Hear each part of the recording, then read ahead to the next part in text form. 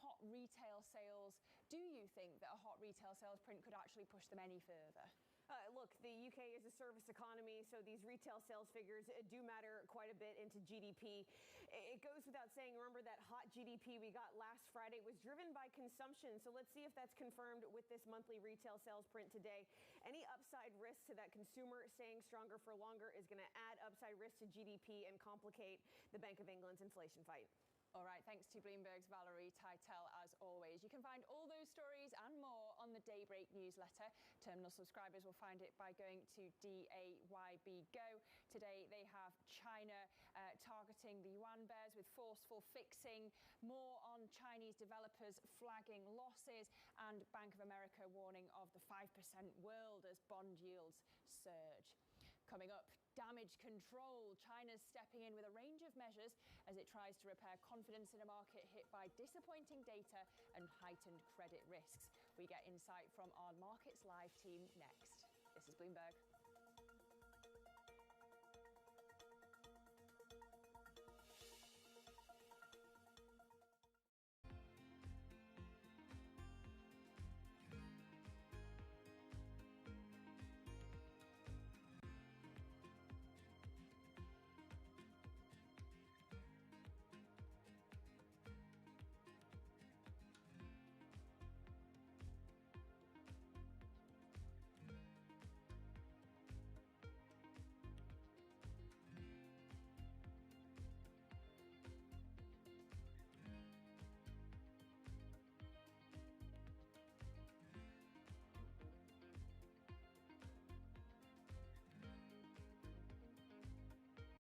The deal was the brainchild of Apollo CEO Mark Rowan. In January, Apollo closed its $11 billion all-stock merger with Athene Holding. It had already owned 35% of the insurer. Here's what Apollo gets.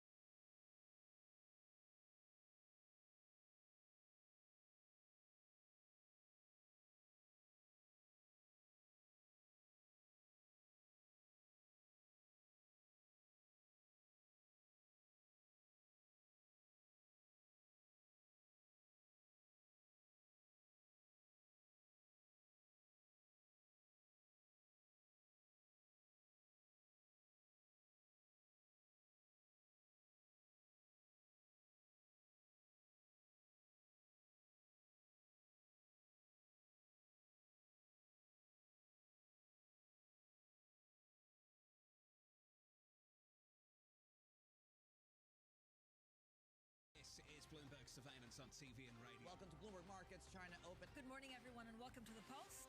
This is Bloomberg Technology. And welcome to Balance of Power. This is Bloomberg.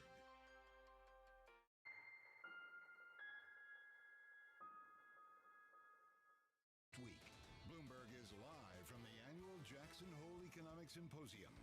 Our expert team speaks with Fed presidents and other economic leaders as they deliberate the shifting global economy. What is the response mechanism? It's not how fast we do it, it's where we go. Coverage starts Wednesday, August 23rd with a special edition of Bloomberg Surveillance live from Jackson Hole on Friday, August 25th, starting at 8 a.m. Eastern. Bloomberg, your global business authority.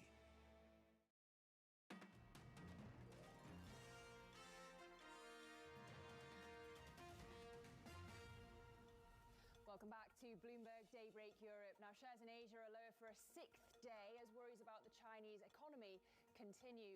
Beijing is targeting the yuan bears with its most forceful fixing ever. That's as authorities try to repair broken confidence in a market spooked by disappointing data and heightened credit risks. And for more, I'm joined by Paul Dobson, Bloomberg's executive editor for Asia markets. Paul, good morning. Do you get the sense that Chinese authorities are starting to get to grips with the situation? Good morning, Lizzie. Well, we are picking up some more encouraging signs that the sort of invisible hand of the state is playing a more active role, or at least paying attention to what's going on in the financial markets. Just this week, we've been reporting on some guidance that was provided to mutual funds to avoid sales of shares on a net basis. We also saw this very strong pushback in the fixing to sort of stem the losses in the currency. And in addition to that, we were reporting yesterday that the authorities had also instructed state banks to step up their purchases of the yuan against the dollar. So all these little bits and bobs going on behind the scenes to try to prop up the currency, to try to, help assuage those losses in the stock market as well. I think the bad news for the state is the bad news just keeps on coming in. You look at the top of our website right now, we've got shadow banking crisis, we've got state developers warning of losses in the property market, Evergrande filing for bankruptcy, so on and so forth. So there's that relentless stream of bad news that they're battling against. So yes, we're starting to see some more proactive measures, and we're starting to hear about future moves that they might take as well that will give the market some more confidence. But it's really going to take some time for all of that to feed through and for the bad news to be sort of brought under control. Yeah, so Paul, let's say that the bad news keeps coming. What else could they do to arrest the market declines? Yeah, so I think for the currency in particular, there's a number of levers that they could still pull. They could make it more expensive for people to borrow in the short-term market in order to short the yuan. That's one way of squeezing them. They could make it less appealing for people to hold money on deposit in US dollars, which again would increase the relative appeal of the yuan, and they could go harder or more direct with some of the other intervention measures there. We could get a pronouncement. We could get something like a silver bullet that would really give people a little bit more faith and confidence as well. That, though, doesn't seem to be what we're getting right now, and so hence, I guess the market is believing that we're going to see a steady drip lower in the currency and maybe also in the equities markets until we find some sort of resting point. And Valerie Teitel was just talking to me about how the moves in treasuries may actually be less to do with the Fed minutes and more actually about supply and demand dynamics going on, say, with China and Japan. Could you actually see China selling US treasuries to prop up the yuan?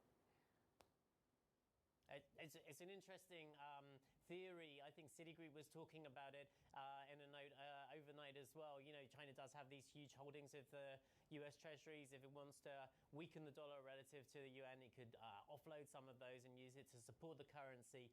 And there's been sort of, this conversation about, has China already been easing back on its holdings of US treasuries? Yes, we think that's true, but not to bring money home, more to keep it in agencies or other parts of the US fixed income market that has a higher yield and a better return. I think the idea that we would see anything pronounced enough to be visible in the market is still pretty unlikely at this point. And of course, the other thing to bear in mind is China's sitting on probably some paper losses that would be pretty extreme, just as everybody else is in the treasuries market because of the big sell-off that we've seen over the last 2 years and is still continuing to see this month as well.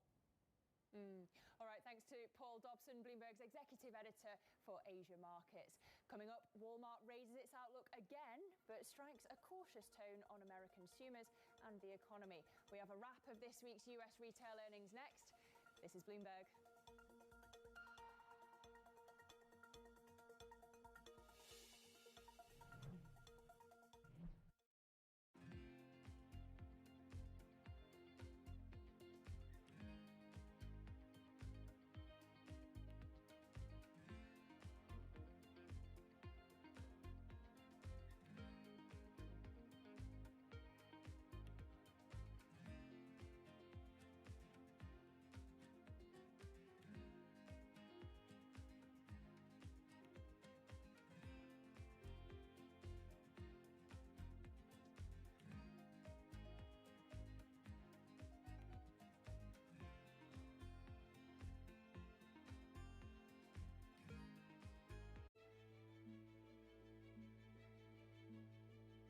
What do you like most about your job?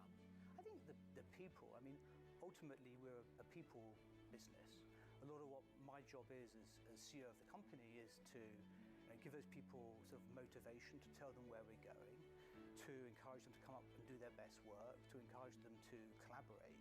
Sometimes you sort of think you're almost a psychologist, as you are a business leader, I think, sometimes. And so what's your best piece of advice? Look, I love pitches. I love being sort of leading from the front, if you like, and spending times with teams. I love to see the work that we're doing. When we pitch for a piece of new business, often when we come together. So I guess I try and put myself in the seat of the client. What's the client going to think when they see work? Are they going to be excited? Is it going to turn their brand around? How's it going to resonate with their consumers? So as much as possible, I think probably I try and play that role.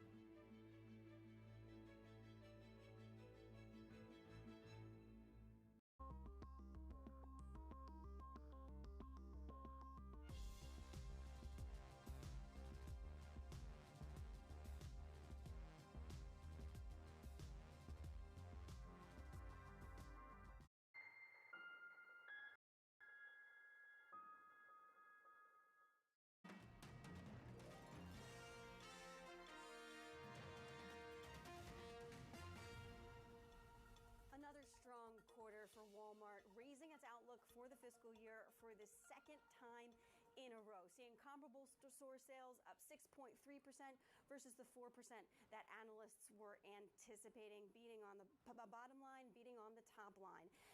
Interesting here, continued strength in grocery, but especially strong in e-commerce, where e-commerce sales rising 24% in the quarter. Average weekly traffic also up 20%, seeming to suggest that investments that Walmart has made in its online services, its delivery, its omni-channel, where you buy online and then go pick up in store, all of these things seeming to bear fruit. Another thing that was really interesting to me from the earnings call were some comments by CFO John David Rainey about private label. He says he's increasingly seeing consumers move to private label products, of which Walmart has a particularly large stable compared to other retailers. He said he also sees them buying more hand blenders, more standing mixers, things you need in order to cook at home. Now, the question for the rest of the retail slate is Walmart's success, can they replicate it? Because Walmart has been dragging business away from grocery stores and others. We will see over the coming days and weeks as the remainder of those results for the quarter roll in. In New York, I'm Simone Foxman, Bloomberg News. All right, sticking with the retail theme, at the top of the hour, we're going to get the latest UK retail sales data.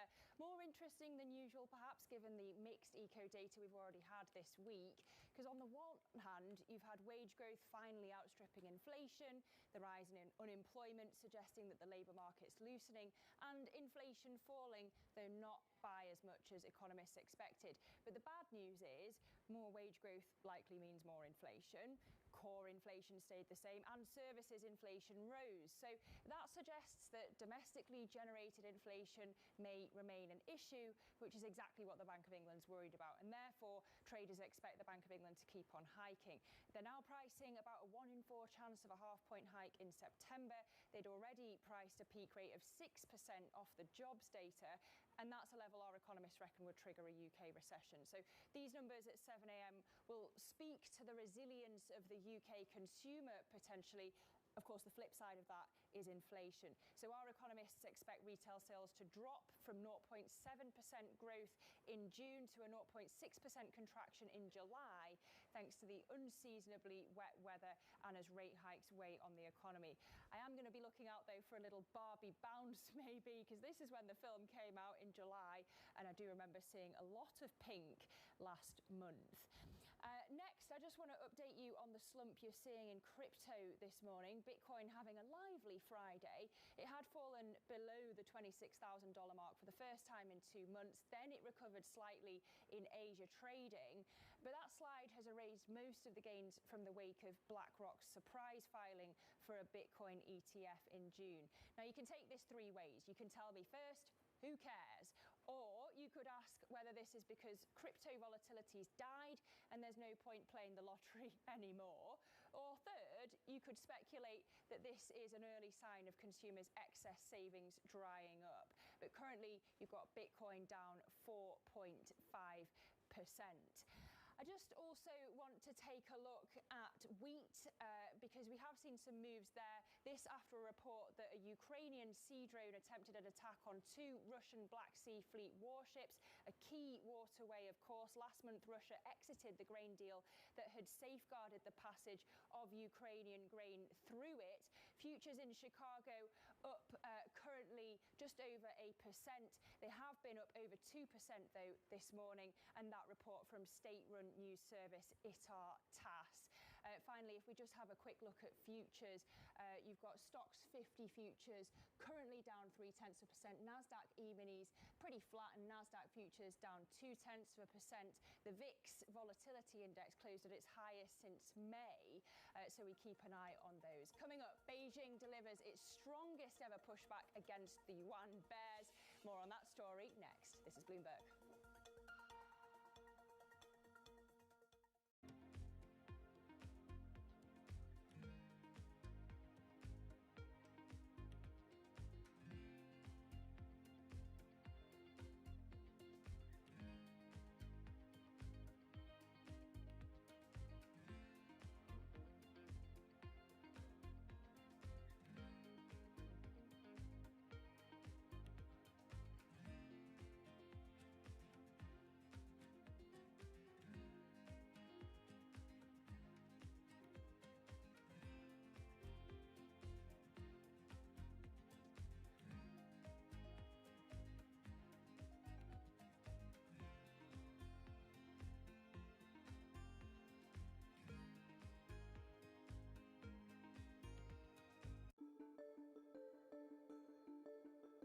Would you say race relations in the United States are much better than when you were growing up in Mississippi, or do you think we've made less progress than you think we should have made? Both. I think that much better than when I was growing up. There's so many people who occupy areas and I never thought I would see them in. But I would have hoped it would be better. It's been a lot of progress, and somehow we're in an era now where, in spite of the progress, race relations in certain areas has become very scary. You know, some of the things that one reads about now remind me of growing up in Mississippi.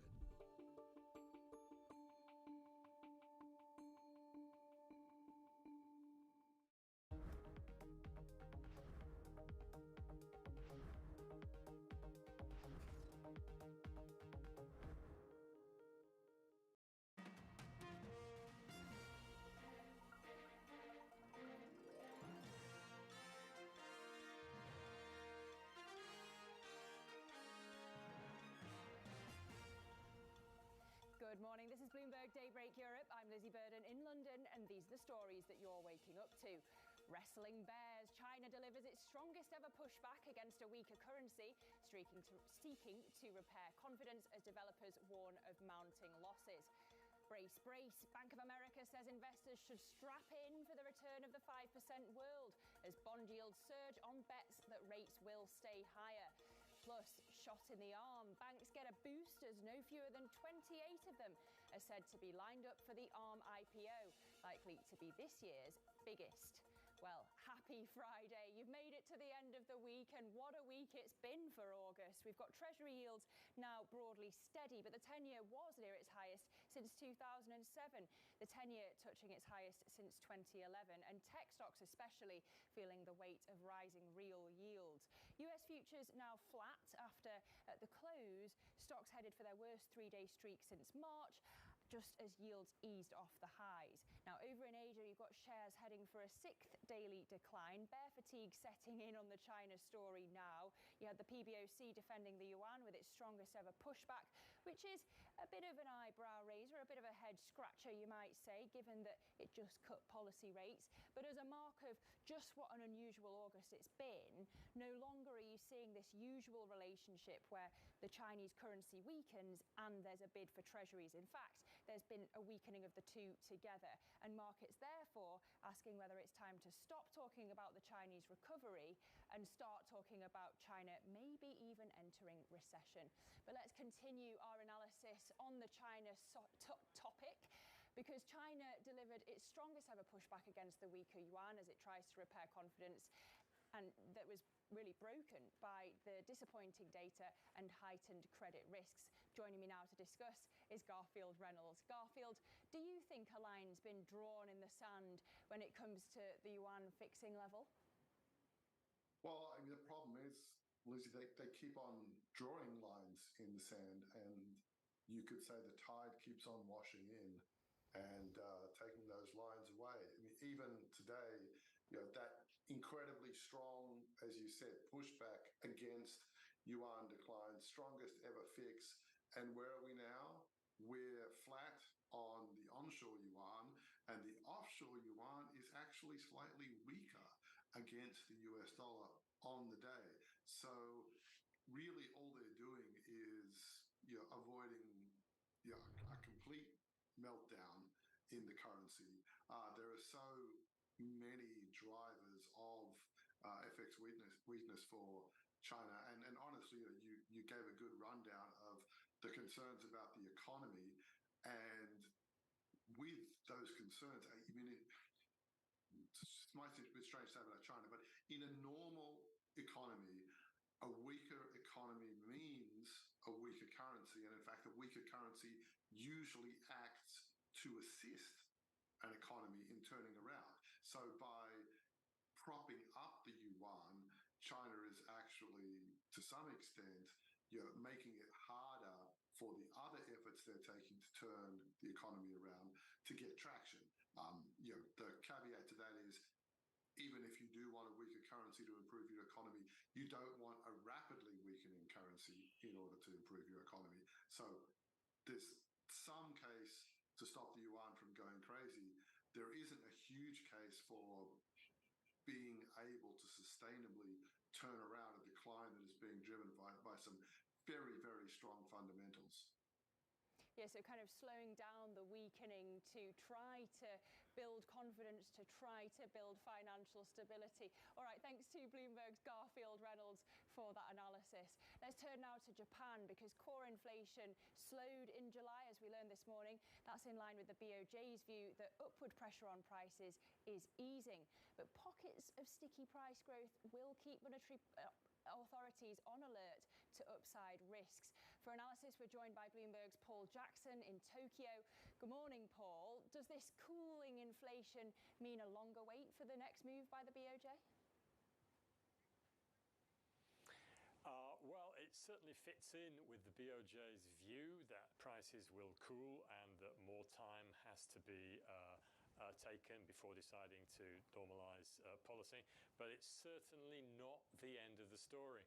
And as you mentioned, there are these pockets of sticky prices in today's data. I think we've got a lot of subsidies on energy prices. If you take those out, we've got inflation well in the 4% range. And we saw that core inflation, excluding energy, has actually accelerated to 4.3%, getting stronger. Another subcategory that we saw in the data this morning was service prices. Now, when you think about it, if you have higher input prices abroad causing kind of cost push inflation, that's one thing. But once you start to see service prices across the board going up in the economy, that's a sign that inflation is widening its influence throughout the economy. And those prices hit 2% for the first time in 30 years last month. That's perhaps another hurdle that the BOJ needed to cross before it can think about normalising policy. Now, obviously, we're not talking about any sudden move next month. It'd be more like next year, but I think we are stepping closer in that direction. So then where does it leave so-called yen-tervention?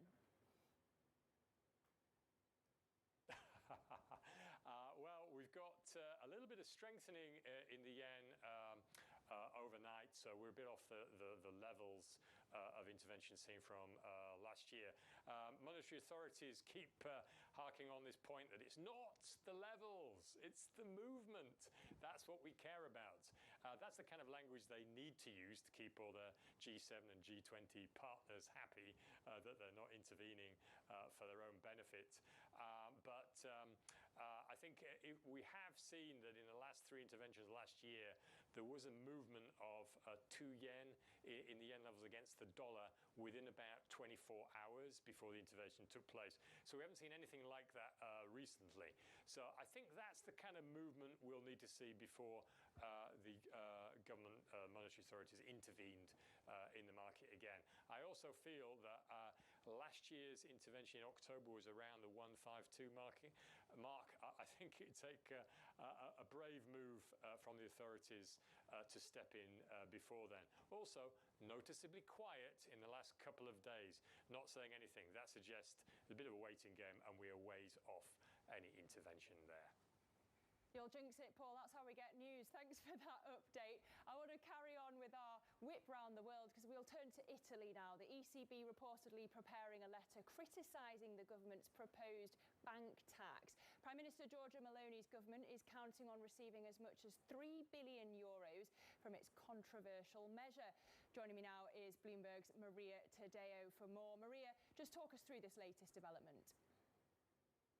Yes, and we have a report today in Corriere della Sera, that's an Italian newspaper, that says there is a letter, they say, from Christine Lagarde that is on its way to the Italian government. Now, according to the newspaper, the European Central Bank has some reservations in terms of the way that this windfall tax, just to freshen up everyone's minds, this was the decree that was announced by the Italian government last week of a 40% windfall tax that would be then limited. They did clarify that it would be capped at 0.1% of a bank's assets, but we know how that went down.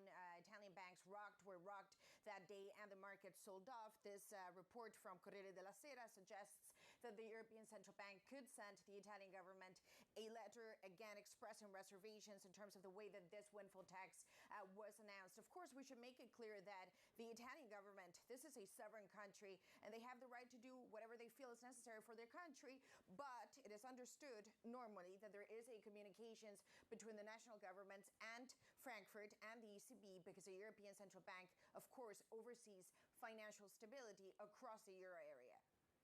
So if the main motive is to raise funding, how effective is this going to be for the Italian government?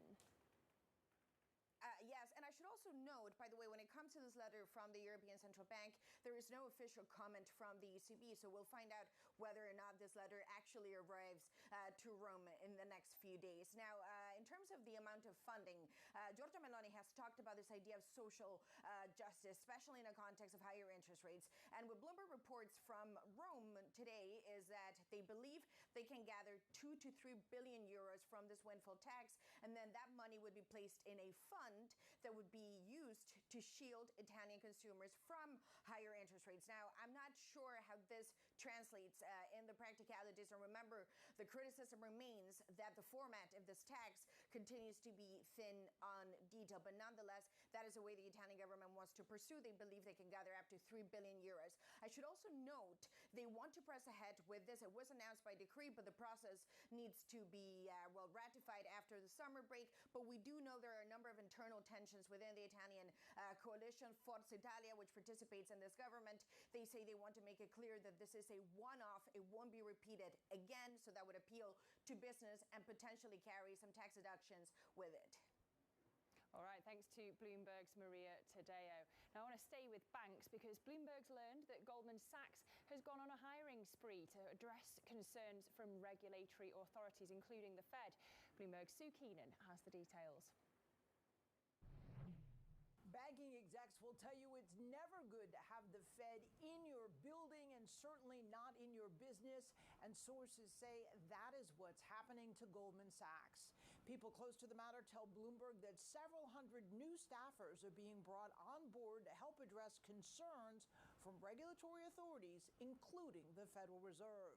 And this hiring binge is coming even as the firm has been cutting executives from the money-making ranks due to a slump in business. Now, Bloomberg reporting also shows there are now more openings at Goldman for compliance staff than for bankers.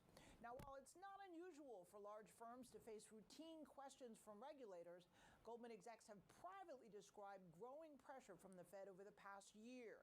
And this is a situation that's not ideal for banks because supervisors can impose increasingly formal and potentially onerous measures. Now, one source tells Bloomberg Goldman has been dealing with a confidential measure imposed by the Fed that predates the current increase in scrutiny. And while CEO David Solomon has been under a lot of pressure lately, including discontent among senior management at his bank, we're told that he has shared with colleagues that he believes the current situation is more reflective of a generally tough client for the industry in general. Goldman makes it a practice not to comment on regulatory matters, and they are not commenting at this time. Sue Keenan, Bloomberg, New York. Let's take a look now at some of the events we're following today. At 7 a.m. UK time, we'll have the latest UK retail sales data. Sales likely slipped in July as the wet weather hit summer clothing and outdoor spending. Then at 10 a.m. London time, we'll have a final reading on Euro area CPI. Inflation declined in July, but core inflation was unchanged at 5.5%, and services inflation rose again to a new record high. We look ahead to that. Then we're watching earnings from Estee Lauder. The cosmetic giant's revenue is forecast to have fallen 2% in the quarter. Finally, Palo Alto Networks sales growth is expected to exceed 20% for the 12th consecutive quarter. Coming up, banks get a boost as no fewer than 28 of them are said to be lined up for the IPO of Arm, likely to beat this year's biggest. We'll bring you all the details next. This is Bloomberg.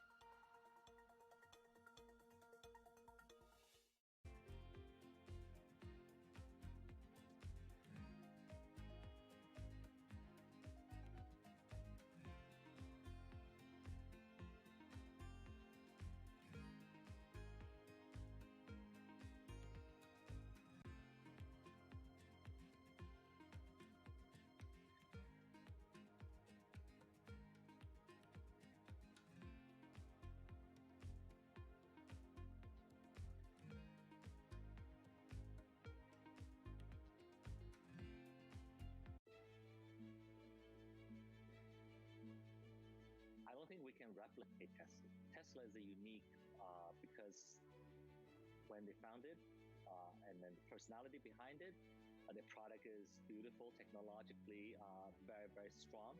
So in many areas, Tesla is Tesla, but Xpeng is Xpeng. We want to focus on what we think is important for our customers. Our customer like beautifully designed vehicles, either it's large SUV or sports sedan. We believe we have a very, very appealing family look that our customers is really attracted to. They like to have user-friendly features inside the cabin that has a technology feel. It's very smart. It enables them to really utilize the vehicle that's different.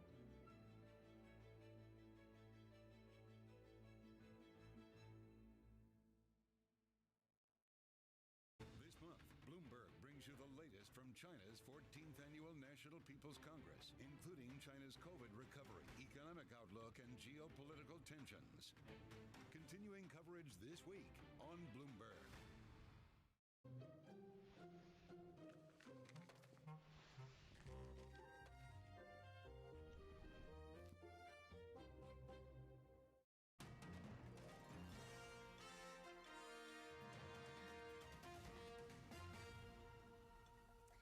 Well, it's time to look at some of the big deals making headlines. Bloomberg's learned that SoftBank's Arm has filled out the roster of underwriters for its IPO, with no fewer than 28 banks in on the deal.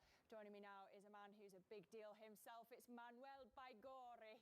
Manuel, why is this IPO of Arm so relevant and closely watched globally? I know it's a sore subject here in the UK. It is, Lizzie, extremely important. Extremely important because there is such a big drought in terms of deal-making activity, right? You name it, IPOs, M&A, fundraising in the private markets. So it's a pretty soft market. So having such a landmark IPO coming down the pipe is significant, to say the least. So everybody's watching here in Hong Kong, in London, in New York. It's going to be one of the biggest events, if not the biggest, of the year, definitely in capital markets.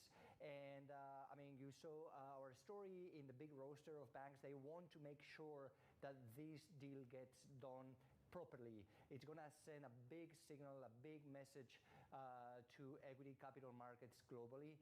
And hopefully, if this gets done in a fancy manner successfully as early as September, as we've reported out, it could pave the way for other IPOs, other big companies who are wondering and pondering options about different units, about different businesses to come to the market as well. I mean, it's been a really, really tough year, tough 12, 18 months for IPOs globally, and this one definitely will be a significant one. So the stakes are really high. I think people are working really hard throughout the summer to try to get it done as soon as possible.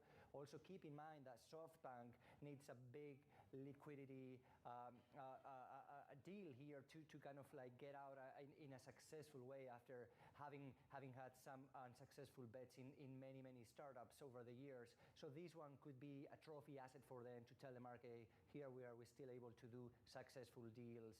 And I think, interestingly, this IPO, as we know, it was a big win for the US exchanges, right? I mean, when we were debating whether or not it would be a London IPO or a New York IPO, in the end, it's going to the US. I mean, let's see whether they're able to fetch the valuation that they are hoping for. I mean, it's going to be a very, very big deal in the ballpark of 8 billion, roughly speaking, with a valuation of like 60 billion perhaps for the whole farm. So, I mean, we'll see whether there is appetite from investors for such a large deal. As we know, and we've reported out in the past, I mean, they are targeting to bring in a minority, a group of handful of investors as strategic or anchor investors to help on the deal. But the reality is there is going to be a lot of paper to be taken by retail investors as well and institutional investors. So we'll see how it plays out. But definitely a big event to watch over the coming weeks, perhaps as early as next month. Yeah, let's see when and if they can get it over the line. Thanks to Bloomberg's Manuel Baigorri for that update. Really fantastic reporting from the team. I want to check in now on what's moving in the markets. Valerie Teitel joins me now. Val. Lizzie, it's looking like we might actually get a quiet summer Friday. We are seeing quite a consolidation happening in the markets at the moment. Those 10-year yields are finally rallying on the day, down some 3.5 basis points. And the Bloomberg dollar finally seeing some softening. Now let's look at how this rally really has turned around a sell-off. We've seen such a steep sell-off, but now we're finally seeing some easing coming into the Treasury market. Yields are still higher on the week, but let's check in on how these assets have moved over the month, because we have not gotten that quiet August we all wanted for. We've seen the Bloomberg dollar index around 3% stronger on the month. We've seen these 10-year yields move 45 basis point higher, and those S&P futures down nearly 4.5%. Lizzie, it has not been the quiet August we've all been hoping for, but maybe we'll get a quiet Friday today. Another person trying to jinx it. All right, thanks to Valerie Teitel. Will it be a quiet August? Eventually, who knows? Coming up, gambling on the World Cup. Sports giants like Nike and Adidas have had to decide on how much merchandise to produce. Whether it pays off will depend on who wins Sunday's big match. More details next. This is Bloomberg.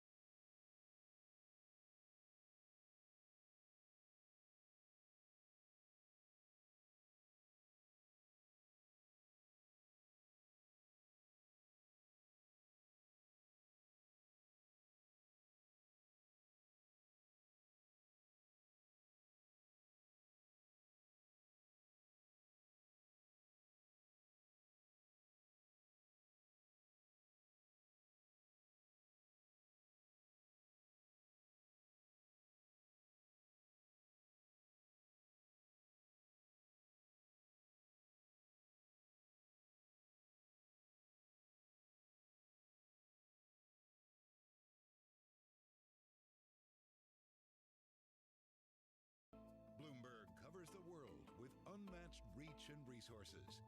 From more than 120 countries, the moment news breaks, 24 hours a day. Bloomberg, your global business authority.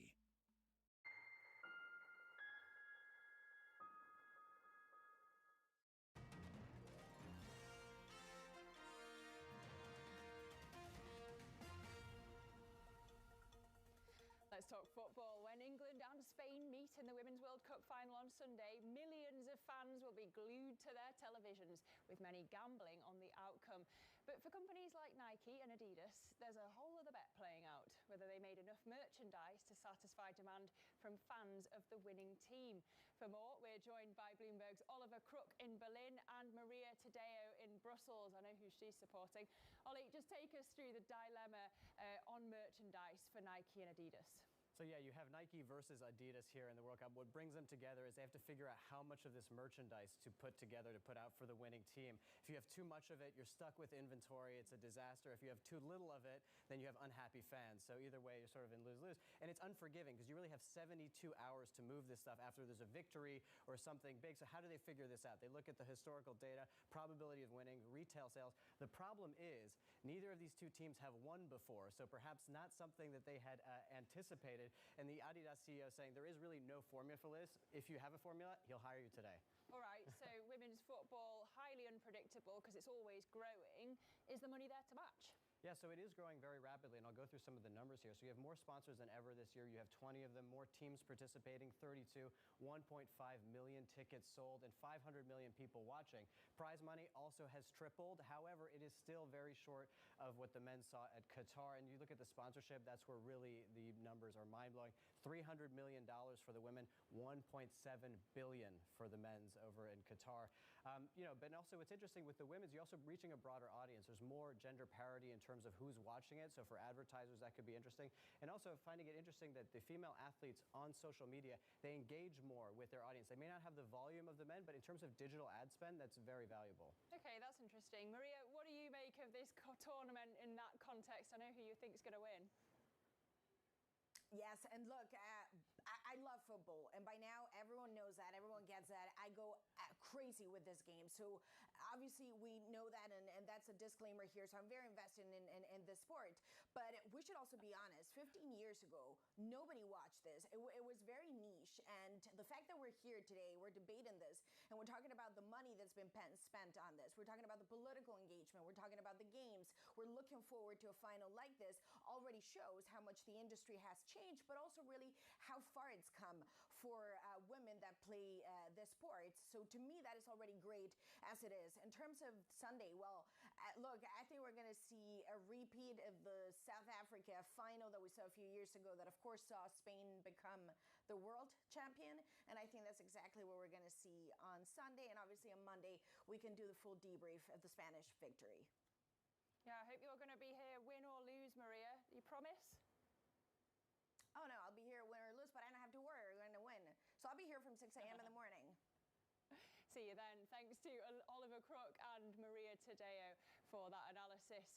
Let's just check in on the retail sales numbers that we're going to be getting at the top of the hour. A bit of a preview for you, because economists expect them to drop from 0.7% growth in June to a 0.6% contraction in July, thanks to the unseasonably but typically British wet weather.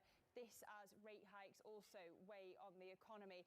I'm wondering whether we're going to see a Barbie bounce. I did see a lot of pink last month. It was the month when the film came out.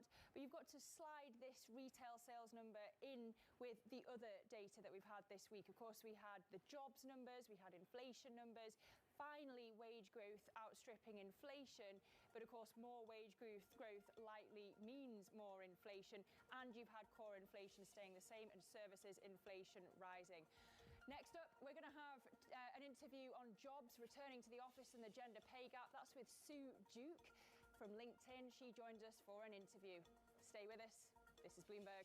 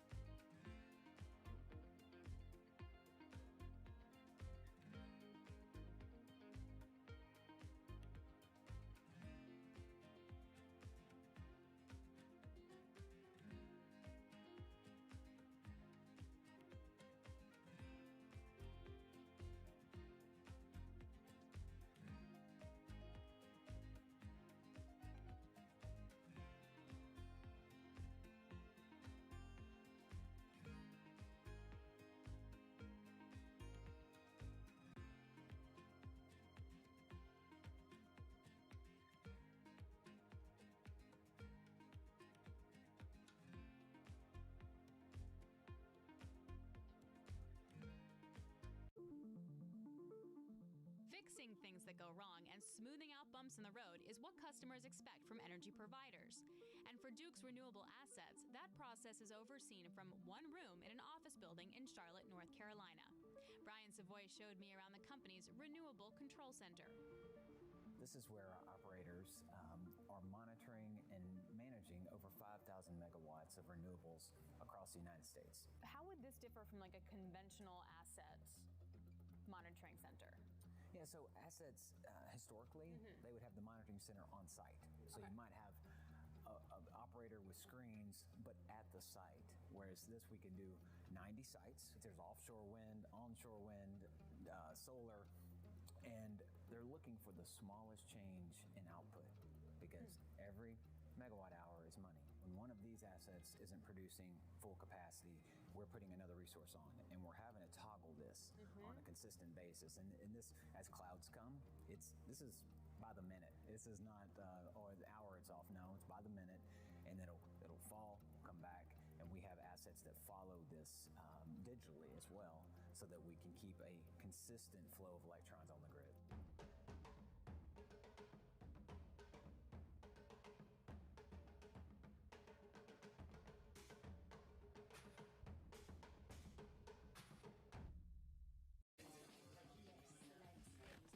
Slice through the noise. Forget the noise, ignore the noise. Is this just going to be noise? Just noise. It's noise versus signal. Now, more to the point. What is the lesson or the observation?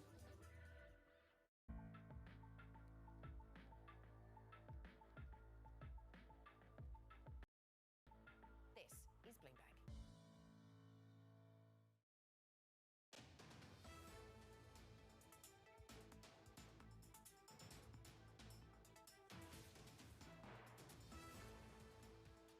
This is Bloomberg Markets Today. I'm Anna Edwards, live in London with Tom Mackenzie. Mark Cudmore, our Markets Live managing editor, joins us from Singapore to take us through the market action this hour. The cash trade just less than an hour away this Friday then. Here are your top headlines. Wrestling bears. China delivers its strongest ever pushback against a weaker currency as it seeks to repair market confidence. China's state-owned property developers are sending warnings of widespread losses, fueling concerns that the housing crisis is expanding. Plus, brace, Bank of America says investors should strap in for the return of the 5% world as bond yields surge on bets that rates will stay higher. Those are the headlines then from China to the rates market, still dominant themes. Also, UK data, a very dominant theme this week. Let's get to some breaking news on the UK across the Bloomberg terminal this morning then. The retail sales number, and you can have this month on month or year on year. Either way, it looks negative, more negative than had been expected. So in terms of the month on month figure, which is always really volatile, the expectation was that it would drop from 0.7 down to minus 0.6. It's coming at minus 1.2, but that is an extremely volatile number. If you want to see the story in retail sales, which we can see then in the year-on-year numbers. So actually the expectation there was that it would come from minus 1 to minus 2.1. In fact, it's gone down to minus 3.2. This is including auto fuels and the like. So this is the full picture on retail sales. And worth reminding ourselves that this is the volume of goods sold. So this strips out the price. And so no surprise to see that as inflation has remained a pressure in the UK, and yes, it's been coming down in the most recent reading, but it has remained a pressure that consumers are adjusting the volume of the goods they spend to take account of the fact, well, everything just costs a lot more. Mark, what do you make of this data set? It is ugly. It's a really, really bad set of data, especially in the context this week that we got those really high wages print, we got that high inflation. It's again a very stagflationary number. I'm not saying we're in stagflation yet, but we're seeing the impact that inflation, as you say, Anna, is really squeezing the consumer. And it's not just that every line missed; it's all the revisions were lower as well. So we're missing on a worse comparison as well. So this is a bit of a horrible number. I'm surprised that sterling is not actually much weaker. There's been little reaction so far. I don't know. Tom, what do you see on the future side? Well, I think it's really fascinating, Mark, isn't it? To what extent does this data then neuter the calls from the hawks, the BOE and those other analysts on the back of that wage data, the CPI print, of course, out of the UK, in terms of the need for the BOE to go higher? Let's see if the pricing continues to stay at 6% for the terminal rate for the BOE on the back of this softer retail data out of the UK. It does, again, point to that squeeze on households. FTSE 100 futures currently pointing down by 0.4%, a drop of 27 points. Look, you're back below 7,300 for the FTSE 100. We have a guest on later on the show who says there is value, though, in UK stocks. European stocks benchmark, the 50 futures, across the benchmark, you're seeing losses of 0.2%. And over in Germany, you're looking downside of about 37 points, 0.2%. Again, as we adjust to higher yields, yes, they're coming off a little bit in the session today, but that grind up just in the last few weeks, of course, and expectations of more concerns and more worry emanating from China. Let's flip it on and see how things are shaping up across the US session then. Worth flagging that you've had 3 straight days of losses now for the NASDAQ, that tech-heavy index. That is the worst run that we've seen in terms of losses, 3 straight days since about February. Of course, the yield story plays into that. NASDAQ futures points to further losses today of about 0.1%. S&P futures, though, pointing just very marginally higher. They closed lower yesterday as well. Dow Jones futures just pointing up by about 0.1%. Mark, across the GMM, what is popping for you this Friday?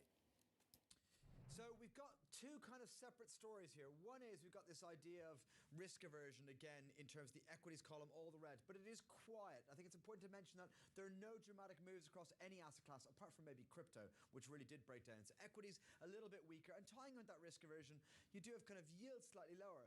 On the flip side, most commodities are trading higher again.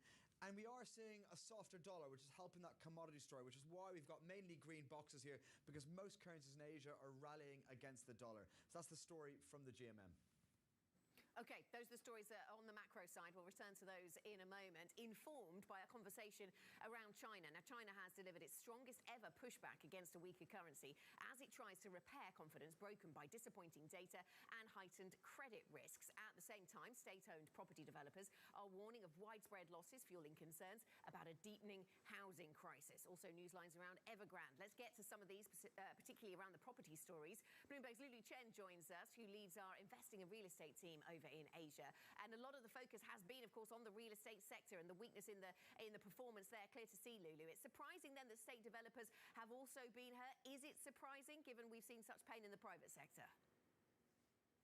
Well, almost half of the 38 state-owned property developers that are listed have flashed preliminary profit warnings for the first half. That's up from 11 last year. Just 2 years ago, only 4 such firms issued profit warnings. It is quite a drastic change, given how preliminary people were thinking that it was just private developers that were subject to this turmoil that we're seeing in the real estate sector. The gross margin erosions and also increased provisions for asset write-downs are really starting to eat into the profits of state-owned developers, showing how even companies with state backing are not immune. Lulu, it's really fascinating. Of course, Country Garden is the property stock that is kind of in focus for us at the moment, as today we refresh on SOE, or at least state-backed property firms, as you say. But it's Evergrande, of course, that really kind of kicked things off in terms of the woes across China real estate. And now we're hearing developments around what they are doing stateside in terms of filing Chapter 15. What do we know about that? What's next for Evergrande? So Evergrande filing Chapter 15 in the U.S. can help the company or potentially its founders and executives protect their assets in the U.S. while it continues with a restructuring in Hong Kong and Cayman Islands. Now the company is proposing to restructure its debt, and its creditors are expected to vote on those plans later this month. Evergrande has been the poster child for the Chinese property sector turmoil. And as you mentioned, with Country Garden now also on the brink and missing coupon payments, it seems like the turmoil has completely escalated in the real estate sector, showing that potentially no company is too big to fail. Okay, Lulu, thanks for the analysis. Yeah, before there was Country Garden, there was Evergrande. So good to get an update on that. Bloomberg's Lulu Chen in Hong Kong with the latest on the Chinese property sector. Mark, let's talk about the markets in 3 minutes, and we'll start with a China focus. Clearly, the PBOC stepping in here with increasing force to try to support the currency at the same time as cutting interest rates. The PBOC has done that. And so maybe they're sort of moving in both directions on that front. What do you make of the latest pushback that we're seeing from the PBOC over the currency? Yeah, it's been very aggressive. It's been building aggressiveness all month. We have to remember that in this world of dollar appreciation, the yuan has been one of the strongest currencies in the world over the past month. And that is normally the case in a dollar appreciation cycle because the yuan has managed against it. But it has required exceptional efforts from the PBOC to have that yuan strength against other currencies. They're basically holding the line against the dollar, and they've had to put a massive effort in. We've seen bigger and bigger fixes. We've now seen a record fix today. We've heard that they've asked state banks to increase their dollar yuan selling. Really, up until the last kind of 24 hours, it has been about holding the line or slowing that pace of dollar yuan rise. But actually now they seem to have slightly turned it around in the short term. Dollar yuan going a little lower since yesterday. I'm not sure this is a big turning point just yet. There needs some other dynamics around it. And as you pointed out there, Anna, there's a bit of a contrast here because they're easing policy on one side, and arguably the economy needs a weaker yuan, or maybe it's not even debatable. They definitely need a weaker yuan, but they're just worried about causing panic and deflating animal spirits further, which is why they want to control that depreciation. Okay, so to controlling the depreciation, the target there perhaps. One of the other big themes of the week, and continues to be so, is the yield story, Mark. But we actually see Treasury yields a little bit lower today. I know our colleague Garfield Reynolds has been writing about how his view that yields have further to climb. Bank of America, a well-read story on the Bloomberg terminal today talking about a 5% rates world. Definitely getting a sense that there's the cyclical story here. There's the structural story as well. A lot of people talking about whether we end up in a higher yield environment. Yeah, look, you know my bias here, Anna. I've been long in the camp that structurally yields do still need to go higher. And as I've always said, I don't think we're at the peak of this cycle yet. But I will say that short term, we've been seeing yields go higher for the last couple of weeks. And as we get close to Jackson Hole, I feel like we've priced in a lot of the hawkishness there. And, you know, we were discussing earlier before the show, Anna, you and I, about the fact that I think now the risk reward is more for Jerome if he has any shock in the market next week. Might be a slight dovish surprise because we're prepared for such hawkishness. I'm not expecting him to have a big impact on the market, and I'm not expecting him to be an explicitly dovish message. It's just that we've priced him in, kind of maintaining the hawkish line. So I think that overall, structurally, yields have much higher to go. I think in the short term, that dynamic may be running out of room, which is why I still think that stocks can get a bit of a bounce into end of August. But you know what? I've been saying that for the past week. We're really not seeing much joy out there, and I have to say, the price action remains super negative. Every single morning we come on this show, we've had a bad US session, we have a bad start in Asia, we try to pick up into the European day. European traders are the most optimistic at the moment, and we go through the US session and it seems to finish so badly every single day in the US. Well, there's still a bit of August left, Mark, so we'll see whether your prophecy comes to pass. Remember, you can get up-to-date analysis and insight from Mark and the rest of the Markets Live team. NLIV Go is the function to use on the Bloomberg terminal. You'll find all of the team's thoughts there on where these markets are heading. More on crypto, interestingly, a little bit later on in the programme. We'll get back to Mark with his thoughts on that. Let's take a look at some of the events that are going to be shaping the trading day ahead. Tom has a briefing. Look, we were just reflecting on the UK inflation print. We've had, of course, the inflation story coming out and being broadened out around Japan. Today, 10 a.m. UK time, we're going to get an update in terms of Euro area CPI. Of course, important given that the headline came off quite significantly, the last print, but it's core and it's services that remain pretty sticky. Core inflation was actually unchanged at about 5.5%. Services inflation actually rose again to a new record high. So we're watching that print coming through 10 a.m. UK time. Of course, really important when you think about the next steps for the European Central Bank in this world now that we seem to be adjusting to, of a world of higher yields and higher rates, at least that the call from Bank of America. Earnings, of course, still in focus for us today. Estee Lauder is going to be reporting earnings at around, well, later today. Revenue is forecast to have fallen about 2% in the quarter. And Palo Alto Network sales growth is expected to exceed 20% for the 12th consecutive quarter. So a couple of earnings stories to filter through, as well as the macro data. 10 a.m. UK time is Eurozone CPI, Anna. Yeah, absolutely. So the core CPI very much in focus when it comes to that Eurozone story. And that's ahead then, Mark, of next week, where we get further PMI data out of the Eurozone. And I know your focus is at least on asking questions about what kind of weakness we see coming out of Germany.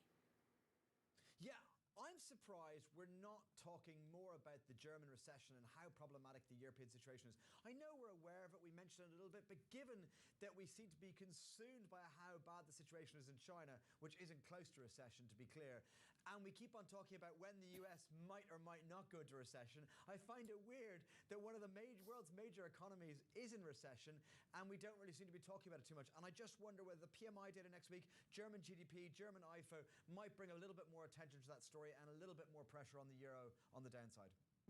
Yeah, so that in focus next week, along with Jackson Hole. Coming up, though, on this programme, we'll turn to the US banking sector. Goldman is said to plan a hiring spree in its compliance department as it tackles concerns about banking or from banking authorities. We will get more on that story. Plus, China's EV graveyards show the dark side of its supercharged EV development. We will bring you more on our Big Take investigation.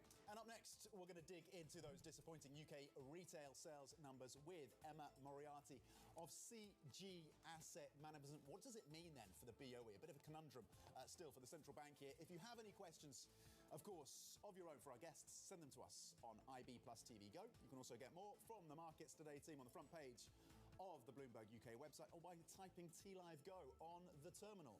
This is Bloomberg.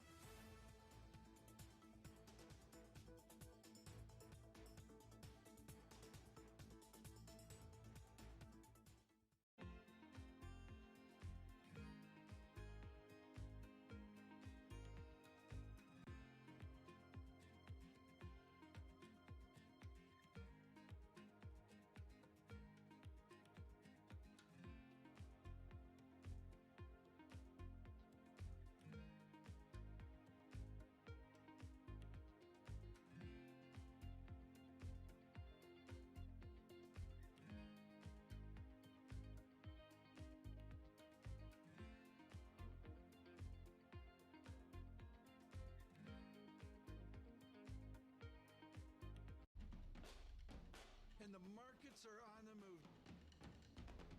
The focus, of course, is on Ukraine. The market is so hyped up about AI. Unless we see dramatic changes, it's just going to keep getting hotter. For further market analysis, we're going to go get straight to some breaking news. We'll have a full roundup. Going through some of the numbers and what investors should make of them. We have so many important conversations. Let's check in what you need to know.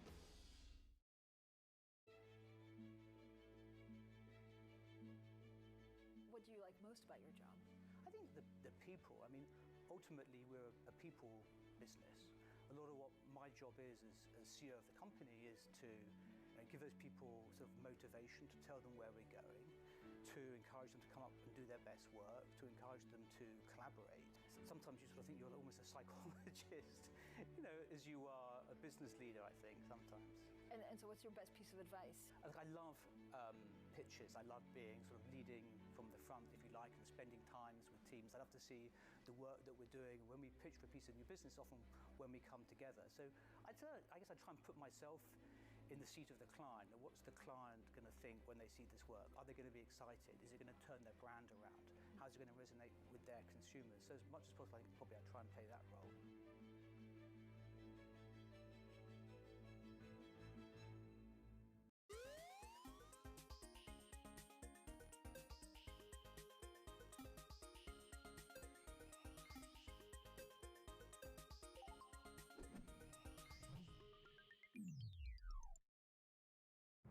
Names in business are on Bloomberg. We're seeing a resilient consumer out there. We're also seeing consumers premiumize, and what we mean by that is consumer habits are changing. People want to drink better, not more, but higher quality spirits. And so, look, it's been a bit of a balance this year, battling inflation. At the end of the day, we see volumes growing back over time. Nobody covers business like Bloomberg, your global business authority.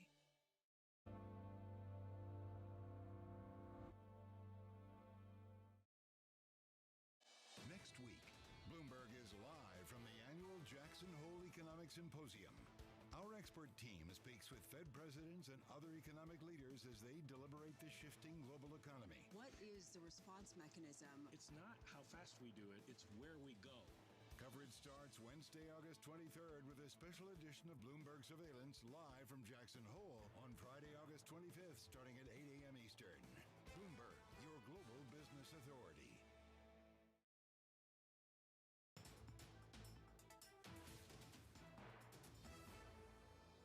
Welcome back to Markets Today. We still have around 40 minutes to go until the start of cash equities trading for this Friday morning. The futures picture for Europe, though, does look weaker, catching up a little with the US. Selling of tech stocks there, selling of tech stocks in Asia, continuing to be concerned about higher rates and the China theme, even if actually Treasury yields are a little bit softer today. Now, Tom has a morning must-read for us this morning that, Tom, I think focuses on the contrast and the changing contrast, actually, between Chinese and US growth.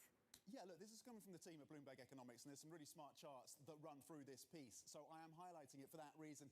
And because it draws our attention to the fact that, look, I remember being in China not that long ago, a couple of years ago, and when I was there, the question was not if China is going to overtake the US as the world's largest economy, but when. Well, that dynamic has changed. Partly as a result of inflation, partly as a result of a stronger dollar. Do you remember President Trump used to say, I'm going to make the US so great, we are going to get bored of winning. Well, it's not down to Trump's policies, but it is more down to inflation and more down to what's happening with the US dollar. Here's the quote then that jumps out from this piece before I get onto the chart. With the US dollar strengthening against China's yuan, the US is opening up a bigger gap in the global economic race. Really important, of course, given the geopolitics that's happening between Beijing and Washington. China's GDP has actually fallen to 67% of the level in the US from a peak of 77% in early 2022. Let's flip it over, though, and show what's happening then in terms of the divergence between these two economies. There is, of course, a question as to how long this is going to last. There is a view that deflation in China, which is holding it back, is not going to be that prolonged. And, of course, inflation is edging lower in the US. But for now, this trade gap, this economic gap, has opened up again for the US. And I think that's really fascinating to highlight. Absolutely. Really fascinating, the changing nature of that competitive growth story. Really interesting, especially when you think about where the US economy goes from here. And people, some people are expecting to see some kind of recession at some point, even though it keeps getting pushed out by the strength of the consumer. So wonder when that starts to play into the dynamic here. But certainly it is a striking comparison to watch right now. Let us turn our attention, though, Tom, to what's going on in the UK. The pound has taken a bit of a dip this morning after UK retail sales data fell more than expected in the month of July. It caps a busy week of data for the Bank of England to deal with sticky services, inflation and strong wage data, boosting bears that the central bank will need to hike further and keep rates higher for longer. Joining us now is Emma Moriarty, investment manager at CG Asset Management and one-time economist over at the Bank of England. Emma, so really good to get you on the programme and nice to get your insights and start with your insights on the UK. So this retail sales data, I suppose, telling us the story we knew. This data has been negative since inflation really took off around the time of the Russian invasion of Ukraine. So we know that the consumer in the UK is stretched. Interesting to see this weighing on the pound this morning. What do you make of this data set? Yeah, good morning and thank you for having me. Yes, it's been a really big week for data in the UK this week. And I think the retail sales data is a really interesting way to end the week because we had the beginning of the week sort of starting with sticky inflation data, sticky wage data, and the retail sales data is the sort of first indication that actually maybe this protracted, elevated demand that the Bank of England has been talking about over and over again is actually starting to ease. And I think that's what's going on with the pound as well, which has definitely traded a lot around interest rate expectations. And I think what it's pricing in here is that actually this retail sales data is a little bit more dovish for the Bank of England going into the next session. Yeah, it's really interesting to see the pound drop a little on this, given that it has all been about those interest rate differentials. Mark? Yeah, Emma, good morning. Do you think, we go through waves in this show of having guests on and getting very excited about the idea of stagflation everywhere, but particularly in the UK. And I dared to mention that word again this morning with some of the data this week. Do you think that the UK has a serious risk of stagflation? Or do you think the data this morning more reflects that we actually finally might get this slowdown and inflation will soon follow? Yeah, I mean, it's one of the big questions of the moment. I think one of the major issues with this tightening cycle that has been talked about a lot is that perhaps the Bank of England has simply, even though they began raising rates early, they have simply raised them too slowly. And so I think it may be really a question of what the future monetary policy trajectory looks like, because so far we've had this very slow pace of rate rises, and it seems like actually the UK consumer and UK corporates have been able to deal with them, albeit in a sort of protracted way. So I think it's really all eyes to the Bank of England for what happens next, for whether we tighten into a recession or whether we do end up with this sort of stagflationary outcome. Well, Emma, let's push for your forecast on that, drawing on your experience at the Bank of England then. And you've talked about the relative resilience of UK PLC, UK corporates to this higher rate environment. Markets, though, pricing in, at least for now, a terminal rate of 6%. We'll see if that adjusts in the session today on the back of that softer retail data. What is your sense of how far they're going to go? Are markets over their skis on that projection? Well, I think from where we are now at 5.25%, if we get to 6%, that's, depending on the pace, another potentially 2 to 3 rate rises. I think from where we are now, where, labour market still appears tight, at the last MPC meeting, household demand still appeared tight. We may be seeing some of the early signs of actually this household demand weakening. So I think actually another 3 rate rises could get us close to where we need to be. But I think as much of this is about sort of the pace and the direction of change as the final level. So I think there'll be a lot in it around central bank bonds. Does that break that UK corporate resilience then? If we get 3 more hikes, we get up to 6%. I mean, it's not clear at this point because I think part of it will depend on, corporate financing structures and, to what extent have corporates financed forward versus are they on floating rate debt. But, from an investment perspective, I think we're getting into the position where actually, marginal returns on additional investment at that point are very, very weak. And I think from that perspective, it really does dampen corporate activity. Thinking about other UK assets, you are underweight, I think, UK equities, overweight sterling exposure. We spoke to a guest yesterday who was saying, well, actually, we've had conversations in the last few weeks about what can be the catalyst for what many people describe as cheap UK stocks. Do you have thoughts on what a catalyst would look like? Yes, so yeah, I mean, we have these conversations all the time that UK equities are extremely cheap at the moment. I think the risk with UK equities is that they're cheap today, but they might be cheaper tomorrow. And the two sort of things that we'd be looking for in terms of catalysts or turning points, one is interest rate expectations. They've been extremely volatile. And, one thing that would help with having a better gauge of UK equity valuations is some certainty around interest rate expectations. I think the other one is this sort of broader question about does the UK end up in recession? Because obviously if we end up in a sort of weaker economic activity environment, that too will weigh on corporate earnings. So I think once we have a better picture of, in the first instance, interest rates and where we think the economy is going, we'll be in a better position to know whether equities are appropriately valued or not. Emma, I very quickly want to swivel to the other side of the pond. I know one of your high conviction views is kind of going long kind of tips. I know you've also got gilts view as well. I'm curious about the US side of where, you're saying you like particularly the long duration stuff. So 10-year real yields are around 1.9%. 30-year real yields, I think, are just above 2%. And, many people would argue this is probably fair value because we're back to pre-GFC world.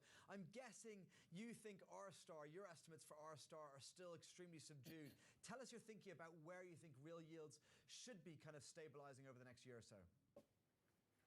Yeah, no, that's right. So real yields at the moment for the US are elevated. They're elevated relative to recent history and they're elevated relative to most estimates of R-star. So what that means in practice is that US real yields are above the level that would be consistent with 2% inflation in the US. So what we expect to see is that, this recession that everyone keeps talking about will probably come, but it will hit before the point where inflation is totally subdued. So we get this dynamic of falling nominal yields, but inflation hasn't completely died down, and so real yields then fall with it. Okay, Emma Moriarty, thank you very much indeed for joining us this Friday morning with views there on UK assets and the trajectory for rates stateside with an underweight view on UK stocks, looking for more clarity in terms of the rate environment coming from the BOE. Coming up, we're going to dig deeper into that ugly retail sales data from the UK and what it indeed does mean for the Bank of England and Andrew Bailey. That is next. This is Bloomberg.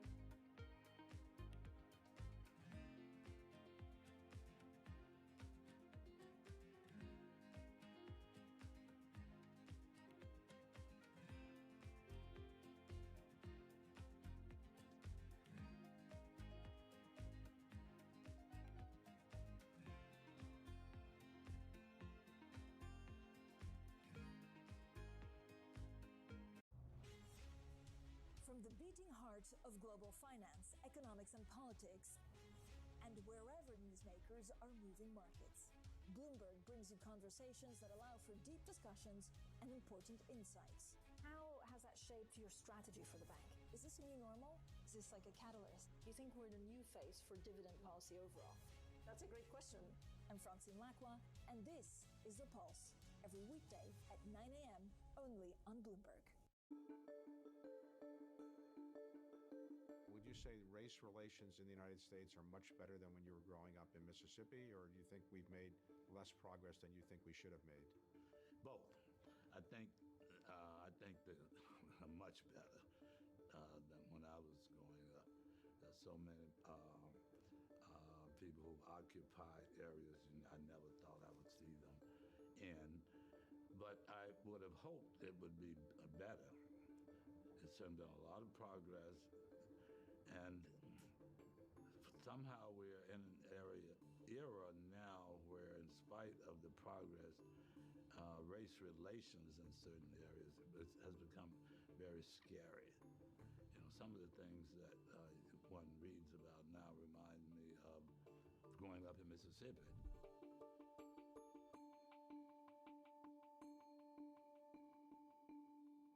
Our studios in New York and San Francisco, our expert hosts of the data and analysis about the companies you know and the startups to watch, plus the interviews you don't want to miss. Watch Caroline Hyde and Ed Ludlow on Bloomberg Technology, the only daily business show dedicated to tech, right in the middle of the trading action. 12 p.m. on the East Coast, 9 a.m. in the West. Only on Bloomberg Television, your global business authority.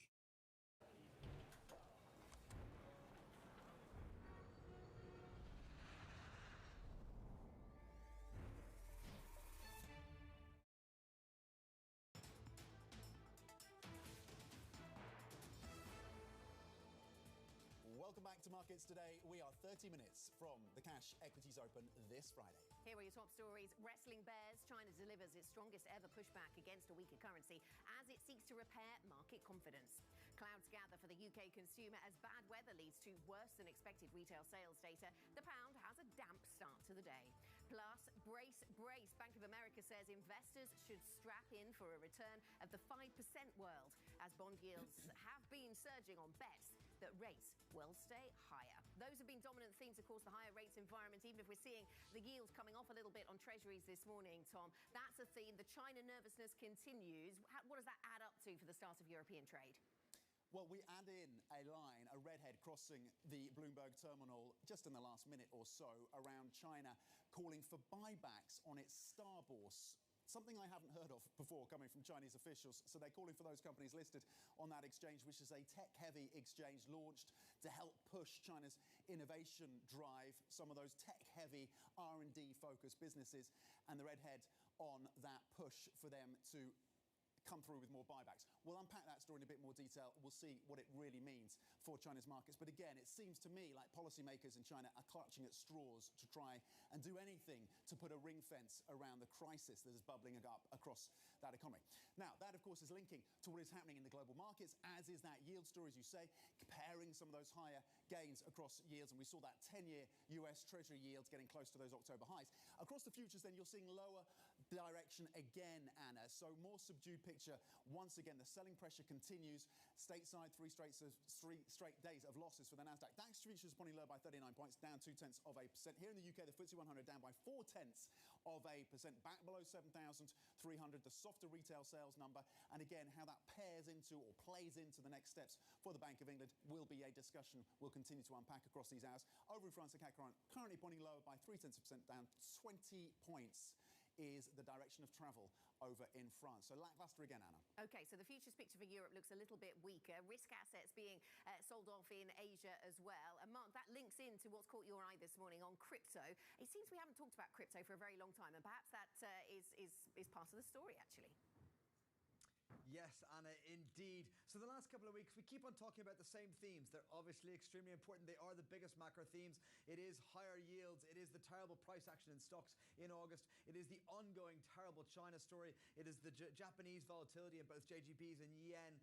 But we've kind of done those stories a lot recently, so I thought we'd take a break because in Asia today, the most exciting thing was Bitcoin and Ethereum both fell out of bed early doors. Now, they both bounced. This is a candlestick chart, so bounce right down to the low. Ethereum has regained a lot of those early morning losses. Bitcoin's regained about half of them. But the last couple of days have been really, really bad for the crypto sector. I want to say three things about that. One is, who cares? And I think that's an important takeaway.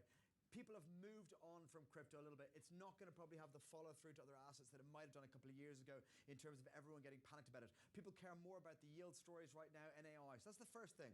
But I want to draw two other conclusions. One is, one of the things that the people mistakenly said about crypto is that at some point it'll get stability.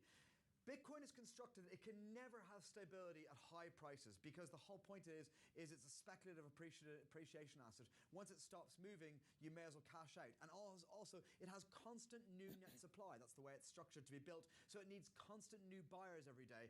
And what's the point of buying if it's got stability? So it can never be stable at high prices. At very low prices, it can possibly be stable because there's no reason for whales to cash out. But that's kind of prices pretty close to zero. So it's always going to have volatility. And I think we saw that recently.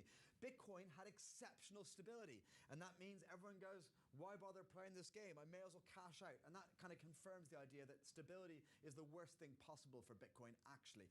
The final thing to kind of make a point here is this maybe the first sign that the consumer is, it doesn't have excess savings? Because normally in the past, they've been kind of punting at all these assets. Well, maybe now they're starting to feel the squeeze. They're selling down their old crypto holdings. So maybe that kind of consumer dynamic is being reflected in this. That's a little bit speculative, but I thought I'd flag it there. What do you reckon, Tom? Yeah, Mark, I don't know if that's that speculative, actually, because we had that San Francisco survey, didn't we, yesterday, that Anna was flagging around the view that maybe in this quarter, consumers are going to run out of that backload in terms of the pile-up of deposits and savings they had from the pandemic. So maybe, to tying into your point, maybe they're having to dip into their kind of crypto reserves to kind of shore that up. It's interesting as well, there's also reporting from the Wall Street Journal that SpaceX have sold down some of their Bitcoin holdings, so maybe that's part of the mix as well. Mark, I wanted to highlight as well, because when you talk Bitcoin, you often talk gold as well in terms of the hedge mechanism. There's debate around how much of a hedge Bitcoin really does provide. Gold, though, obviously in this environment of higher real yields, has been pressured. In fact, gold, the yellow metal, is down about 8% since May, and you can see this negative correlation between high yields and gold. The question is it going to catch a break? It was up above $2,000 an ounce earlier this year. That was the high for the year. It's come off that, of course, now as a result of this new environment. Is there just further pressure on the yellow metal, given that it doesn't obviously have that yield in an environment of higher interest rates?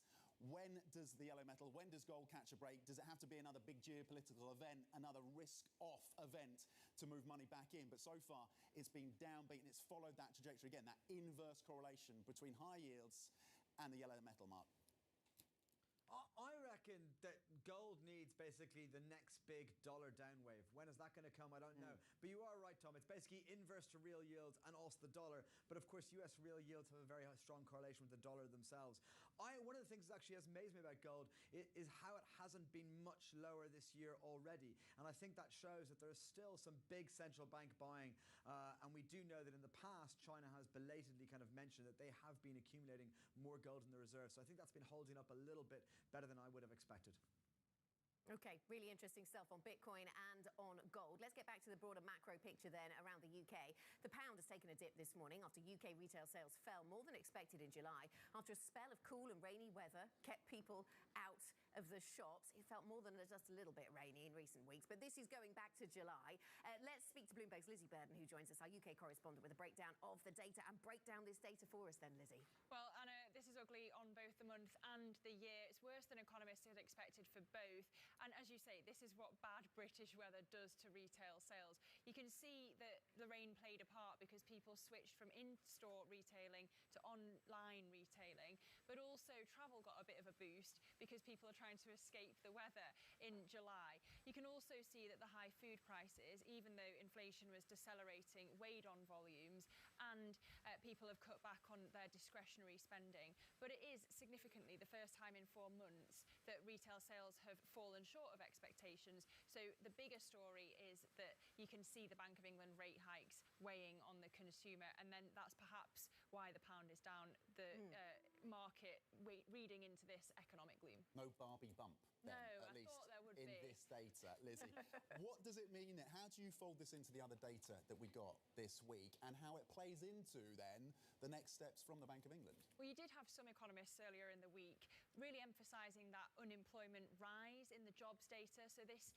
ties into that maybe. But what you have to ask is whether the gloom is enough to stop people asking for pay rises, because you also saw that hot wage growth as well. We haven't got a recession yet, so maybe it's not enough to hold them back. Ultimately, this week's data have been a mixed bag. On the one hand, you've got wage growth finally outstripping inflation, the rise in unemployment suggesting that the labour market's loosening, inflation falling, even if not as much as economists expected. That's the good news column, but the bad news column is more wage growth probably means more inflation down the line. Core inflation stayed the same, services rose, and traders therefore expecting the Bank of England to keep on hiking. So a 1 in 4 chance is what traders expect in terms of the September hike for a half point. They're now pricing a peak rate of 6%, and that hasn't really changed after the jobs data.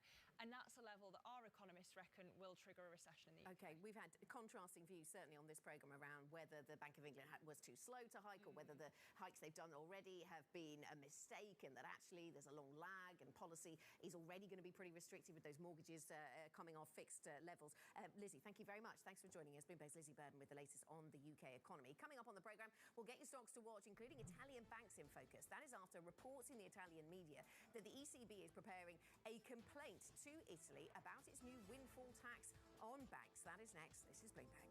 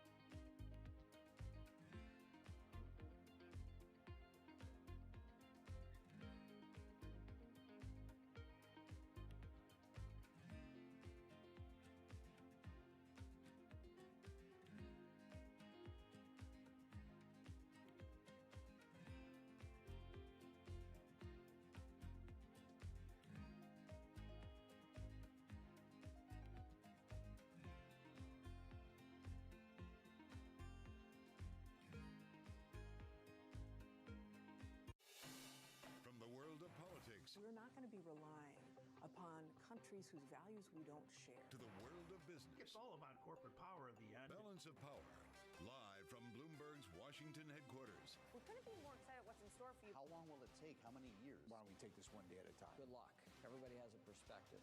Every weekday at 5 p.m. Eastern Time. Join host Anne-Marie Hordern It's the one area, really, of bipartisanship. Well, I think we're getting more of it. That's optimistic. and Joe Matthew. The debt ceiling is looming. How close are we going to get to the line before you start to worry? Alongside Kaylee Langs. The door was open for regulators to do more, and that puts the Fed between a rock and a hard place. As they deliver news. This is such an important economic issue. He's no longer trying to run away from That really blew some minds. Insight. We can both invest in law enforcement and also make sure that communities feel safe in their own skin. And analysis. I think your audience will get this more than most. This is not the Republican Party that you know. It allows him to do what he did so successfully in 2020, which is run against crazy. From and about politics' biggest power players. This was the zombie case, and it's now more than well alive. That's for sure.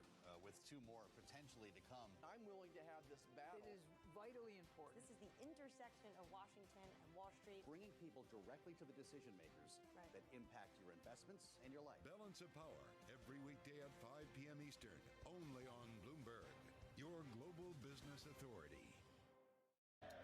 From New York City. In London, in Sydney. From Washington. In Tokyo. 9 a.m. in Beijing and Shanghai. Good morning, everyone. Have a great evening. Here's what I'm watching. You do not want to miss this story. Is there the kind of upside? Why do the biggest names in business choose Bloomberg? That is a great question. It's a great question. Great question. Great question. That's a question I get all night. Bloomberg. Top experts. Great questions.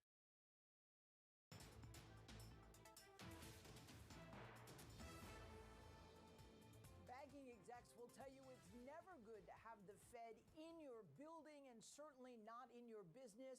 And sources say that is what's happening to Goldman Sachs. People close to the matter tell Bloomberg that several hundred new staffers are being brought on board to help address concerns from regulatory authorities, including the Federal Reserve. And this hiring binge is coming even as the firm has been cutting executives from the money-making ranks due to a slump in business. Now, Bloomberg reporting also shows there are now more openings at Goldman for compliance staff than for bankers. Now, while it's not unusual for large firms to face routine questions from regulators, Goldman execs have privately described growing pressure from the Fed over the past year. And this is a situation that's not ideal for banks because supervisors can impose increasingly formal and potentially onerous measures. Now, one source tells Bloomberg Goldman has been dealing with a confidential measure imposed by the Fed that predates the current increase in scrutiny. And while CEO David Solomon has been under a lot of pressure lately, including discontent among senior management at his bank, we're told that he has shared with colleagues that he believes the current situation is more reflective of a generally tough client for the industry in general. Goldman makes it a practice not to comment on regulatory matters, and they are not commenting at this time. Sue Keenan, Bloomberg, New York. A look there from Sue Keenan at Goldman's hiring as it attempts to address concerns from regulatory authorities. Let's check on the markets as we're 16 minutes away from the start of European trade. Sophia Halter-Acosta joins us from the Markets Today blog to talk us through some of the stories they're writing about this morning. And you must be writing about China, or at least the influence of China on the broader global stock narrative, I suppose, because it's been a theme all week. Weakness in the data, the policy responses. Today we get further headlines around the property sector, and more recently this line around China urging buybacks at Star Bourse, so these tech startup companies, as the market tumbles. They're throwing a lot at this. Yep. China really kind of pushing the emergency button there. I think it's really interesting that officials are trying to engineer a bullish stock market because it really is, engineered. The sentiment is particularly weak right now. The buyback is just the latest move. Earlier this week, stock exchanges also asked investment funds to essentially not sell equities, and also the PBOC pushing back against yuan weakness. I think this makes sense. I mean, Anna, it is a market that it's a crisis of confidence, really, and it's a market that is not really moving on stimulus. It's not moving on it's not taking comfort from what Beijing is saying when it comes to the economy, saying that we have all these tools at our disposal should we wish to revive growth.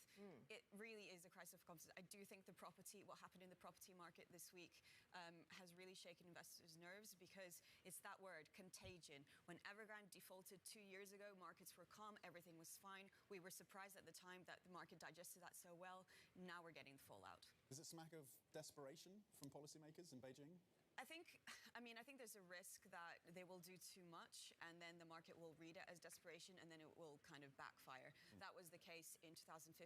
Tom, as you remember, policymakers there did a bit too much, restricted the market too much, and then the fallout was actually people didn't like it. It was seen as too much intervention.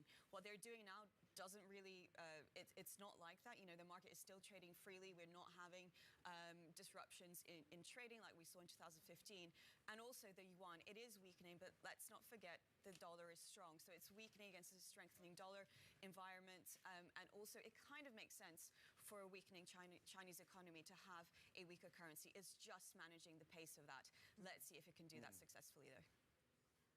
Sophia, obviously China has been a big part of the risk aversion in the last couple of weeks, but globally it's also been the higher yield story. And I know on the Markets Today blog, you're kind of looking at this idea of what breaks under higher for longer on the rate side. What are you kind of coming up with so far?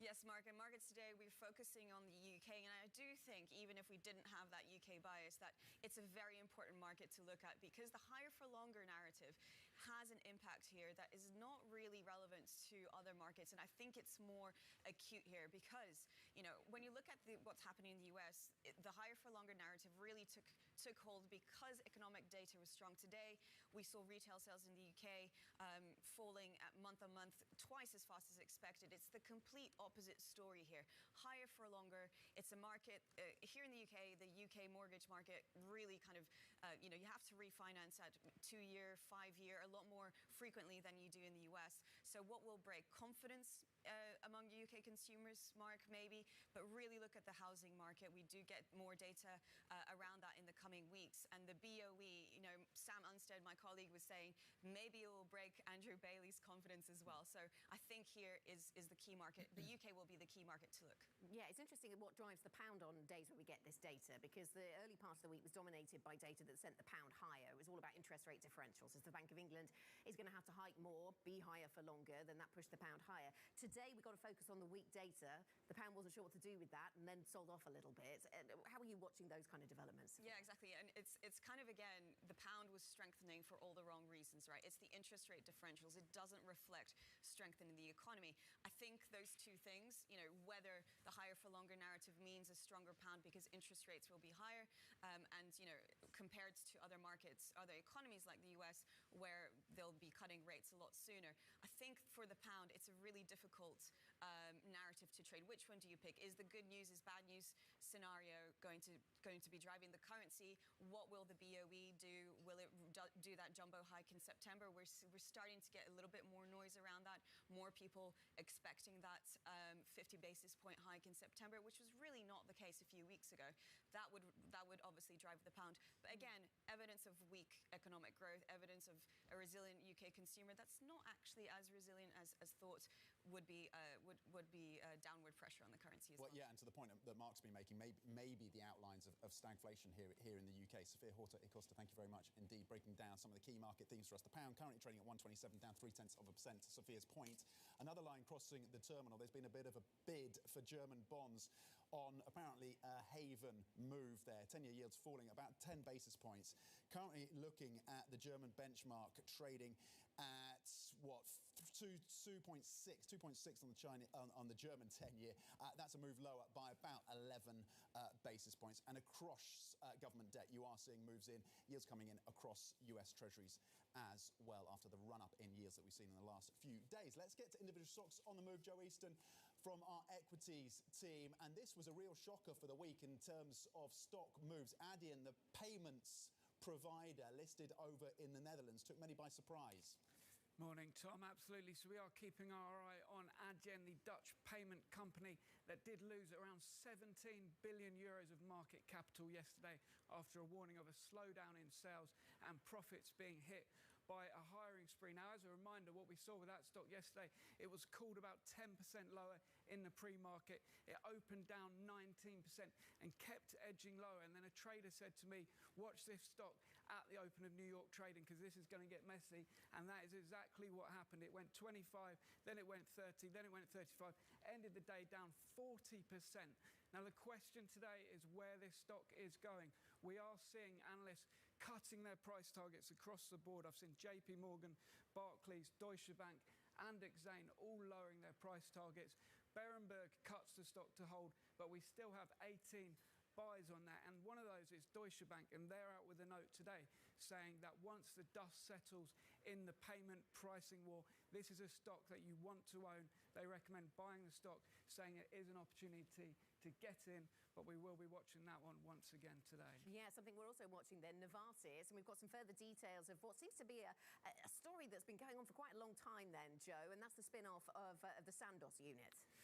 So Novartis finally announcing the details of this spin-off. Now, Novartis holders will get one Sandoz share for every 5 Novartis stock that they own. This is being described as a dividend in kind. Now, Sandoz, which is the generics drugs business of Novartis, will be worth around 39 billion Swiss francs when it lists over in Switzerland in the fourth quarter. So it's a big old company. In terms of Novartis' stock, did see a bit of weakness following some concern around one of their heart drugs that lost a patent over in the US. And we can kind of see it tends to underperform during a market rally, given it's a pretty stable stock. But this should be positive, given we now know what this deal is going to be worth to those shareholders.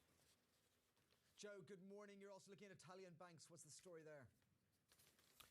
So Italian banks, Mark, we've got an update on the tax issue that hit these stocks a few weeks ago. The European Central Bank is going to send a letter of complaint to the Italian government saying they weren't informed about this plan before it was announced. Now, you'll remember that this saga wiped around $10 billion off the market cap of a bunch of these big Italian banks. They did come up a little bit. We saw a little bit of a recovery after it was reported that this tax will only affect around 0.1% of their assets. But there's concern that it could now be extended into next year as well if interest rates stay high and keep pushing up these Italian banking stocks.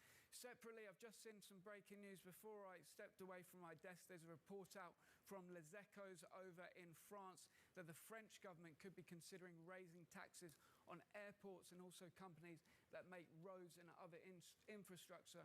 So traders telling me this morning to keep an eye on the likes of Air France and also Vinci.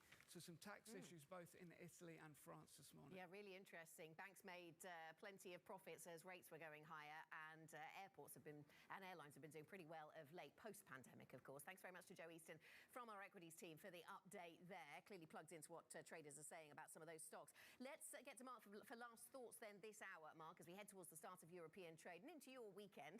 It's really interesting to watch the way that the Chinese market is trading, and this matters because of all that negative sentiment. Are we sort of peak bearishness when it comes to Chinese stocks? What are you observing this morning? Well, I think it's really interesting what's happened this morning. So the dynamic we've talked about in the last week or two is terrible price action globally, particularly US stocks, just trading all month terribly for August. But in fact, what's happened in China, there's terrible news flow, and China stocks have been trying to pair losses later on in the session. So they open very negative post US, and then they generally are finishing strongly. It's the opposite dynamic today. Bad price action is coming to China. They actually opened not too bad today, and they're finishing really terribly. The past hour has been the worst part of the day for China stocks, and that's a terrible close to the week. Yeah, and that's tying into the futures here in Europe, Mark. Currently pointing lower by 0.3%. Mark Cudmore, happy Friday. Have a great weekend. Thank you for joining us and walking through the key market themes with the analysis. The open is next. This is Bloomberg.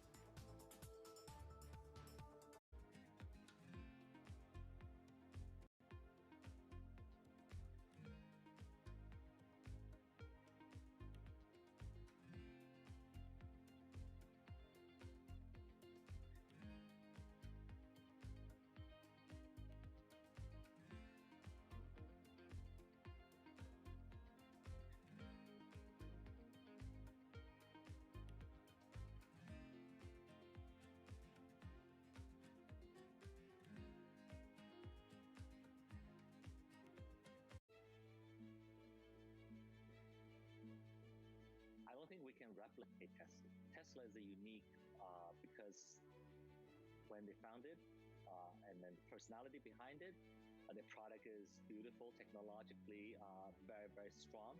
So in many areas, Tesla is Tesla, but Xpeng is Xpeng. We want to focus on what we think is important for our customers. Our customer like beautifully designed vehicles, either it's large SUV or sports sedan. We believe we have a very, very appealing family look that our customers is really attracted to. They like to have user-friendly features inside the cabin that has a technology feel. It's very smart. It enables them to really utilize the vehicle that's different.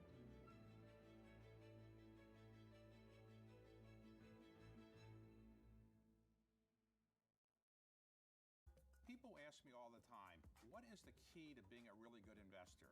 And I tell them it's to surround yourself with and work with the best investors you can find. On Bloomberg Wealth, I'm going to take you to meet the greatest investors in the world, the people that I would like to have managing my money. I think if you're a mission-driven investor, there's really no better feeling than knowing you're impacting the lives of 2 million people that are serving California. Markets count down in Europe from the financial centers of the world. Bloomberg Markets European Close with Guy Johnson in London and Alex Steele in New York. Real-time numbers, real-time analysis. Weekdays. on the next episode of The Circuit. It's still almost shocking how new you still are to this sort of being famous thing. When I do, go out and people are like crying, that's when sometimes I'm, whoa, why? There's no rule book for it.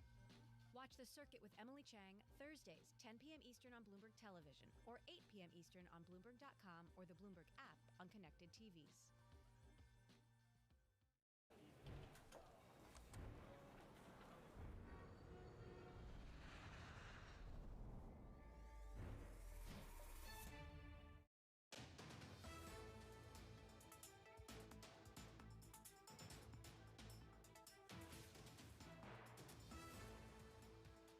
A few minutes to go until the start of cash equities trading. It is a Friday. Welcome back to Markets Today. I'm Anna Edwards in London with Tom McKenzie. And here are your headlines. Wrestling bears. China delivers its strongest ever pushback against a weaker currency as it seeks to repair market confidence. Clouds gather for the UK consumer as bad weather leads to worse than expected retail sales data. The pound has a damp start to the day. Plus, brace, brace. Bank of America says investors need to strap in for the return of the 5% world as bond yields surge on bets that rates will stay higher. Of course, yields coming in a bit today across the Treasury curve, a bit of money flowing back in. But yes, the theme over the week has been higher yields and adjusting to that new higher rates environment. Yeah, certainly from fixed income. Yeah. Today looks different to the rest of the week, but you're right, that has been the weekly theme. Let's then focus on some cross assets or a check across various assets then, Tom, as we head towards the start of the European trading day. And I'll start with what's going on the Asian markets. As we were just hearing from Mark, the trading has been really heavy going towards the end of the China session. I've got here the Hang Seng, but of course a lot of those stocks exposed to mainland China, and so it's down by 1.9% as we close out things for the Asia day. Of course, US futures don't look quite so heavy, but yesterday we had a negative session, the NASDAQ falling, of course, and tech stocks being sold off. This is the Chinese currency, 7.3 on CNH right now. We've seen a really aggressive push by the PBOC. It's ramping up that push to try and stem the weakness in the currency. And we've also got the pound in here on currencies, 127.11, down by 0.3%. The retail sales number, Tom, reminding investors that it's not all about interest rate differentials, it's also about the weakness for the UK consumer. Yeah, and it's been a rough week for the FTSE 100 and futures pointing lower by another 0.5%, Anna. And you're seeing lower as well. Picture on DAX futures, CAC futures over in France pointing lower by 28 points, Anna. So weakness then expected at the start of the European trading day. We have the FTSE 100 just opening a little bit negative. Here's the weakness in the pound we were just discussing, standing out there. The weakness in the Swiss franc. The euro pretty flat. The dollar actually pretty flat. After we've seen, as Tom, you were just mentioning, Treasury yields have been rising this week, particularly at the long end, actually. That has been supportive for the dollar, but taking a break from those themes today with Treasury yields coming down. And that's actually influencing the rest of the sovereign bond market as well. We see across Europe some of those bond yields coming lower, including in the UK. So the UK, in keeping with the sort of global trend, Friday marking itself out as a little bit different to the rest of the week. So we see those yields coming down. The 30-year UK gilt yield down by 9 basis points. This is the weakness then we are seeing, Tom, in European stocks. The FTSE down 0.5%, as is the German DAX. The CAC 40 down 0.4% or so as we work our way towards the end of a week, which has been dominated by some of those same themes that have dominated August, really. A higher rates environment, Treasury yields going higher as a result of that, and weakness, continuing weakness in the China theme. Yeah, and that high yield squeeze on tech, well, that theme taking a bit of a breather, as you say, today. The tech sector, well, it's down now about 0.1%, but it was one of the biggest losers yesterday. It was energy and basic resources yesterday that led the upside, when broadly, of course, across the market, you saw selling pressure. Two sectors did remain in the green, basic resources and energy yesterday. Today, the dynamic changing then and shifting. Technology, yes, it's lower by about 0.1%, but less selling than we saw yesterday as those yields just come off, at least for today's session. We'll see if that holds. Energy currently down 0.3%. Industrials, that was a big loser yesterday as well, currently down 0.6%. Retail off by 0.8%. Anna was flagging, of course, the retail data that came out of the UK. That's dragging on the broader FTSE 100. Construction's also lower by about 0.8%. Just one sector in the green this Friday. Utilities, that safe haven tilt on that sector. That's a check across your sectors. What, 1 minute, 2 minutes into the trading session. We're going to check on gilts as well, given the dynamics we've seen playing out across these sovereign debt markets, with a focus, of course, on the UK today. There is a bit of money flowing in, moving in to UK gilts, and yields are coming off 10 basis points on the front end, 517 on the 2-year. You're seeing 465 on the 10-year. That's a 9 basis point move as well. So it seems that those retail numbers, again, softer than expected, is starting to readjust the way markets are thinking about how many more hikes are coming through from the Bank of England. 465 on the 10-year, down 9 basis points. Anna. Okay, so that's the gilt market moves in keeping with the global trend then, isn't it, in terms of sovereign debt.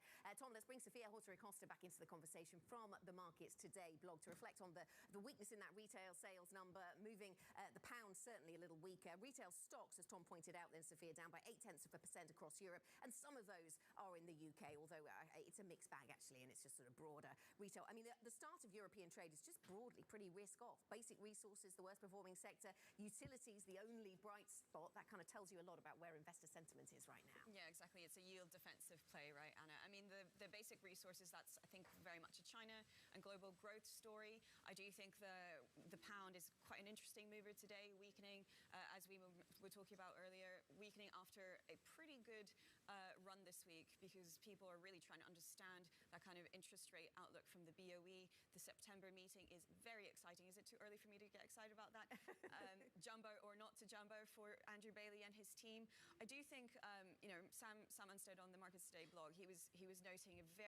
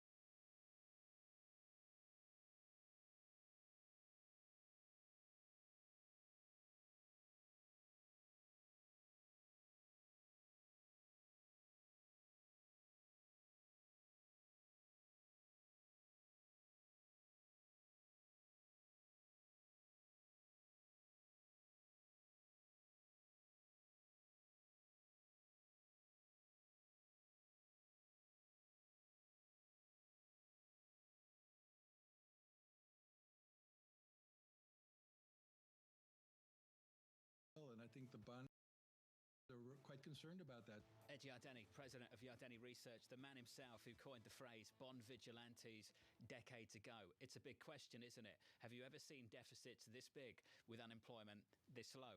The answer to that question, I think Morgan Stanley's Mike Wilson did some research on it a number of weeks ago. It's very rare to see deficits this large with unemployment this low. Which is the reason why the bond vigilantes are suiting up and getting ready to get out there and really make a mark, and it seems like they are, and this week in particular. Big time. Yeah. I talked about Batterygate over on the iPhone. This from Business Insider. I'll share the story with you from our good friends over at BI. Some iPhone owners will soon be getting $65 from Apple over the Batterygate scandal. Highlights of the story, they are as follows. Apple will pay between 310 million and 500 million US dollars to settle a class action lawsuit. The lawsuit was over Batterygate, a scandal where Apple was accused of decreasing the performance of older phones. Those who filed claims before October 2020 and were approved will reportedly see a payment of about $65. I should actually get mine checked It's not out. a conspiracy. Okay, no, I hear you. I've actually seen these stories. I'm just suggesting that means that you're not going to get a new phone. And how many other people are not going to get new phones at a time where they need that So product? is that what's happening here? They can't engineer the slowdown in the phones anymore, so the upgrade cycle that the Apple bulls thought would develop just is not going to develop anymore. Because these things are so well made, they will last. Yes. If they just get out the way and let them last. I love it. You put you and me in a room together, we can come up with a conspiracy theory about absolutely anything. But this is going to be a question going forward, not just about Apple and whether they have to engineer some sort of slowdown, but how do they get around a smartphone slowdown just broadly, and a real weakness that hasn't abated. We've seen that consistently in the data. You know, especially if your batteries function just fine. Joining us to discuss, Ira Jersey, Chief US Interest Rate Strategist at Bloomberg Intelligence. There's going to be no one Ira, there. I just wanted to see your face. There's no one there. No, Ira's there. Ira, good to see you. We're not going to talk about that. Don't worry. Chairman Powell is scheduled to speak next week, 10:05 Eastern Time in Jackson Hole, Wyoming. We know what the title of the event is, Structural Shifts in the Global Economy. It's pretty broad-based there, Ira. What do you expect him to nail down? So, well, first, let me say on the iPhone, if there's lower demand, then prices should go down, right? So maybe that's a little bit deflationary. On Jackson Hole, I think that Jay Powell is going to have to, toe a fine line, saying that we're going to continue to worry about inflation, that inflation's still above our comfort level, but that it's basically, Jackson Hole is going to be less important this cycle and this year than it has been during previous years, in large part because we've just heard from them, right? So we just heard from the Fed 3 weeks ago. We just had the minutes yesterday. We have these press conferences that try to point out the nuances of where upcoming policy is. So I don't think we'll get anything majorly different than what we heard at the July meeting. But Jay Powell probably will continue to set the tone for hitting on the fact that the structural changes that have occurred in the economy is going to mean that they're going to remain reasonably hawkish. Not necessarily hike more, but certainly stay at higher policy rates for longer than they have in the recent past. Ira, why did the bond market sell off this week? Yeah, well, the bond market's been pretty, kind of on edge for basically all of this month since the announcement that the Treasury Department was going to borrow over $1 trillion just this quarter. The bond vigilantes, like you just heard in that voice on tape just a second ago, just shows that investors are worried about the fact that we have these deficits when the economy is pretty good, right? You go back to 2016 when Donald Trump was elected president, everyone thought that he was going to increase deficits by cutting taxes, which ultimately happened, and you saw interest rates go up quite significantly when the economy was pretty good. When you have deficits in fiscal spending, when deficits are solid, you tend to get these kind of sell-offs. When you look at the market, it's not necessarily inflation expectations and forward inflation expectations. Inflation break-evens have hardly moved. Whether or not you look at TIPS break-evens or inflation swaps, it's all been in the real yield. And what that tells me is that it's really higher policy rates and supply that is the big concern for the market right now. Do you expect the Fed to embrace the moves that we've seen this week and over the past few weeks, actually? Or do you expect them to push back and say that they are going to eventually get rates down to a level where a 4.3% 10-year Treasury yield might not make sense? I think that in a way, this move actually benefits the Federal Reserve and some of their policy, right? Because the fact that the market had continued to price for pretty substantial interest rate cuts in the future, that's one of the reasons why you had this, massive inversion. And, the yield curve is still inverted, but as massive an inversion as you saw, because the market kept on thinking we were going to have a hard landing, we were going to see early interest rate cuts, we were going to see pretty substantial cuts, and that helped to ease financial conditions. And by easing financial conditions, that it was counterproductive to what the Federal Reserve wanted. So this move, I think, will be reasonably welcome. Now, I think one of the questions we have to ask ourselves is that, is this just a retest of the yield highs, or will we make new highs? It's hard to imagine the Federal Reserve not cutting at some point in the future, even if it's much further out than what the market was pricing in the recent past. So our call has always been that it would probably, the Fed would not cut until the second half of next year. And I still think that that's the case, primarily because the Fed has to come out and say, that look, we're not going to cut interest rates until we start to see job losses. We still have a reasonably healthy job market. During normal recoveries, 200,000 jobs a month being created is pretty decent. And you'd never be talking about the Fed cutting when you're creating 200,000 jobs a month. So until we start to see job losses as well as lower inflation, there's not a lot of reason to think that the Federal Reserve is going to be in a rush to ease interest rates. Ira, let's talk inflation. Have you ever seen a ticket to the New York Red Bulls start at $496 US? Have you ever seen it cost that much, Ira? No, not even when Thierry Henry was over here, and we had Chelsea come over and play, or Arsenal when Thierry Henry played for the Red Bulls and had kind of a send off from Arsenal. We've never seen that kind of that kind of ticket inflation. I mean, Lionel Messi is the greatest player of all time. I think that's almost not disputable now that he has a World Cup ring. So the fact that a single player, I mean, similar to how single concerts by one singer can change the dynamic of the economics of certain industries is pretty interesting. I think the idea that you can come and see Messi play in a regular MLS game is pretty exciting. It was pretty expensive back in 2016 when the Copa America was here. I was at the final at the Meadowlands, Chile versus Argentina, and Messi was there, and everyone, if you weren't a Chile fan, everyone was wearing a Messi jersey. Can you imagine how tough it's going to be to get World Cup tickets in this country in a couple of years? Oh yeah, 2026 is going to be absolutely ridiculous. If you don't get them through official channels, it's going to cost a fortune. Do you want the comparison? If you wanted to go and watch New York Red Bulls this weekend against DC United, starting price, guess. $40. $12. Oh my goodness. There you go. A week later against Inter Miami, they begin at $496 and they go all the way up, Bramo, to like $10,000. It's nuts. So do you think there's going to be a special breakout in the CPI report? The Messi effect. The Messi effect. Yeah, exactly. What, in New York? Yeah. Just American John inflation Williams going to talk about it. We can't cut rates. Yeah, we can't cut rates. Got to lift them a little Messi bit. played it last week. Ira, thank you. Ira Jersey of Bloomberg Intelligence. In the next hour on Bloomberg TV, great lineup for you. Mohammed Al-Arian of Queen's College, Cambridge.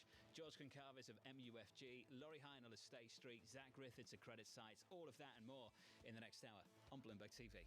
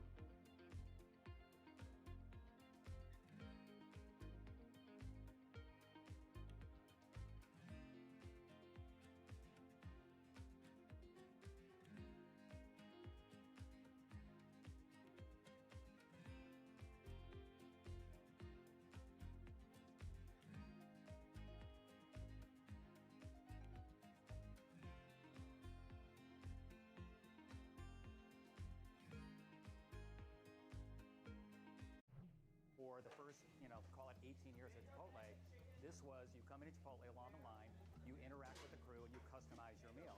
We've got this separate make line, and it's digitized, and so the orders come in, and they're really kind of staged so that if you say at noon, I want to come in at 1 o'clock, we hold that order, and we will send it to the crew like maybe 10 to 1, so it's ready right when you pull up your car. How do you manage these kind of two different staffing needs, right? Yes. And making sure you have the right amount of people at the right time. We spend a lot of time projecting sales. A lot of it is, it's part art, part science. We're trying to bring more science and more AI into it. Because if you get the right sales projection, then you know exactly what your staffing needs to be. So if you get the sales right, you can get the entire restaurant staffed perfectly with just a couple people. Our average restaurant now does about over $1 million per restaurant in digital sales. And the markets are on the move. The focus, of course, is on Ukraine. The market is so hyped up about AI. Unless we see dramatic changes, it's just going to keep getting hotter. For further market analysis, we're going to go get straight to some breaking news. We'll have a full roundup. Going through some of the numbers. And what investors should make of them. We have so many important conversations. Let's check in what you need to know.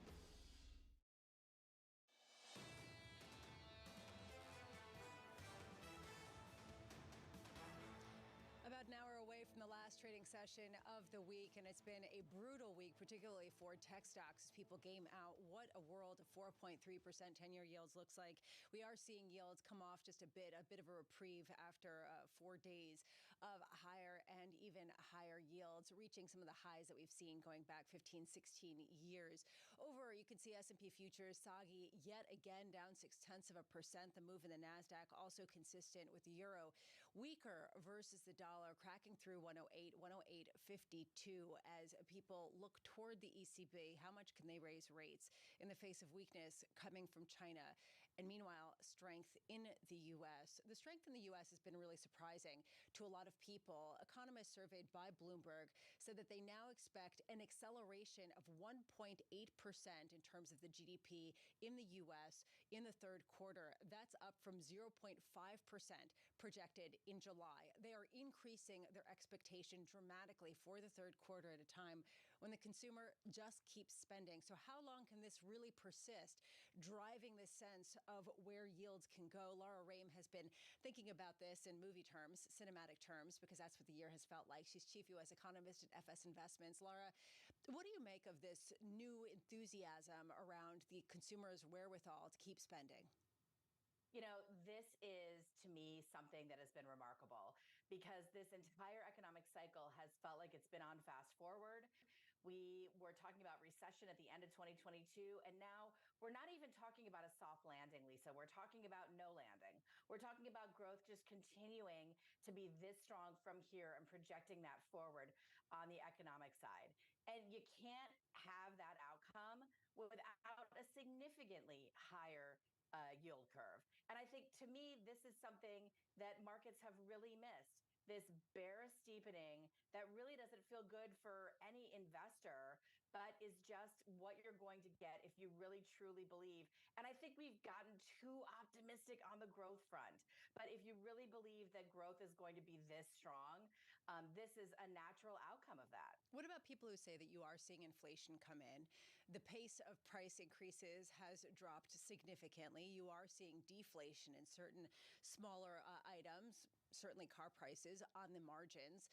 Do you push back and say that that's just a head fake, or do you think that that is something real and points to weakness down the pike?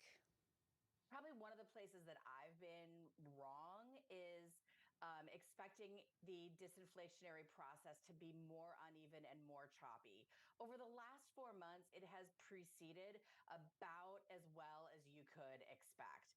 But I think it is still too early to claim victory.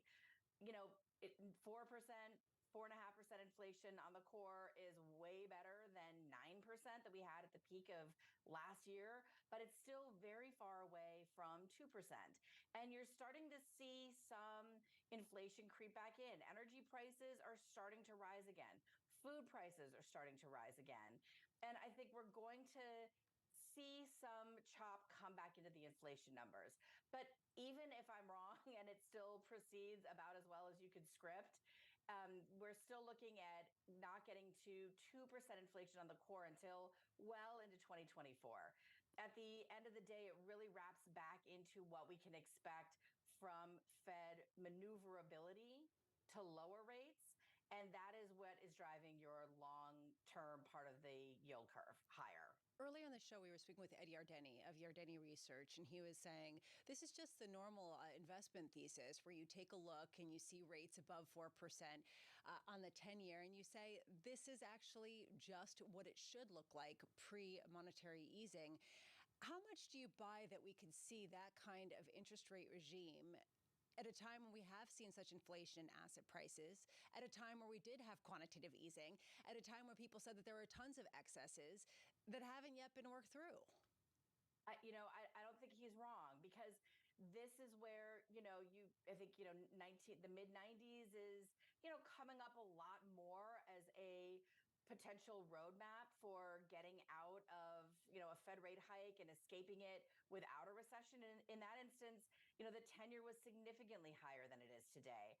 I think, the quantitative easing piece has driven interest rates to zero and has really caused us as investors to misallocate risk. And going forward, and this is going to be a long period of retraining, if you now have interest rates that are just flat and not going down, they don't even have to go up a lot, Lisa, to get investors to rely entirely on income.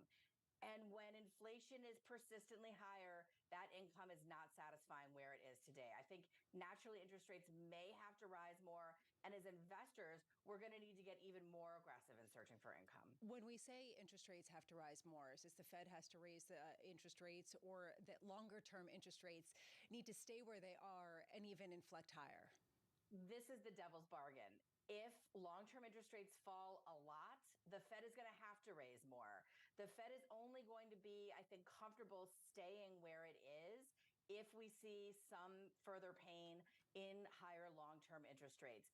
The Fed needs the economy to slow from here. You can't have 3% growth, an unemployment rate of 3.5%. Look at what's happening on the wage front.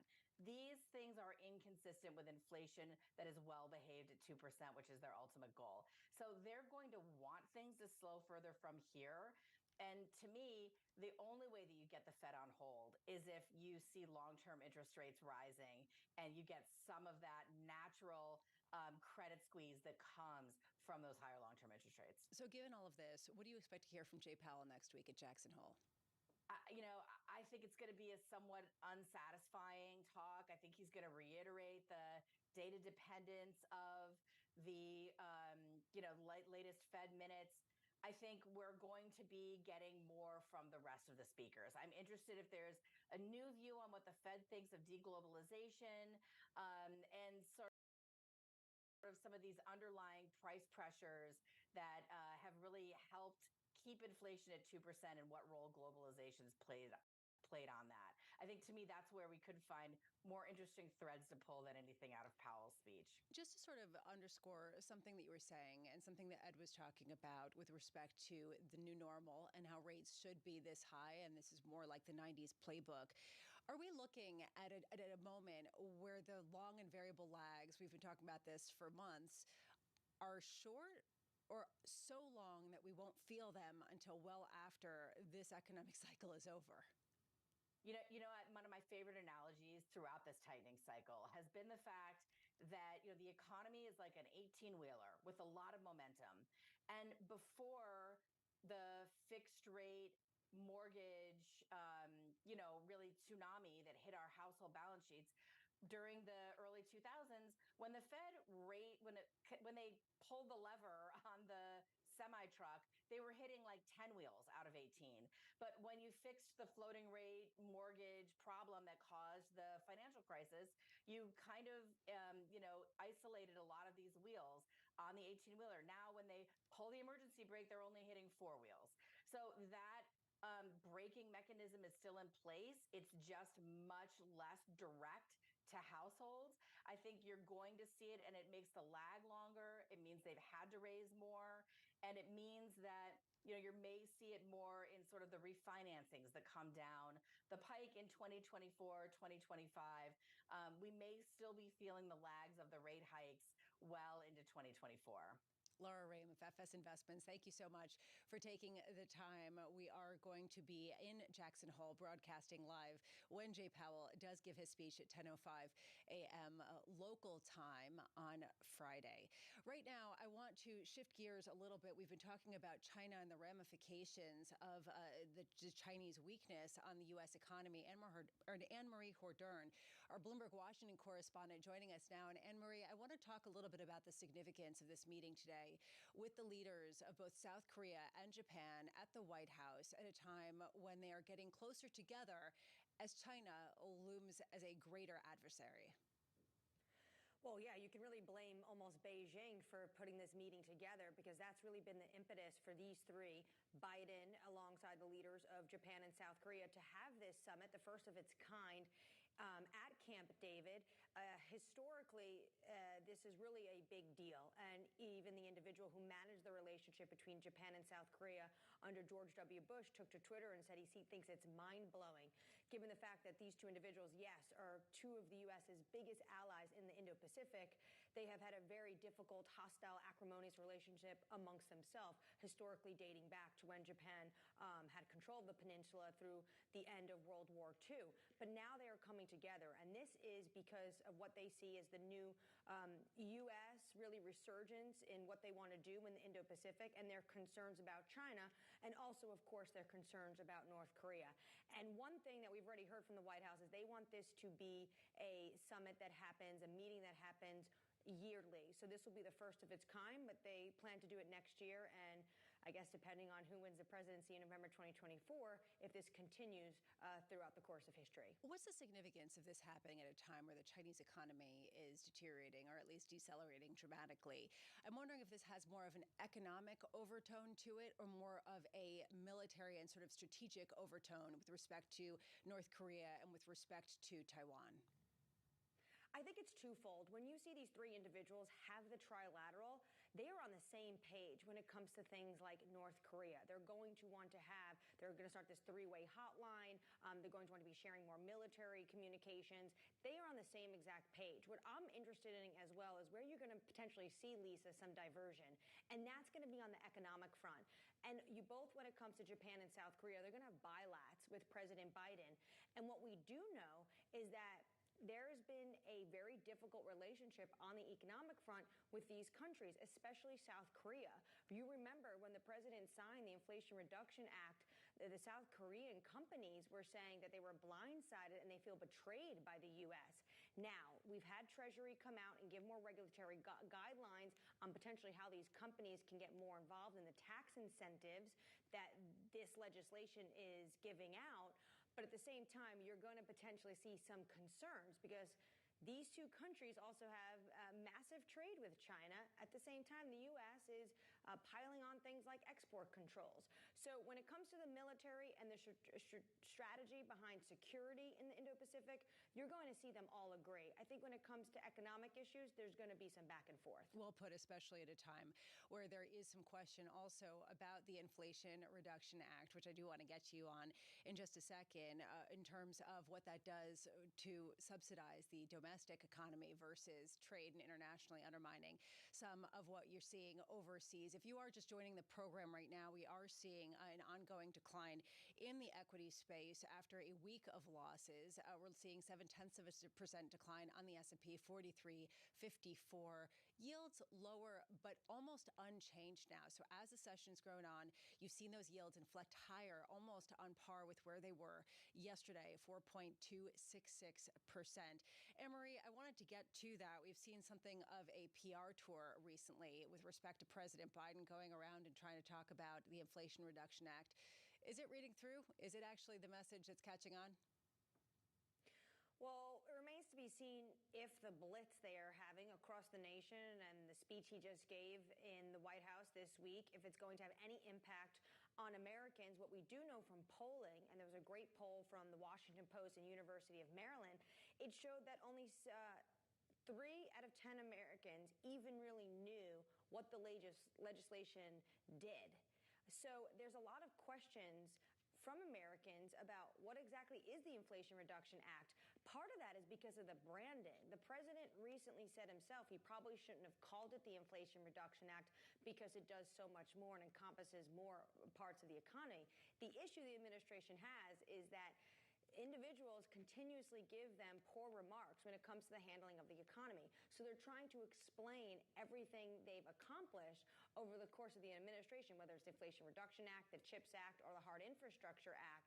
But at the same time, it doesn't seem to be resonating with everyday consumers who are still just concerned, Lisa, about higher grocery bills and higher rent. Anne-Marie Hordern, thank you so much. It is wonderful to have you back this week from vacation. Coming up, we've been talking all morning about airline tickets. Are they actually going down? Someone who actually knows. Sheila Kayalu, she is airline analyst at Jefferies. This is Bloomberg.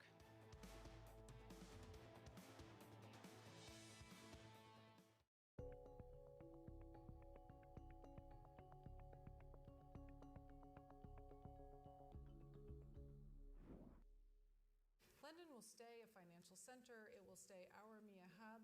We'll just have a rebalancing onto the continent. And actually, the numbers of who has moved across aren't that big. So it's sort of in the 200 level. And if you think about 15,000 people, that's sort of not that material. And so I do think both will basically continue to grow and continue to be very relevant. What will change, though, and the big thing that's changing, is actually the risk-taking is what's going to move. And so we've historically had risk-taking in the UK. That risk-taking and the assets that go with it, not the people alone, but the assets that go with it, that's the next phase of what we're now moving into. And that will be a material change.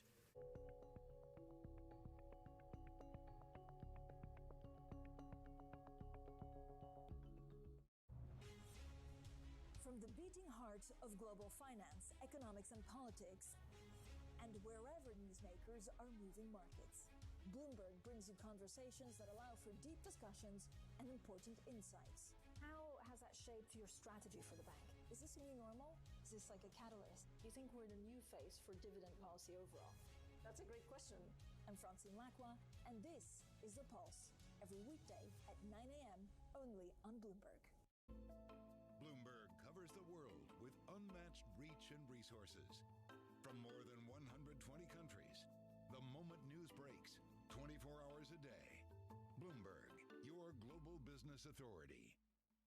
Get your fixed income fix. Watch Bloomberg Real Yield every Friday at 1 p.m. Eastern, right here on Bloomberg, your global business authority.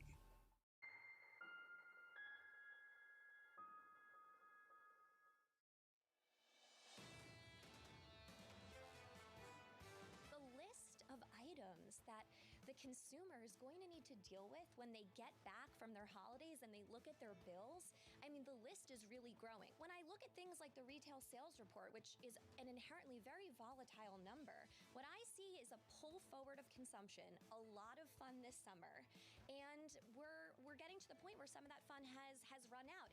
Has the fun run out? That was Kelsey Barrow, fixed income portfolio manager at JP Morgan Asset Management, talking about the fun of traveling around and flying around the world, which so many people have been doing, which has fueled the big debate on Bloomberg surveillance, which is, yes, CPI says that airline ticket prices are going down, but are they really? Right now, we are seeing softness in the market following the biggest three-day losing streak on the NASDAQ going back to February. You could see those losses continue today, 0.7% decline on the S&P. The question being the consumer, how long can they keep spending? And are they done with all of their travel? Sheila Kayalu, senior equity research analyst at Jefferies, joins to actually answer the question that we keep speculating on with absolutely uneducated impressions of the tickets being really pricey. Are ticket prices going down as much as the U.S. CPI report seems to suggest? Yeah, the U.S. CPI report seems to suggest ticket prices are going down, but that is only through, not necessarily encompassing all the venues that folks could buy tickets through. But, over the long term, as we actually look at ticket prices, they actually have not been increasing. So it's still great value, even though it's no longer $400 to get from the East Coast to the West Coast, and it might be $700, and that seems like a big increase. There's no other way to simply do it. So yes, ticket prices have not really been increasing over the long term as much as people expect. And when we look at industry overall, we're expecting ticket prices to be about 15% above 2019 levels in 2023 and basically flattish year over year in 2024. So not much of an increase. And what we're seeing in the airline market right now is a dichotomy between domestic fares and international fares, where domestic fares are actually seeing declines and sequential declines as we head into Q3, just given demand softness there. And we could talk more about that. But international continues to be up robustly, 25% or so versus 2019 levels. So much more strength in international travel and fares is what we're seeing. Bear with me for a second. I want to get a little granular because domestic fares might be coming down in general and international fares may not be. There is an issue about where domestically. Is this a question of vacationers seeing prices go up significantly and business travel, which hasn't come back to the same degree, not necessarily seeing that same kind of pressure? So some of the sort of mid-tier cities that aren't as much vacation destinations are the ones where prices are going down. Yeah, it's really interesting because I think a lot of the uncertainty is out of, the macroeconomic factors. I think we could all agree it's pretty much a soft landing and not a hard landing. So why are we seeing this yield softness in domestic markets? Or is it just specific markets that are seeing it because corporate's stagnating at 85%? So maybe post-pandemic, there's different features that are going on in different cities. So, somebody in Ohio might not be necessarily commuting back to Chicago in January. Southwest cited that as an example of a route that's no longer fulfilled as much as one would expect. So that's on the corporate demand stagnating and also changing travel trends.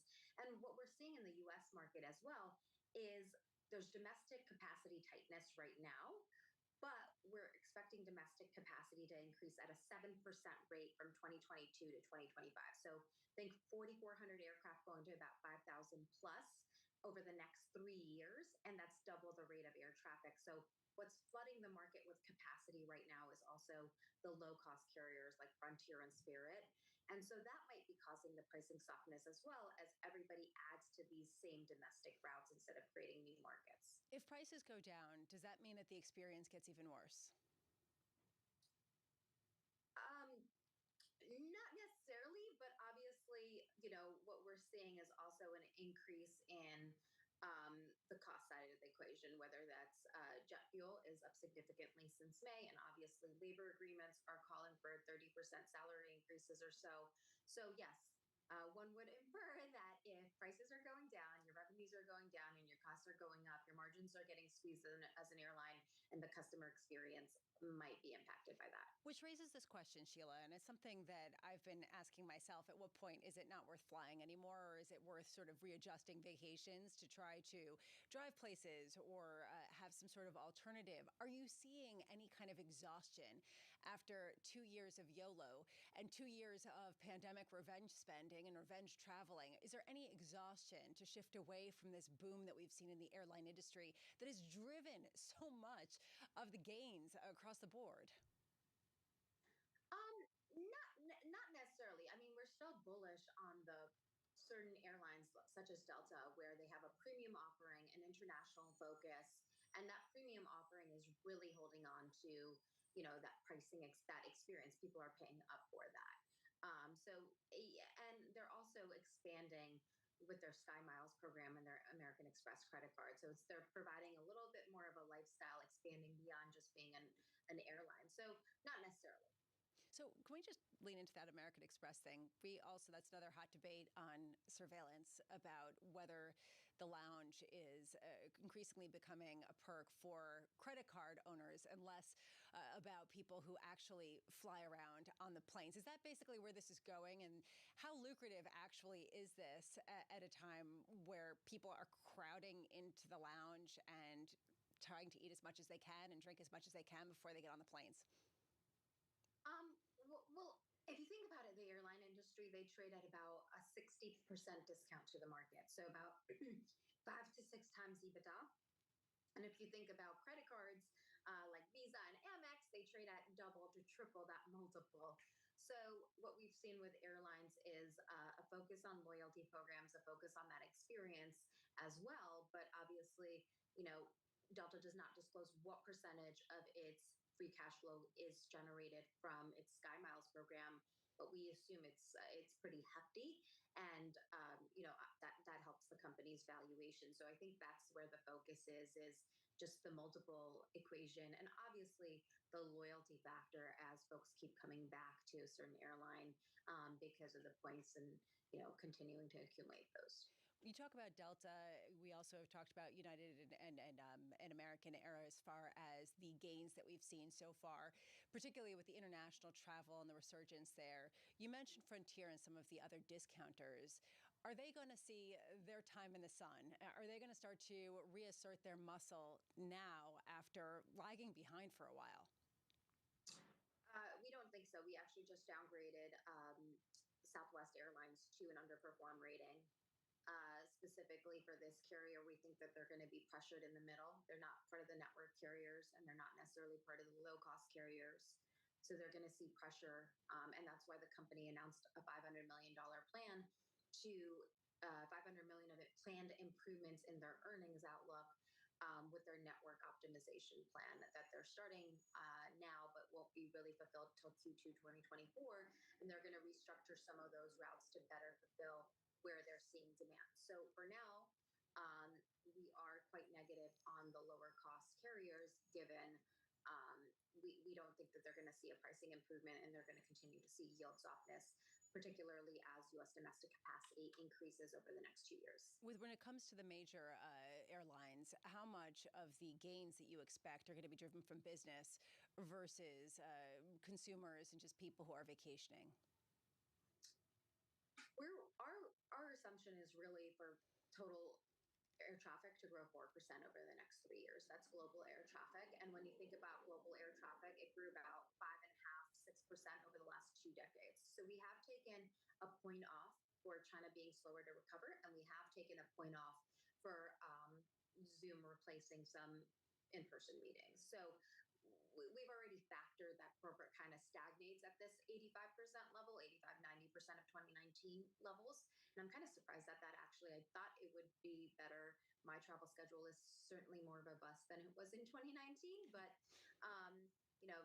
clearly not for everybody else. So really the factor here is how airlines do with leisure, and that there's a hybrid leisure and business travel factor, and more focus on how they do internationally in the Atlantic markets and Pacific markets Asia Pacific markets as those reopen, given what you're seeing in U.S. domestic leisure, and Latin American leisure is basically already above 100%. Sheila Kahyaoglu, thank you so much for being with us and for joining and giving us a sense of what we can expect in the airline industry. Right now, what we're seeing in the markets is softness after a week of softness. Weighing in to understand how much further the bond sell-off has to go, Mohamed El-Erian on Bloomberg Opinion and president of Queen's College, Cambridge, joining Jonathan Farrow in just a few minutes' time. On the next episode of The Circuit. It's still almost shocking how new you still are to this sort of being famous thing. When I do, go out and people are like crying, that's when sometimes I'm, whoa, why? There's no rule book for it. Watch The Circuit with Emily Chang Thursdays, 10 p.m. Eastern on Bloomberg Television, or 8 p.m. Eastern on Bloomberg.com or the Bloomberg app on connected TVs. Venture capital. It's been volatile.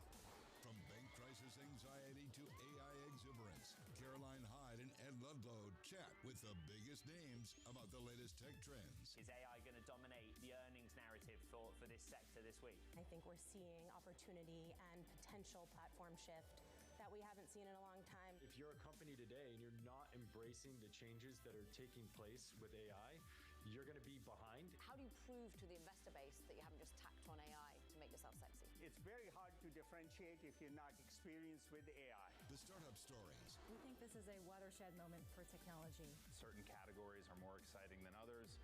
Right now, obviously, generative AI is a category that is very exciting to startup founders, customers, and venture capitalists as well. So what we are seeing is a new area of opportunities for new founders to come and change the industries that matter. And the real talk on realistic valuations. Some of the best opportunities are sitting right in front of us. How do you discern which ones are good on the marketplace right now? I think founders have woken up to the reality that taking on more money at higher terms doesn't necessarily play to their benefit in the long run. How do you actually invest? Follow the VC money on Bloomberg Technology, the only daily business show dedicated to tech right in the middle of the trading action. 12 p.m. on the East Coast, 9 a.m. in the West, only on Bloomberg Television. Steve's ability on the course may not be etched into any record books, but following him around, it's clear that it's not for lack of trying. Jeez.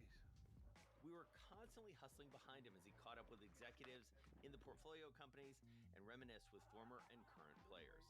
He's a day trader. He taught himself, self-made day trader. Yes. And so he's on the bus after a game in New England, and he's day trading on the bus, and Bill Belichick sees him and cuts him on the spot.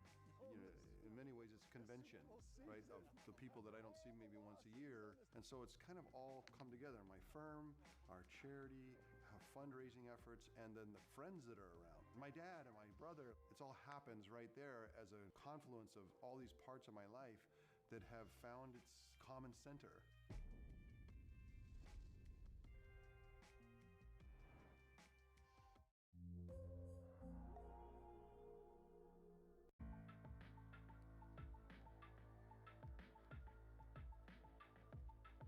This is Bloomberg.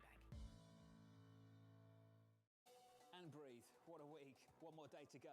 Live from New York City this morning. Good morning, good morning. Your equity market negative here by 0.6%. The countdown to the open starts right now. Everything you need to get set for the start of U.S. trading. This is Bloomberg, the Open, with Jonathan Ferro.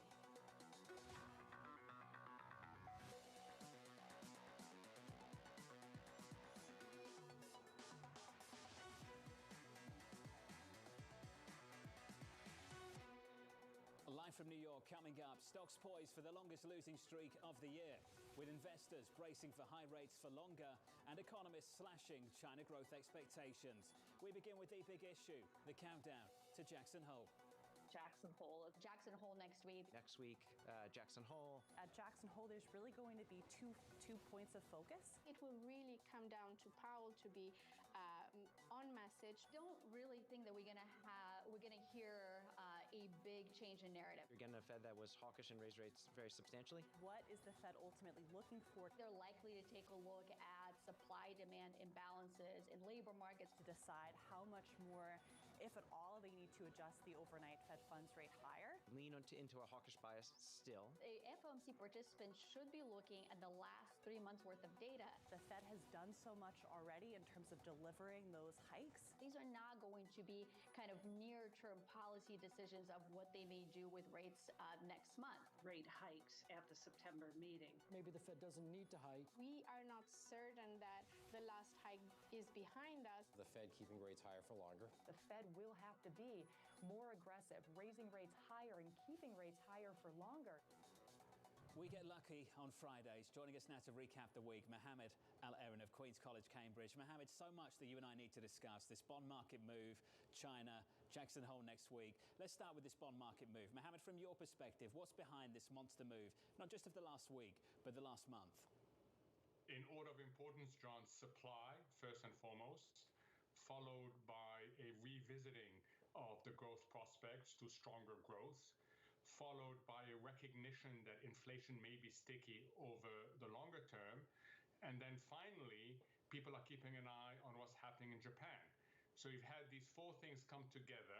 Supply has been the main drivers, and the others have contributed.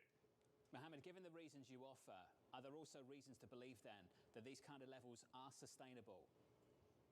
Yes, John, but a lot will depend on what Chair Powell decides to do next Friday. And he has a range of choices. He can talk about short-term monetary prospects, he can talk about longer-term monetary prospects, or he can punt both and focus on some of the challenging economic issues facing the U.S. economy. But what he says is going to be critical in terms of what it does to the bond market. The other thing to keep an eye on, and you've mentioned it, is China. I don't think people recognize enough that you've had two long-standing problems coming together. First, pockets of debt and leverage becoming systemic, and second, an inability to generate high and genuine economic growth. And suddenly, these two things are merging and risking financial instability a la Chinese. And that's something to keep an eye on as well. Well, let's break down those two things, and we can start with China, and then we'll work our way back to Jackson Hole and Chair Powell's address about a week from now, 10:05 Eastern Time, for those of you not familiar with the time. That release came out just yesterday afternoon from the Federal Reserve. China's done a range of things this week, Mohammed. I'll go through a few of them. China has delivered the strongest pushback in the FX market with a really strong fix for the currency overnight. We know they requested state-owned banks to escalate intervention to support the currency based on our reporting. We also know that mainland exchanges have asked some investment funds to avoid net selling of equities. They've even asked some companies to buy back stock. Mohammed, it seems like it's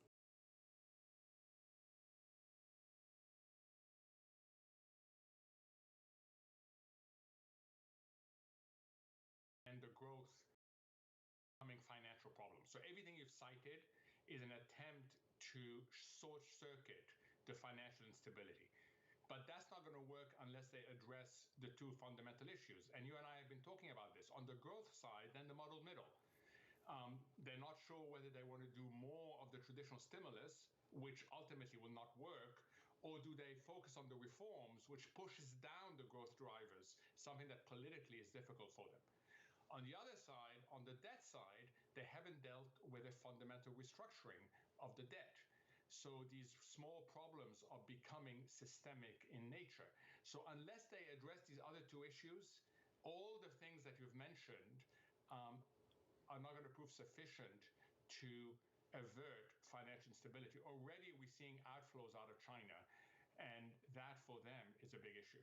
Ben Laidler of eToro wrote a line yesterday, Mohammed, and he said something like, it's an economic giant, it's a financial market minnow. Is this an economic giant we need to pay attention to, or a financial market minnow that we can ignore? And what I'm getting at here, Mohammed, is whether this is a contagion issue, whether there is a prospect that this bleeds out into broader markets worldwide or not. So it won't bleed out through the financial channel, so because financially they're not as big as they are economically. But keep an eye on the economics.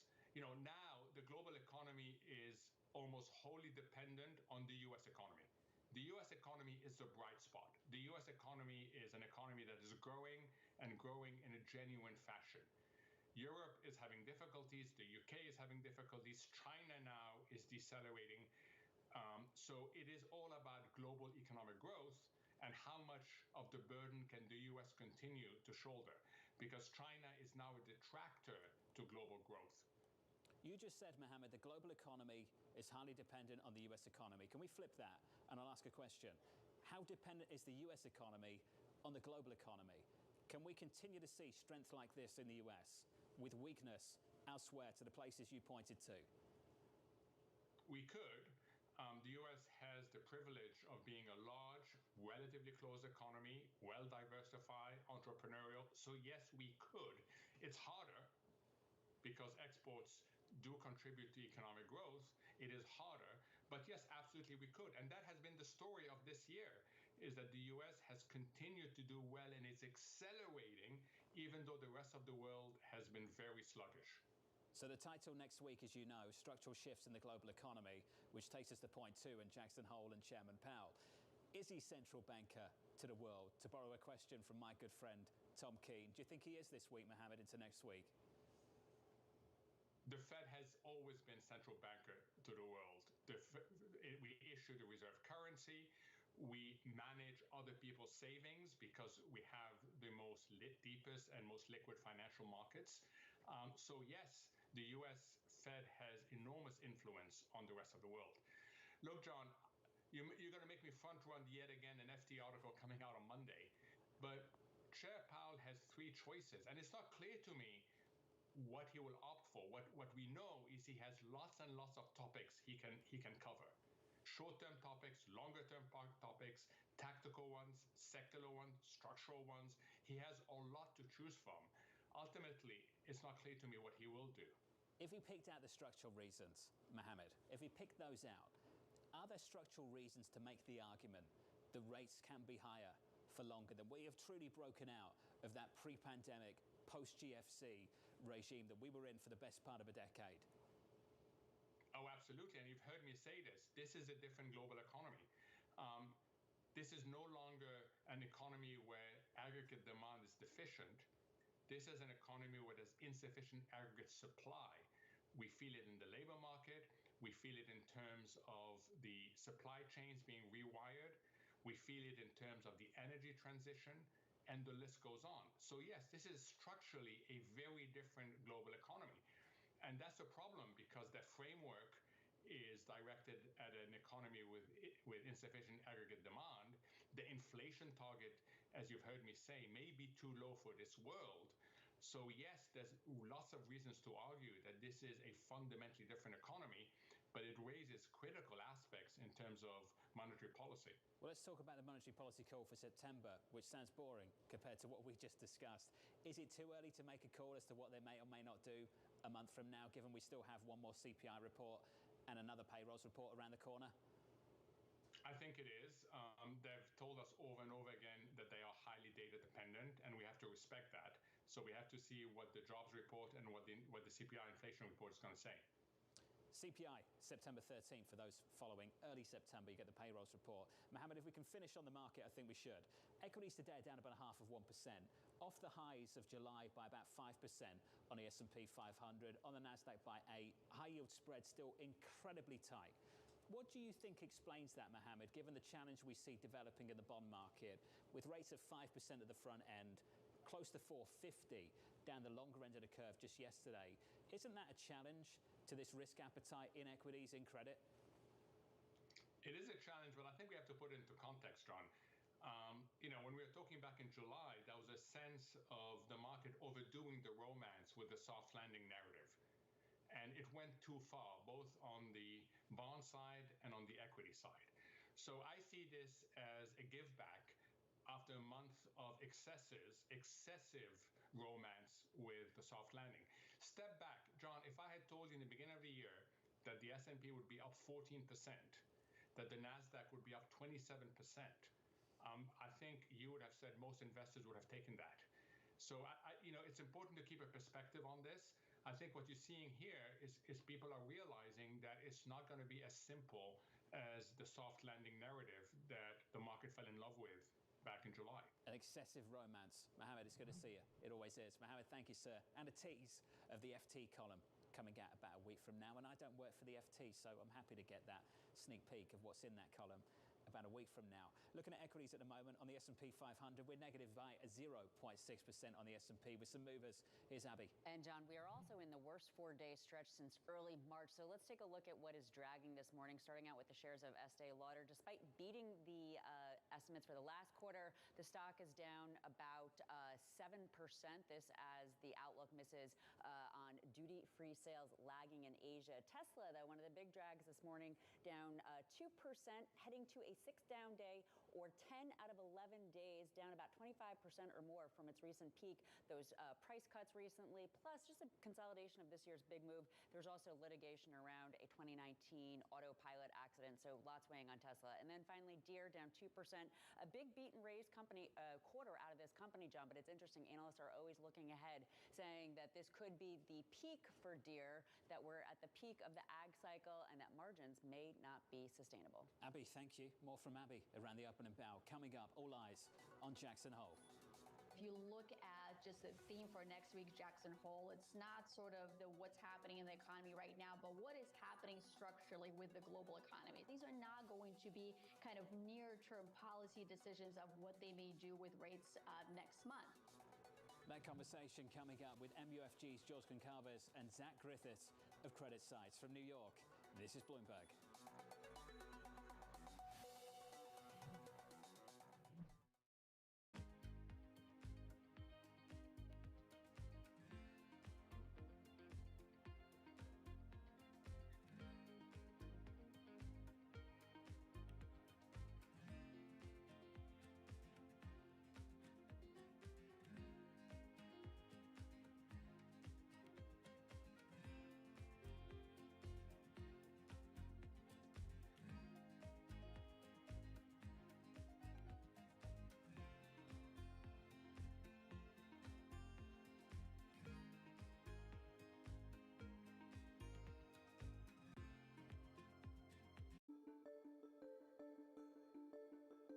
thought maybe I should go do something else. I can't do anything better than I'm already doing. I've already turned this company around. I've made a lot of money for the investors, the shareholders, and yourself.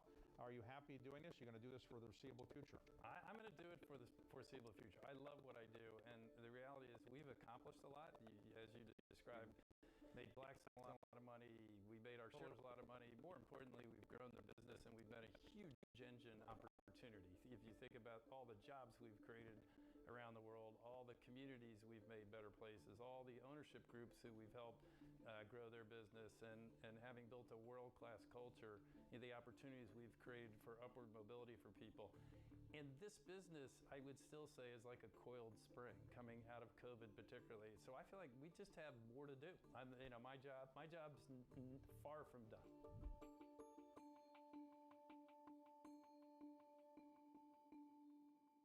Why do the biggest names in business choose Bloomberg? That is a great question. It's a great question. Great question. Great question. That's a question I get all night. Bloomberg, top experts, great questions.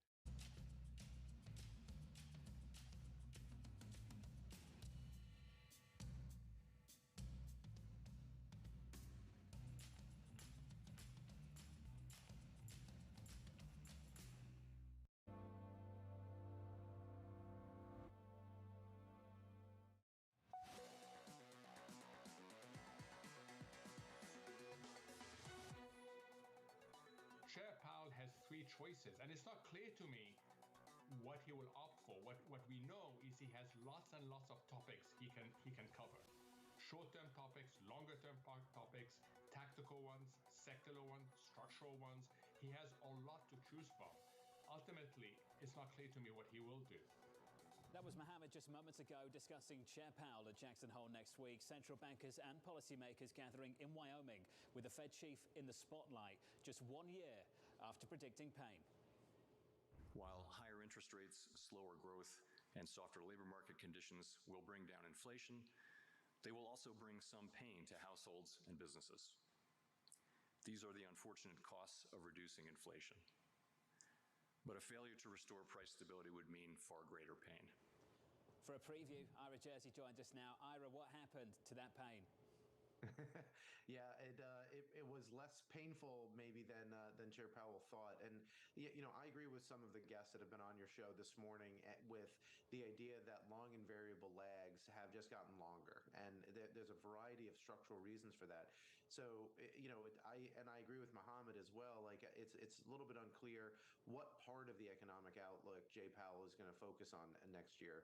I assume that he's going to talk more about the medium to longer term as opposed to the very short term, although it would be pretty surprising if he didn't at least reiterate what he said at the last press conference, talking about that more interest rate hikes might be needed, that policy had to remain restrictive for a long period of time in order to get inflation down. So it'll be interesting to see if he does talk about medium-term economic outlook, how he thinks that inflation will develop over time, whether he talks about the housing market, if he talks about the labor market, and maybe even talks about some supply chain issues that could continue to creep up here in the economy. The door is wide open to say whatever he likes. Structural shifts in the global economy. Ira, thank you. Ira Jersey, good to catch up. Looking back to last year and thinking about what he might say this year. Let's continue that conversation with George Concarvis of MUFG, Zach Griffiths of Credit Size. George, let's start there. We were promised pain to deal with this inflation issue. Haven't really seen much pain at all. Now, George, either those lags are super long or maybe we just aren't sufficiently restrictive. George, which one is it? Oh, John, it's the lags. And let's be honest, we've had the 10-year sub 4% throughout this first half of the year for the most part, right? We're only now starting to see an actual move higher in rates. It's the bear steepener that gets you. I've mentioned it a few times before. And we're in that pain period. The normalization of the belly of the curve is really what gets the economy. Zach, is this the period for pain? Well, the bear steepener certainly seems painful and has been more aggressive than we had anticipated, but the U.S. economy is holding up very well. We don't think that means the Fed has to hike anymore at this time, but the real question is how high do they have to remain, or how long do they have to remain this high in terms of the policy rate? This move's been phenomenal over the last 6 days, about 20 basis points. The 10-year at the moment, by the way, down about a basis point to about 4.26 on a 2-year, just short of 5%, breaching that level in the last week at about 4.27. 93. George, the pushback I often get on this program about higher interest rates is that it's unsustainable, that we can't sustain life above 4%. Well, we've done it for 13 consecutive days at a close on a 10-year. George, why can't that continue? It can continue, and I think we probably will for quite some time until something breaks much more materially. I mean, this is a negative feedback loop between what's going on overseas with the dollar, and the dollar will strengthen through this, and the lack of kind of access to dollars, and what that does to potentially maybe selling of treasuries, those that need to actually source dollars, and the fact that we have a massive fiscal impulse that both kind of extended this business cycle. Let's be honest. I mean, if it wasn't for the government type spending, we would not have had as robust of a recovery. If we didn't have rates sub 4%, we would have had a strong housing market in the first half of the year. Now we're in the second half of the year. If rates keep rising or stay at these levels, this is where it starts to bite. Deficits matter, and they matter in expansions because money can supply away. Look, ironically, typically it's a private sector that does the slowing down, but this time the restrictor and the governor of economic activity is going to come from the government side, because they've been such a large fiscal impulse and the spending on par to like wartime periods. I mean, it's not sustainable, number one, but that's what really matters. It's going to be the interest cost and the ability to continue spending like this, which I think we think it's not going to happen. Zach, how does that compete with what's happening in credit right now? Credit has been incredibly resilient, and when you think about the primary markets, they have remained open. Spreads have been even tighter than we had anticipated them to stay. We did recently shift to a market weight recommendation from overweight for IG credit, so we do think the risks are a little bit more balanced, and frankly, we're a little bit more comfortable taking duration risk at these levels versus credit risk, as we think some of the economic optimism going forward has shifted a little bit too much in that optimistic direction, and we're getting a little nervous that with Fed policy remaining this high for this long, can the economy really remain in expansionary territory throughout that period? Zach, have you been surprised by how tight spreads are near the tights of the year so far? It's incredible, John, when you think about just how much volatility and rates we've had, and you really haven't seen spreads blow out or move materially wider. I think part of that is fundamentals are strong, so we do have a constructive outlook overall, but we think the probability of further spread compression here is very limited, skewing the risk towards spread widening. That's why we shifted to a more balanced outlook in terms of credit. George, you said things break. Things have broken this year, let's be clear about that. Some banks broke down back in spring. We just seem to move on from it pretty quickly. George, any reason to believe that those issues come back to the surface all over again? Have we truly moved beyond all of that from earlier this year? Well, that's the irony. The irony is the longer we wait, and the fact that the Fed's going to be on such a high level for longer, it will kind of fester and potentially expose some of those risks again, both in the banking system. But again, I'm really more focused on overseas factors and what's going on with the dollar and access to dollar liquidity. And I think that's where it matters more. We've lived in a world where U.S. funding was cheap for multiple decades now. At 5+%, foreigners are going to have to pay up for dollars, and I think that's going to matter. So, George, just build on something that's been developing in China, the currency intervention. Is there some connection there between what may happen with China in the FX market and what may happen in the Treasury market domestically here in America? Look, I mean, I think there's a managed decline, a very targeted focus out of the Chinese policymakers and authorities to try to really take care of what's a homegrown issue. But on the FX side, I mean, the currency is going to matter. And of course, I think if there's a need for dollars, then you have to then sell.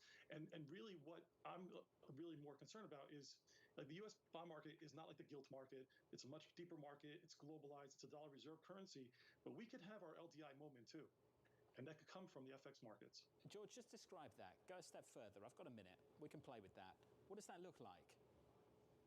I mean, that looks like when you need to defend your currency, you start to go into an actual sell program and you start to raise dollars.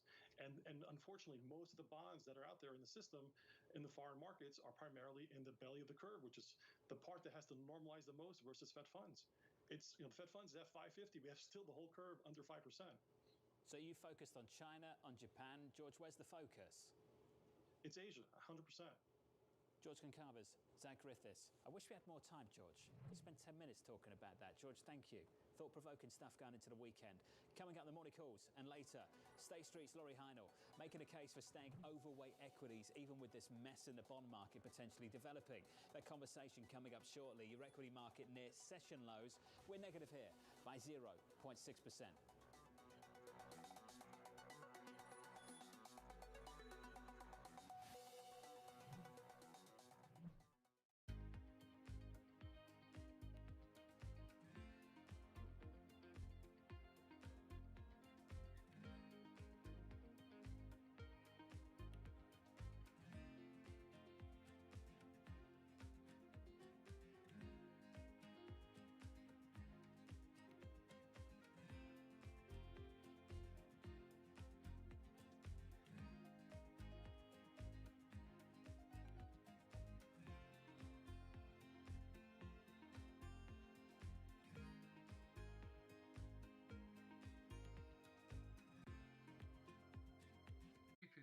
crucially important. And I think we've moved from this attitude from it's an indulgence, a waste of time, almost an illness that needs a cure.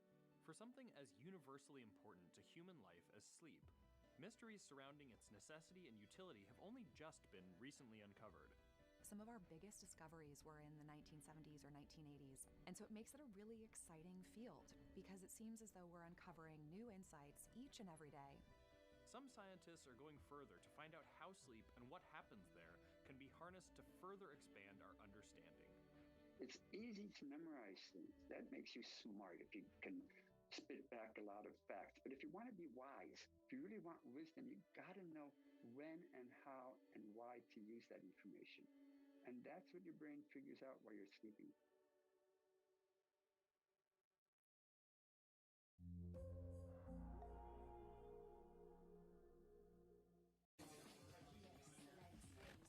Slice through the noise. Forget the noise, ignore the noise. Is this just going to be noise? Just noise. It's noise versus signal. Now, more to the point. What is the lesson or the observation?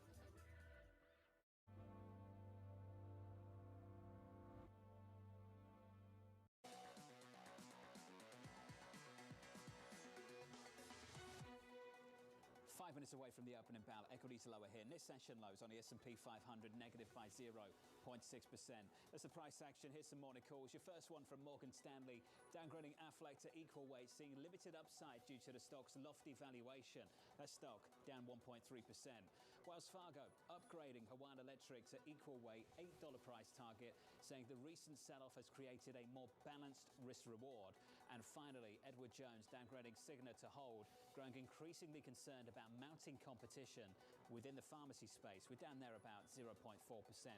Coming up, Americans keep on spending, but the country's biggest retailers doubt it'll last. We're wrapping up a busy week of retail earnings with State Street's Laurie Heinel. That conversation coming up next. Your opening bell just around the corner.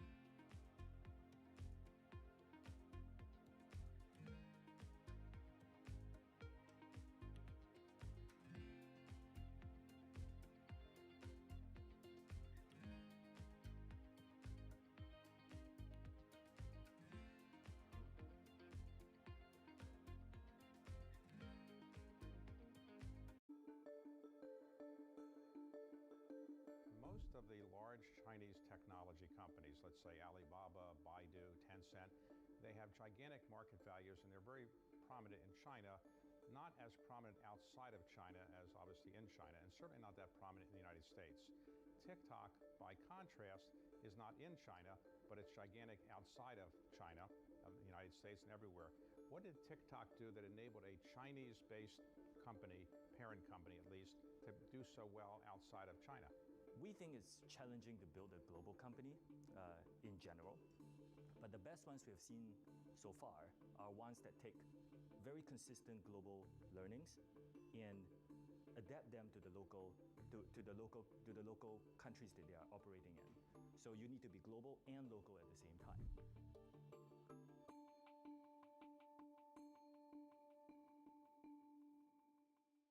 Bloomberg UK, your source for news and analysis covering the biggest challenges facing the UK government, economy, financial services and markets. Tax cuts should not be the priority. It's about a credible plan for growth over the next 2-3 years. In this post-Brexit world, how do you see actually servicing your clients? It was disruptive and it's going to have implications to how capital raising works. Now we're having the perfect storm in the UK. Watch Francine Lacqua Thursdays at 9:30 a.m. only on Bloomberg, your global business authority. In a multi-trillion-dollar industry, there's a lot of ground to cover. We indeed have a rally. We're talking a lot of dividends. We're talking income. We'll show you what's happening in ETFs like no one else. Bloomberg ETF IQ, Monday on Bloomberg.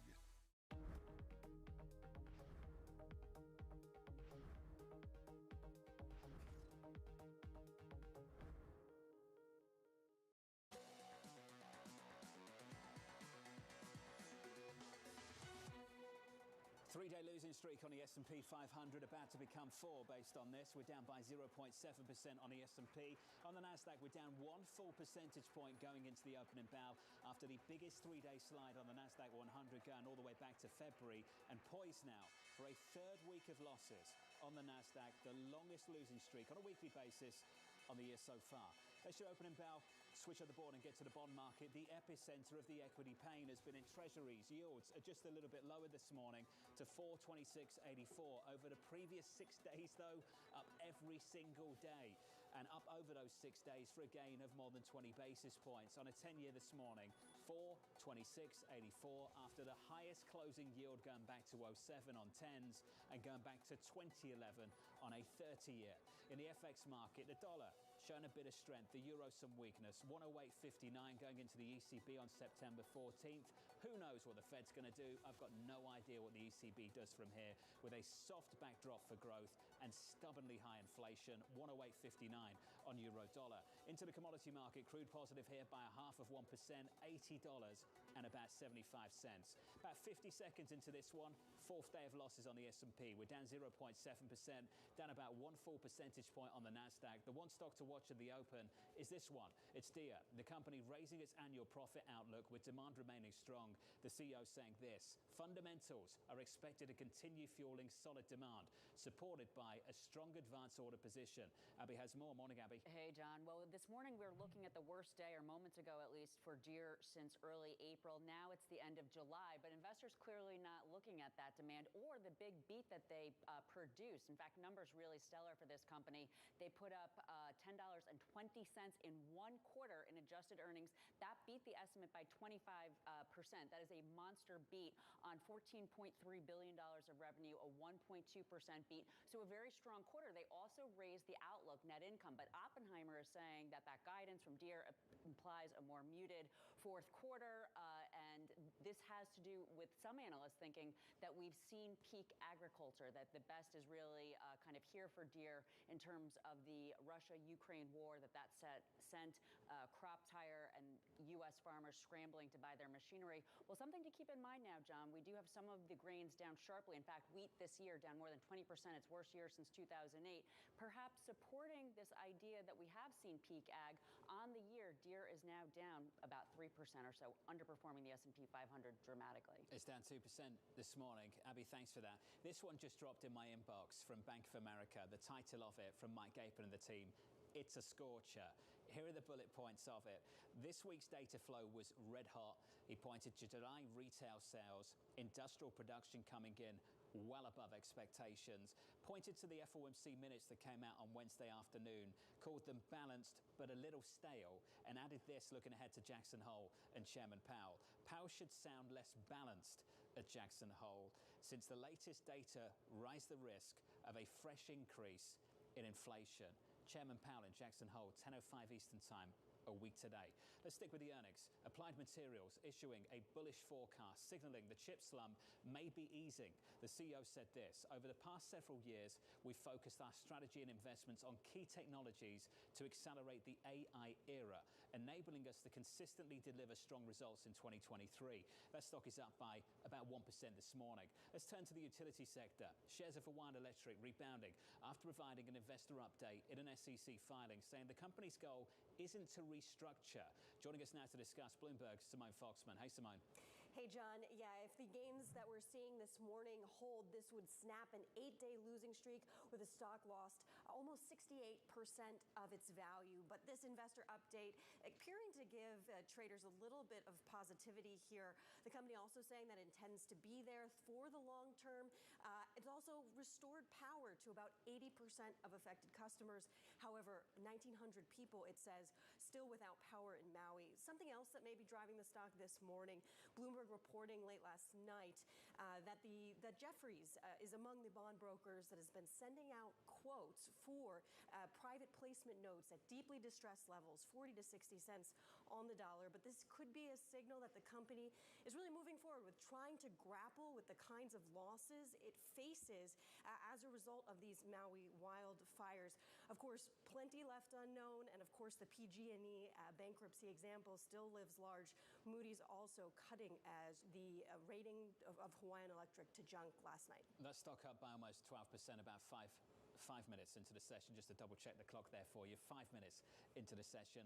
This move this morning following 8 straight days of heavy declines for the stock. Wells Fargo stepping in, saying they've seen enough, upgrading shares of Hawaiian Electric to equal weight and writing the following: with a depressed valuation, we think the risk reward is far more balanced in what is a highly volatile situation. We believe these are scenarios, albeit seemingly remote, where significant upside exists. That stock is up by 9.6%.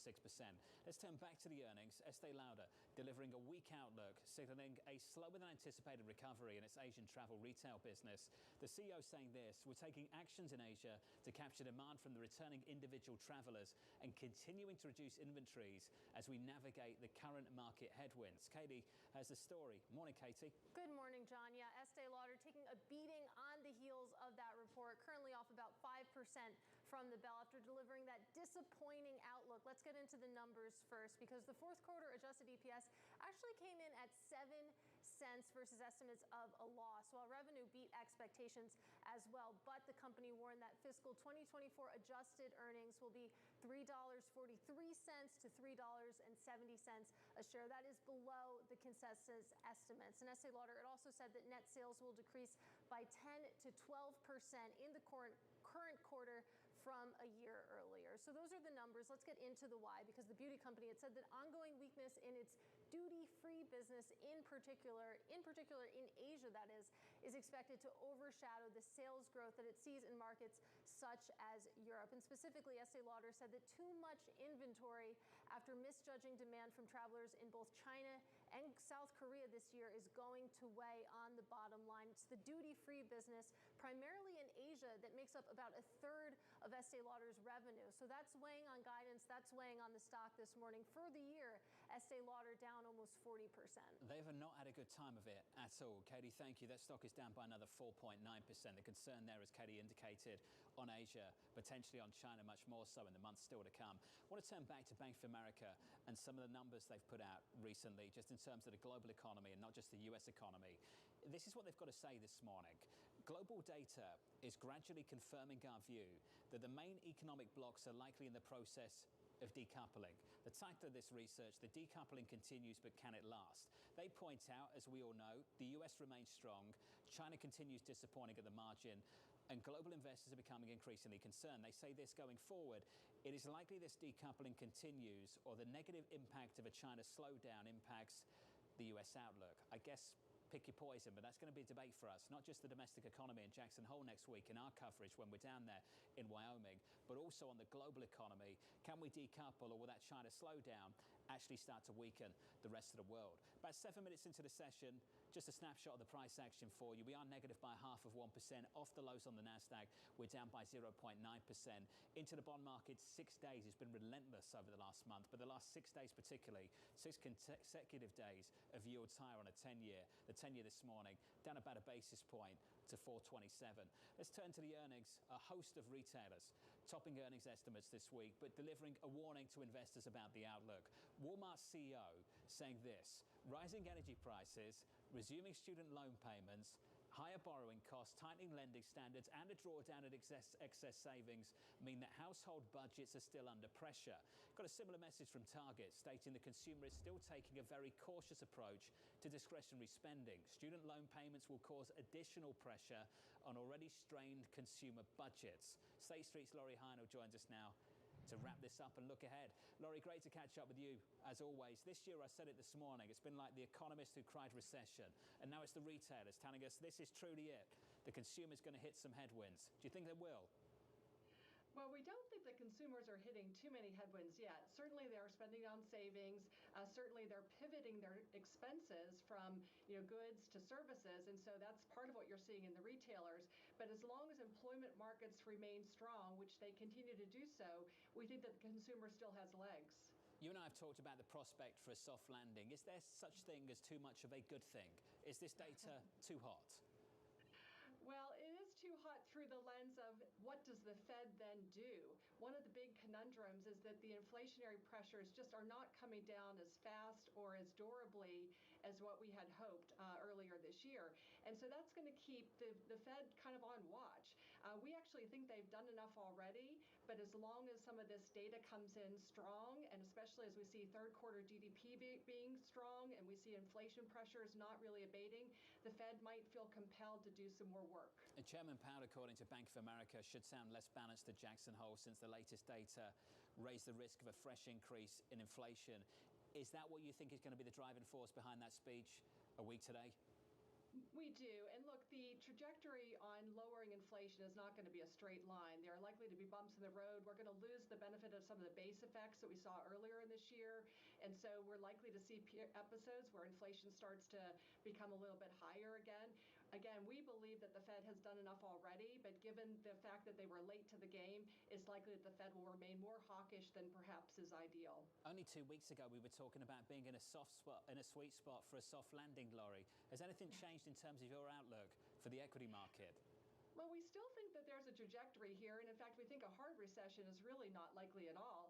And every month that we go by where the employment picture remains strong, inflation starts to look like it's starting to abate, central bankers maybe are getting to the end of their tightening cycle, that gives us confidence that we could actually see, if anything, a very minor type of recession in 2024, but even perhaps a soft landing. So we do still have hope, and we remain constructive on risk assets more generally, but certainly it's a very precarious world out there right now. You have retained one hedge, and it's gold, Laurie. Why is gold the hedge of choice for you? Well, look, gold is one of those few things that actually provides diversification against this backdrop. As we see, when equity markets are selling off, we're seeing bond markets sell off at the same time. And so you want something in the portfolio that's going to react very idiosyncratically to the rest of the portfolio. So gold is one of the few places where you can find that. Laurie, do you think that's the risk, that we get a repeat of last year for 60-40 investors, that your bond allocation and equity allocation can fall simultaneously, given what's developing? Well, we don't think we're going to have a repeat of last year, and in part that's because the starting point is a lot better. So if you think about bond yields with a 4 handle, that provides a lot of protection. You're getting some nice income there. If you look at adding credit to that, the credit spread has been pretty durable. So we don't think we see a repeat, but certainly we could be entering a period where you have very muted returns across the board. It's felt like it this week, that's for sure. Laurie, thank you. Laurie Heinel there of State Street on the latest. About 12 minutes into the session, just an update for you on the equity market. We are negative by 0.5% on the S&P, a fourth day of losses, potentially on the S&P. There's a lot still to play for the rest of today. On the NASDAQ, we're down by 0.9%. In the bond market, yields have been higher all week, every single day this week. We're backtracking just a touch by not even a basis point on a 10-year. 427 right now on a 10-year. In the FX market, some dollar strength out there for you. The euro now just about holding on to 108, 108.58, and negative 0.1% on that currency pair. Coming up on this program, the former president taking Fed Chair Jay Powell to task. I'm not a fan of Jay Powell. I would not reappoint him. I thought he was always late, whether it was good or bad, but he was always late. I was surprised he was reappointed. We'll catch up with AMH down in Washington up next.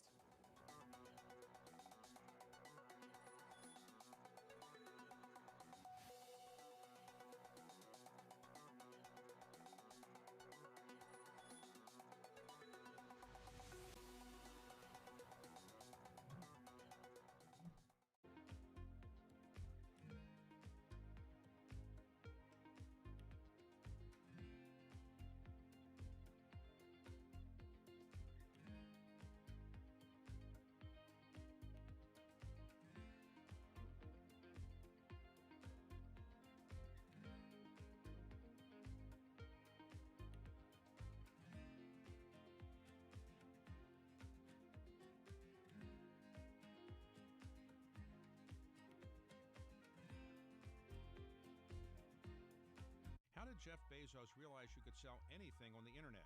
The web was growing at something like 2,300% a year. Anything growing that fast is going to be big.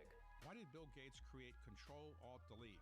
Kind of become the poster child of, hey, couldn't you have made this stuff a little simpler? And what inspired Diane von Furstenberg to create the wrap dress? The wrap dress created me. On the David Rubenstein Show, I uncover the untold stories of the world's most successful leaders, right here on Bloomberg. From the world of politics We're not going to be relying upon countries whose values we don't share. to the world of business. It's all about corporate power at the end. Balance of Power, live from Bloomberg's Washington headquarters. We couldn't be more excited what's in store for you. How long will it take? How many years? Why don't we take this one day at a time? Good luck. Everybody has a perspective. Every weekday at 5 p.m. Eastern Time. Join host Anne-Marie Hordern It's the one area, really, of bipartisanship. I think we're getting more of it. That's optimistic. and Joe Matthew. The debt ceiling is looming. How close are we going to get to the line before you start to worry? Alongside Kaylee Langs. The door was open for regulators to do more, and that puts the Fed between a rock and a hard place. As they deliver news This is such an important economic issue. He's no longer trying to run away from That really blew some minds. Insight. We can both invest in law enforcement and also make sure that communities feel safe in their own skin. And analysis. I think your audience will get this more than most. This is not the Republican Party that you know. It allows him to do what he did so successfully in 2020, which is run against crazy. From and about politics' biggest power players. This was the zombie case, and it's now more than well alive. That's for sure. With two more potentially to come. I'm willing to have this battle. It is vitally important. This is the intersection of Washington and Wall Street. Bringing people directly to the decision makers that impact your investments and your life. Balance of Power, every weekday at 5 p.m. Eastern, only on Bloomberg, your global business authority. Welcome to the world of decentralized finance. You can see the massive gains for the OG crypto coin. The breakout we have all perhaps long awaited finally realized. We'll see if it sticks. Bloomberg's covering all things crypto, the people, There's no question this industry is composed of some bad actors and some good actors. the transactions, Volumes have surpassed $24 billion per day. and the technology. Stop talking about the technology, start demonstrating the utility. Bloomberg Crypto, Tuesdays.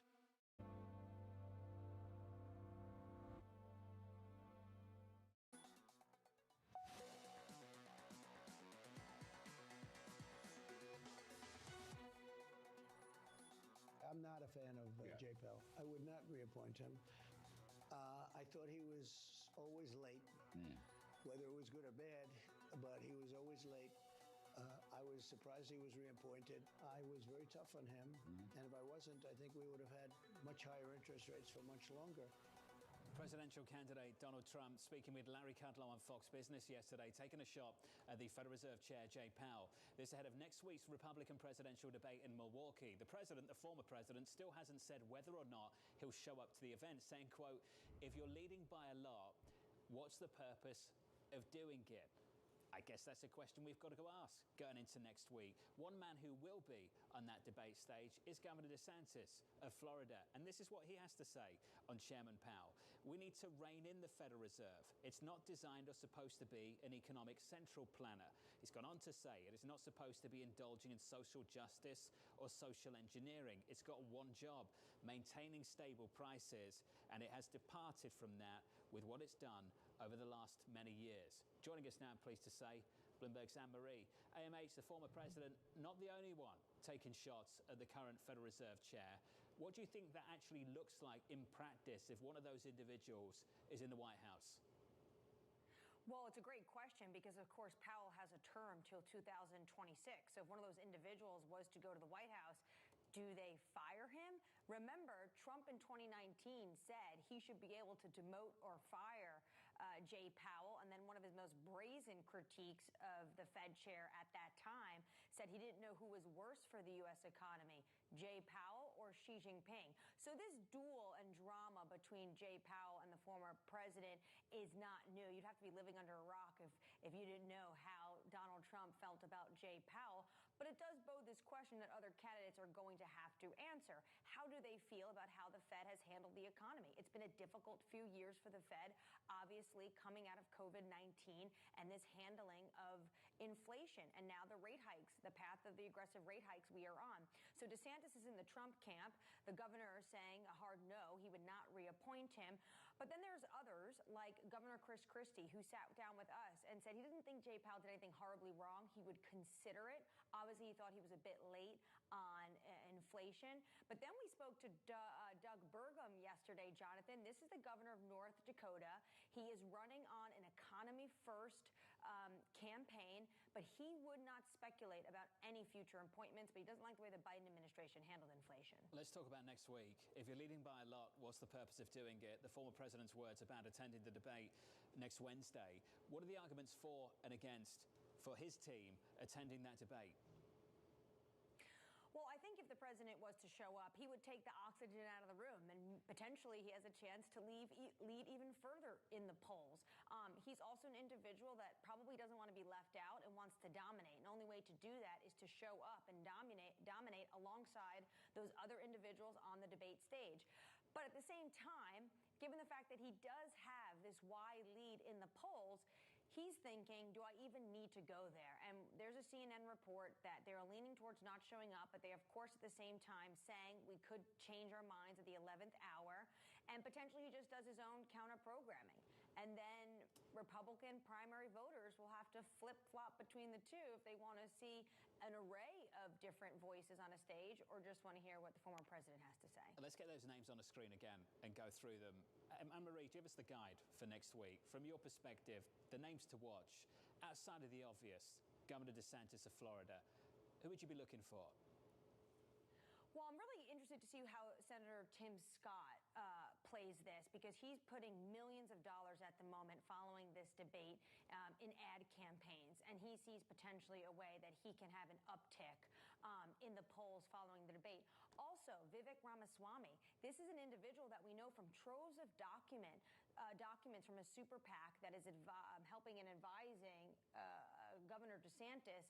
They're saying that he should hit Vivek very hard and defend Donald Trump. So it'll be interesting to see how Mr. Ramaswamy deals with that, especially as his numbers have really been rising in the polls. MH, thank you. An update down in Washington. It's good to have Anne-Marie back. Anne-Marie Hordern there in Washington, D.C., our chief Washington correspondent. About 21 minutes into the session, equities are negative here by 0.3% on the S&P. On the NASDAQ, we are lower by 0.7. Into the bond market, Treasury shaping up as follows, with yields lower by about 3 basis points on a 10-year, 4.24, and a 30-year here down by about 2 basis points to 4.37. With some sector price action, here's Abby. So we are off the lows for the S&P 500, to your point, John, down just 0.3%. Moments ago, we had actually more sectors higher than not, and we could actually, and we do actually right now in this moment too, as industrial flip-flops between very small gains and losses. Up top, though, consumer staples, a bit defensive, up just 0.4%. To the downside, though, communication services, one of those mega cap tech sectors, down 1.3%.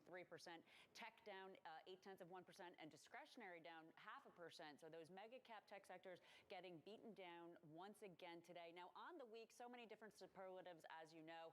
The worst 4 days since March, the worst week, I believe, since February. These are the worst sectors. All 11 sectors are lower. Discretionary up top. I think Tesla has a lot to do with that, down 4.2%. It'll be interesting to see if and when that stock, not if, when that stock gets a break. And then real estate, this is interesting because maybe in sympathy with China, or it could just be the fact that yields are higher and those dividends look worse, John. Abby, thanks for the update. What a week we've got coming up for you next week. Think about what's on the horizon, on the agenda, on the earnings front. NVIDIA, just explosive gains through the year so far in 2023.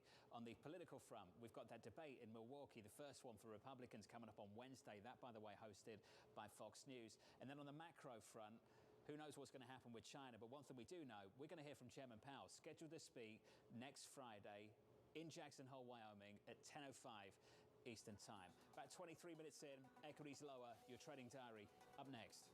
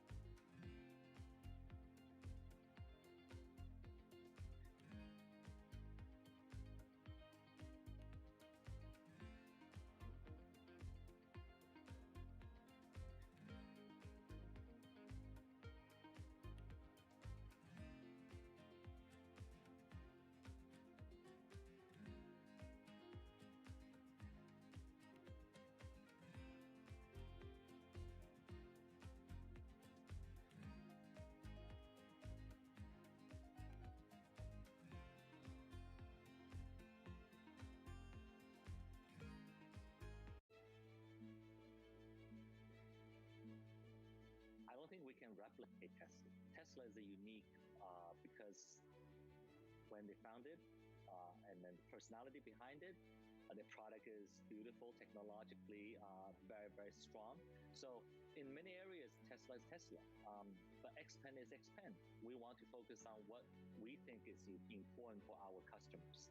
Our customer like beautifully designed vehicles, either it's large SUV or sports sedan. We believe we have a very, very appealing family look that our customers is really attracted to.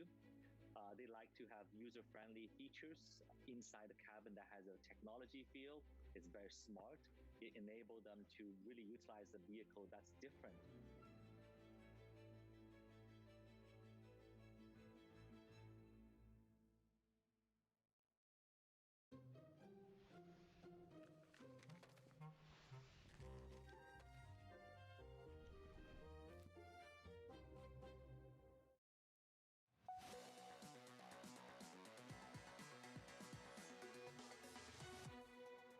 He has a range of choices. He can talk about short-term monetary prospects, he can talk about longer-term monetary prospects, or he can punt both and focus on some of the challenging economic issues facing the U.S. economy. But what he says is going to be critical in terms of what it does to the bond market. This hour, moments ago, Mohammed Al-Erian on the bond market, on Chairman Powell going into Jackson Hole next week. The price action trying to recover from 3 days of losses. Will it become 4? Let's see if this sticks. Let's get to the trading diary. The week ahead looks like this. President Biden heading to Hawaii on Monday to assess the damage in Maui. More retail earnings Tuesday with results from Macy's and Lowe's. Then the first Republican debate taking place on Wednesday in Milwaukee. The earnings event of the week. NVIDIA reports after the close later next week. Jackson Hole kicking off on Thursday with Chairman Powell speaking on Friday. From New York City, that does it for me. Thank you for choosing Bloomberg TV and good luck for the rest of the trading day and enjoy your weekend. This was the countdown to the open. This is Bloomberg.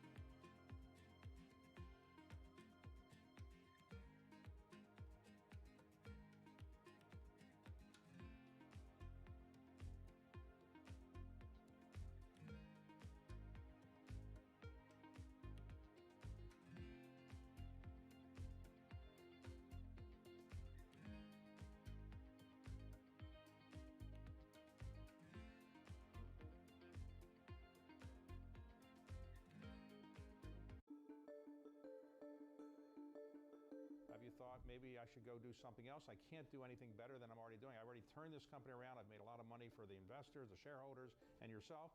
Are you happy doing this? You're going to do this for the foreseeable future? I'm going to do it for the foreseeable future. I love what I do, and the reality is we've accomplished a lot. As you described, we've made Blackstone a lot of money. We made our shareholders a lot of money. More importantly, we've grown the business, and we've been a huge engine of opportunity. If you think about all the jobs we've created around the world, all the communities we've made better places, all the ownership groups who we've helped grow their business, and having built a world-class culture, the opportunities we've created for upward mobility for people. And this business, I would still say, is like a coiled spring coming out of COVID particularly. So I feel like we just have more to do. My job's far from done.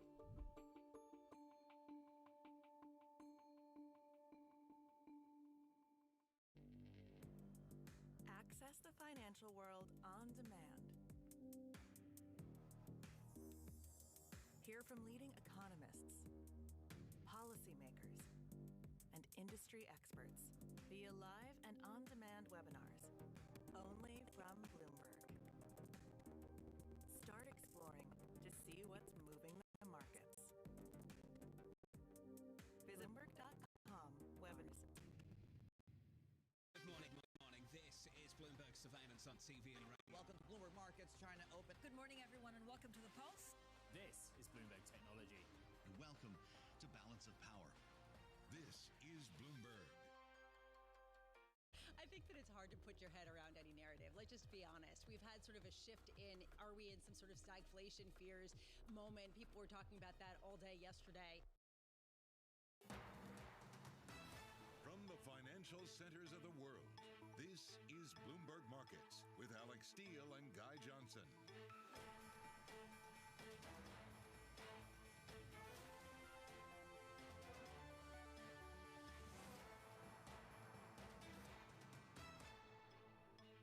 It is 30 minutes into the U.S. trading day, Friday, August 18th. Here are the top market stories that we're following for you at this hour. A 5% world. Bank of America warns that yields could return to pre-great financial crisis levels, and the combo of higher yields and a weakening yuan could shave 4% off from the S&P. And a bad week for tech. The NASDAQ 100 falls 3%, worst streak of weekly losses since December. We look ahead to NVIDIA out with earnings next week. And far-fetched is, well, far-fetched. Shares plummet after cutting its full-year outlook on weak U.S. luxury demand. China wobbles and execution risk. See, guys, I told you I stopped spending. From New York, I'm Alex Steele with my co-host in London, Guy Johnson. Welcome to Bloomberg Markets. And let's overlay one more thing here, and that's options expiration. You got a bunch of options expiring, which is going to lead to some volatility. Maybe you have to see some covering from the dealers, and that could exacerbate the moves as we head into the close also. Absolutely. What a week it has been. And next week is Jackson Hole, and we've got a whole load of other factors we need to throw in as well. NVIDIA's coming out next week. This week's been amazing, hasn't it? You take a look back and see what's happened, this incredible move that we've seen in the bond market. Alex, European equities have been absolutely battered this week on a similar path to what we've seen in the NASDAQ. There's been some significant pressure. The question is, how big is this adjustment going to be? How far through it are we? If we're in a 5% world, how long is it going to take to adjust to that? We've had many years of zero interest rates and QE and all of that stuff. That the fact that we're just talking about 5% really means we should eventually be talking about 6%? Like, I mean, I feel like just the fact that we start talking, it's like you got to look forward, and then we're looking at 6%, and how long it stays something like that?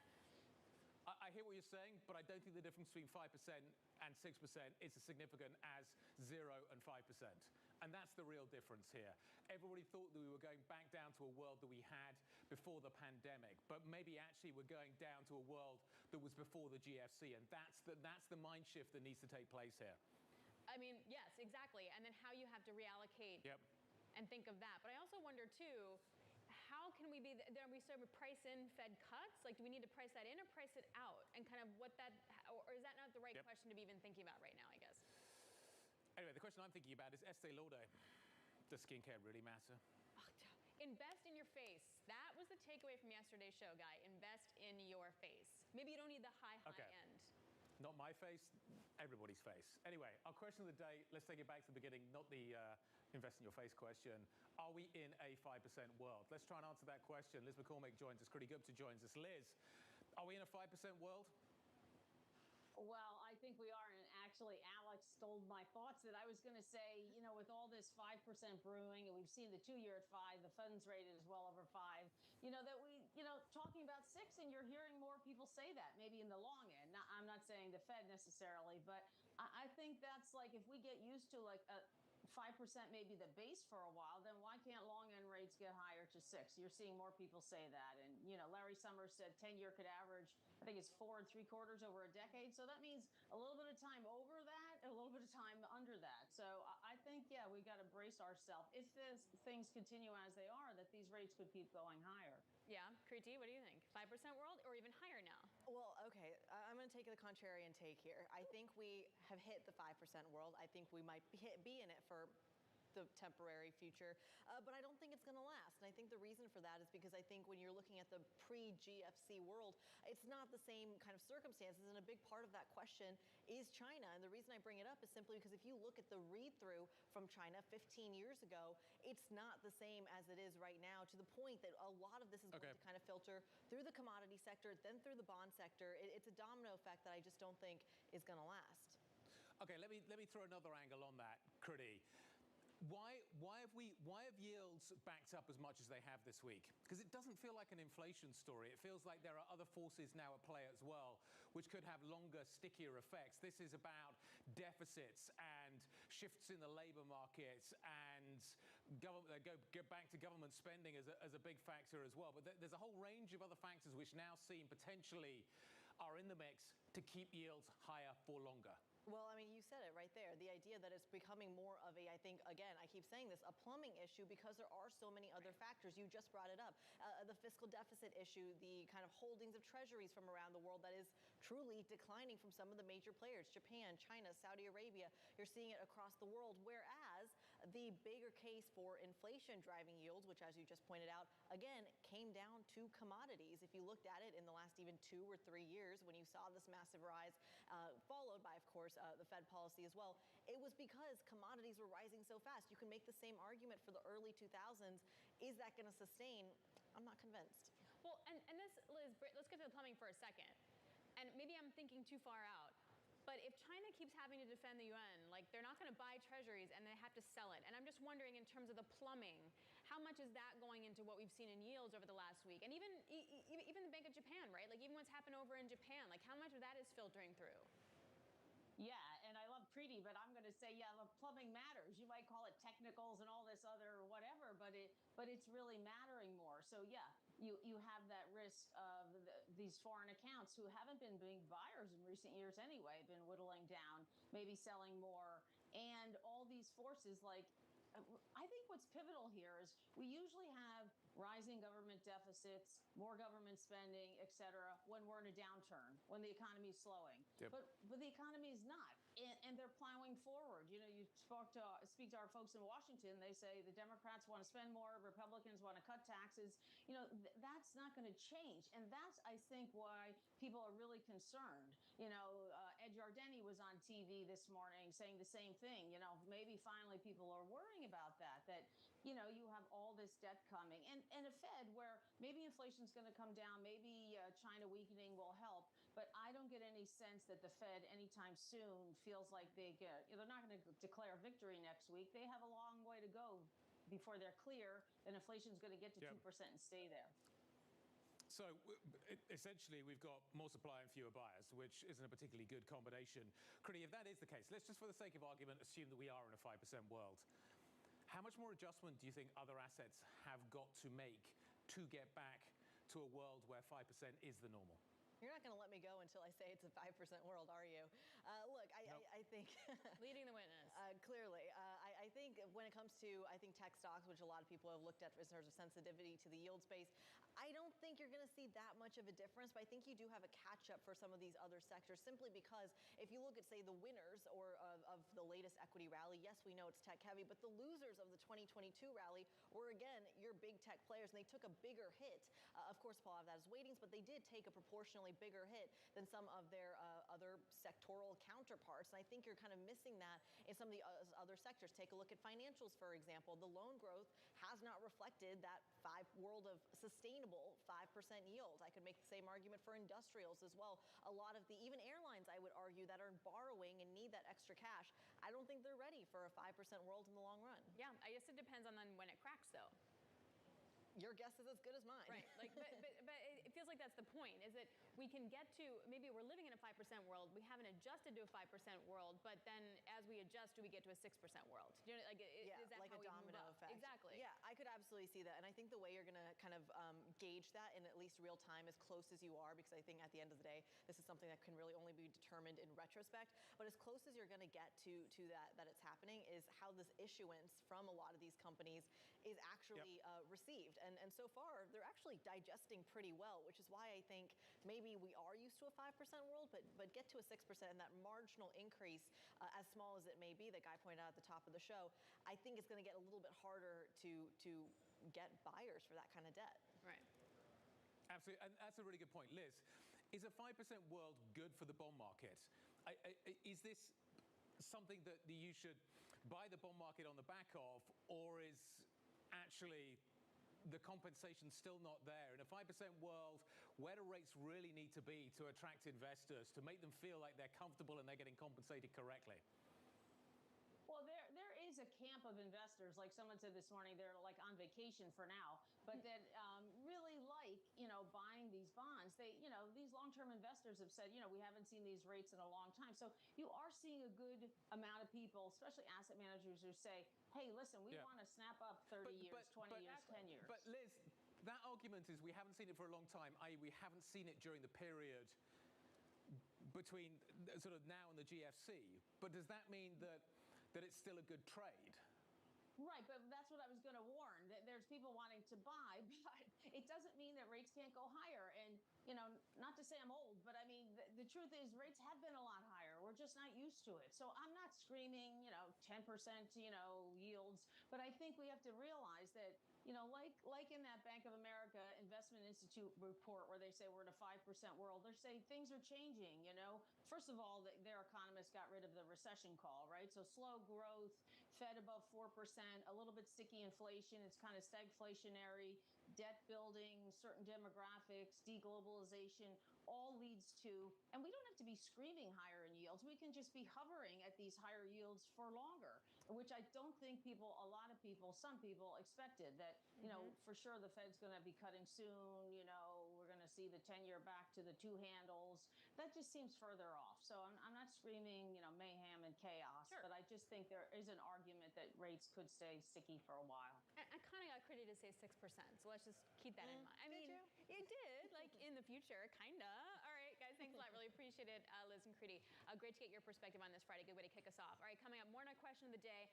Are we in a 5% world, and what do you do with that? We're going to break it down with Kim Forrest of Boca Capital Partners. She does like certain areas of tech. This is Bloomberg.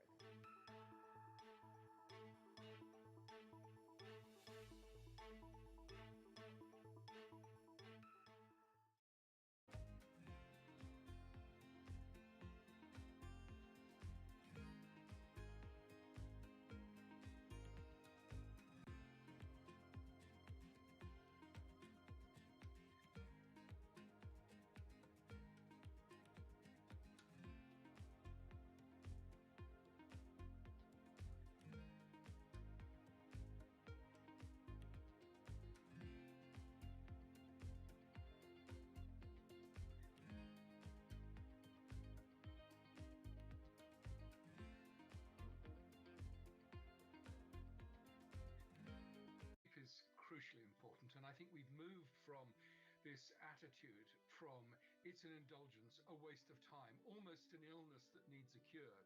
For something as universally important to human life as sleep, mysteries surrounding its necessity and utility have only just been recently uncovered.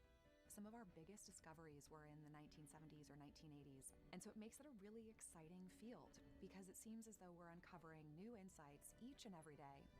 Some scientists are going further to find out how sleep and what happens there can be harnessed to further expand our understanding. It's easy to memorize things. That makes you smart if you can spit back a lot of facts. But if you want to be wise, if you really want wisdom, you got to know when and how and why to use that information. And that's what your brain figures out while you're sleeping.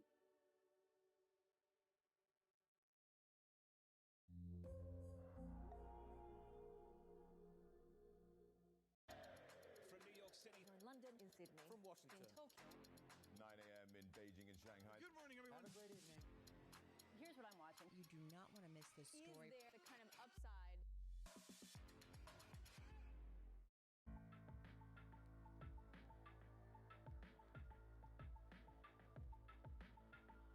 Bloomberg.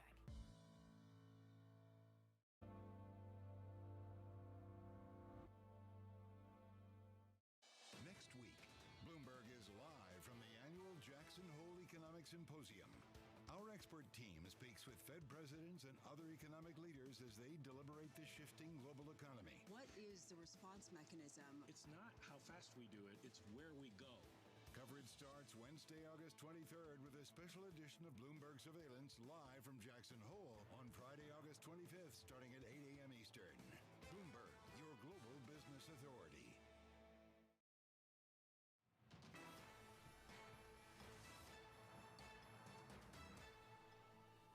All right, time now for our question of the day. Are we in a 5% world? And then What is the impact of that? Guy, I just want to point out here, I'm looking at the NASDAQ 100 down by 0.8%. A really bad week for the NASDAQ 100. And you also have things like Meta yesterday breaking below its 50-day. Apple was already below some of its moving averages, but now you have Meta rolling over as well. Now, Google holding up, but you just wonder what kind of follow-through selling we're going to wind up seeing. In theory, this should be really bad for long-duration assets. In theory, this should be really bad for tech. I think you need to differentiate tech, though, and think about kind of the smaller companies without the cash flow versus the big guys that have the cash flow, because these companies are hugely cash generative. Yeah. And you would have thought that companies that could generate cash at this point, that cash is worth more because you're discounting it to 5%, aren't you? Yeah, well, but also maybe you just already have priced in the good stuff. Like you just run too far too fast. So look at Deere, for example. Yep. Like you just kind of peaked out on that. So Kim Forrest, Boca Capital Partners founder and CIO, joins us now. Kim, you like tech. Where in tech do you like? And should there be a correlation with the long-term yields? Well, there's always a correlation with long-term yields, but it's over what time period. I hate to go all full nerd on you right from this beginning of this segment, but you know, the last couple of days, the bond market has overreacted, right? Like it moved unbelievably high, unbelievably fast, given the good news about the growth in the U.S. economy. So everybody's spun up about, oh my God, the Fed's going to, have to increase rates. And so the whole bond complex moved up. Now, the stocks are overreacting as well, because do we really believe that this is the world we're going to live in? I don't think so. I think we're going to settle to somewhere under 4%, which would then make the prior world of a month ago look pretty good with some of the tech stocks. So I would not throw things out. This is just generally what happens in August, where there's not a whole lot of people on the bond desk or on the stock desk. So the markets overreact at this time. So that's where we are. Okay, Kim, for the sake of argument, say we are in a 5% world. Say the risk is that we're potentially in a 6% world. Right. How different does that narrative look? It's a grossly different narrative, because then I believe that the Fed is trying to really stop the economy and throw it in reverse. So let's say we're going along at 40 miles an hour, because the economy's good, but it isn't great, right? So that's 40 miles an hour. Yeah. But then we have 6% 10-year. That would be okay. Sorry, so Kim. Why are you assuming that this is the? Why are you assuming that this is the Fed? So what seems to have happened this week, certainly judging by the people that I've been speaking to, is that actually this isn't about inflation. This isn't about what the Fed's ultimately going to do. This is about the Bank of Japan not wanting to be a big buyer of treasuries, potentially China being a seller of treasuries. This is about big deficits and government needing to spend. And all of those factors basically mean that the bond market has fewer buyers and a lot more supply that it's got to deal with. And that's the adjustment that we're seeing right now. This isn't about the Fed. This isn't about inflation. This is a longer-term narrative that's beginning to develop. Right. Well, I think I've always been a proponent that the U.S., the EU, and probably somewhat Japan, but it's a relatively small nation. They are maybe the marginal buyer of our debt. But certainly China, we all have to have proportional interest rates. And that is what was happening last year, is the U.S. was the leader in ramping up the interest rates, and it left the EU and certainly China behind. China has its own issues, but it is a big buyer of bonds, so we have to pay attention to that, and that's why I don't think we get to 6%. Sorry. Okay. If we don't get to 6%, no need to be sorry. It's totally fine. You can have that opinion. If we get to sub 4, like you're saying, what are you buying right now? What am I buying? I'm looking at the crazy stuff, which I think will give the other host an eye roll. I like always has eye rolls. It's fine. And I like consumer discretionary. Oh my. There's a couple of places that I do like, and I think, again, if you're holding this for 3 to 5 years, tech is an especially good area to go hunting right now. Discretionaries. There's a great story on the Bloomberg terminal at the moment about what's happening at the University of Alabama, which I think is amazing. And If you think the discretionary is toast, then read that story on your Bloomberg.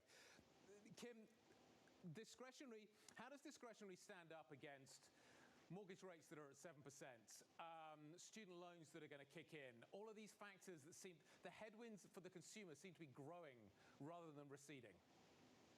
Sure. Well, the consumer isn't one big blob, right? There are different segments of the consumer, and we tend to like companies that focus on the higher, we'll say, quartile of the socioeconomic scale. So if you look there, these are people that probably have the bandwidth to, if they want a new house, they can buy a new house, but they probably are well settled in the house, so that's not an argument. And their student loans, these are high earners. You know, again, they will have some issue because of student loans, but it's not going to be, do I buy that sweater or do I pay my mortgage? That's not the group we're going after. Kim, I would never roll my eyes. Never in a million years. Not when certainly talking to you. With Alex, oh yeah, definitely. All the time. Without a shadow of a doubt. With you, never. Far too polite. Far too polite. And I think what you've got to say is really interesting. I think the whole story around whether or not bonds stick at 5 or 6, I think is still very much questionable. Kim Forrest, enjoy your weekend. Boca Capital Partners founder and CIO. Alex, I would definitely roll my eyes at. I mean, how many times have you done it this morning? On a pretty regular basis. Okay. Let's talk about what's happening at Palo Alto Networks. Investors wondering why the company's reporting results on a Friday afternoon and whether they should be worried. We're going to find out pretty soon. Caroline Hyde's going to join us. This is Bloomberg.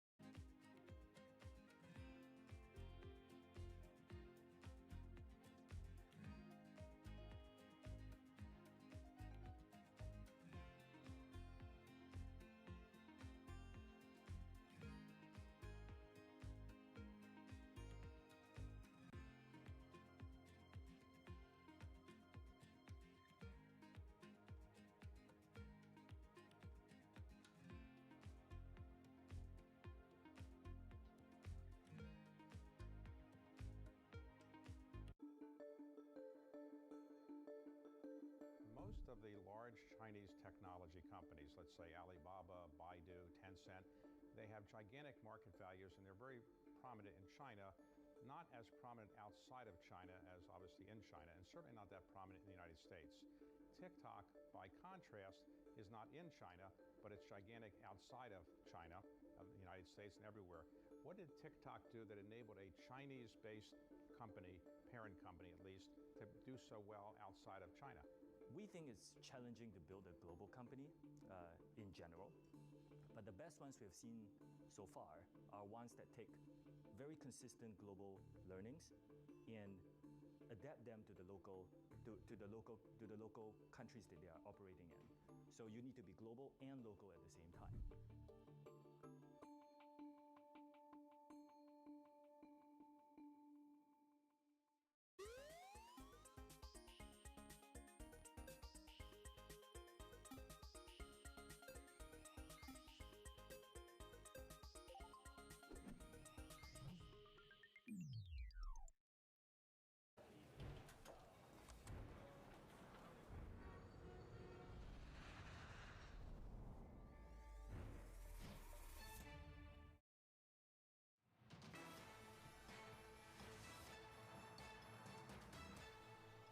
It is 22 past 7 on the West Coast. We want to get to the startup where we cover the top tech stories from the Bay Area and beyond as Silicon Valley starts its morning. Joining us now, Bloomberg Technology co-host Caroline Hyde. Now, Caroline, usually like on Friday afternoon, you wouldn't expect some tech earnings to come out, right? But Palo Alto is. What's up with that? What's up with that is the pressure that you're seeing on the stock since they announced it back on August the 2nd. The stock has tanked about 20% because everyone's worried that they're going to announce something that the market doesn't like in terms of forward-looking guidance. They give us a full-year view for their full year 2024. We get the encapsulation of what 2023 has looked like. And when you're doing that on Friday, when the market then closes for a couple of days, when you're used to giving us earnings on a Monday or a Tuesday, everyone's like, what is up with that? Wedbush is saying everyone's preparing for the worst. And look, this is a company that's likely to give us about 18% growth, but that is not what we're used to. And certainly when a competitor like Fortinet then on August the 3rd came out with earnings that the market didn't like either, it's just been down, down, down. I think this is going to be a big PR headache if what the PRs have told us so far is that it's just a logistical issue. If it turns out to be something else, Guy. Has the market now priced in enough bad news? So I'm kind of... The market will then go, okay, there's going to be bad news, we'll price that in. Have we already done that? i.e., is the actual option here to the upside rather than the downside? Well, certainly the price targets are to the upside by about 20%, and you're also seeing 40 buys on the stock and not a single sell. However, a lot of analysts are saying they're all the inbound calls, or whether this has already been priced in with that 20% sell-off. What's happening at Palo Alto Networks is they have been a beneficiary of certain clients in this macro environment saying, I want to consolidate my security provider, therefore I will buy for everything from one-stop shop. That's now curtailing, and when you've got the likes of Microsoft coming out with new opportunities, the competition is rife, and people are having to think about how long people want to sign up to new contracts for. That seems to have been an issue at Fortinet, so we'll have to see how they weather this macro environment. Talk about macro environment for a second. We may get an ARM IPO listing next week, and Instacart potentially also in the wings, right? So are these idiosyncratic things, or is the market kind of opening again, which is striking considering the sell-off that we've seen? Totally wild time, given that we've seen for the first back-to-back losses in the NASDAQ, I think it's in the, well, NASDAQ 100 for the entire year, and suddenly we start to get this drip feed.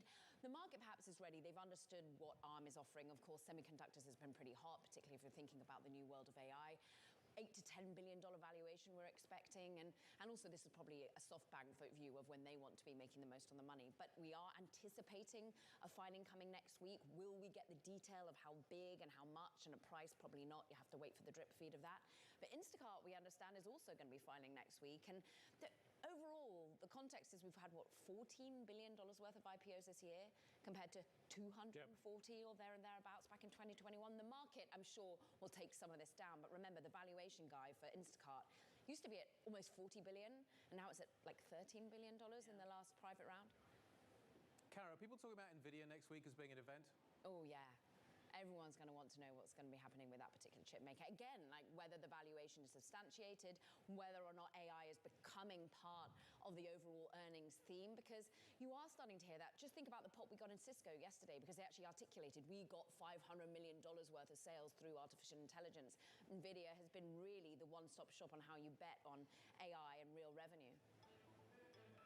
Caroline, looking forward to the show. You've got a busy week next week. It's going to be great. Caroline Hyde, you can catch Caroline on Bloomberg Technology. It's in around 90 minutes' time. Coming up, investors say far-fetched is, well, far-fetched. This is Bloomberg.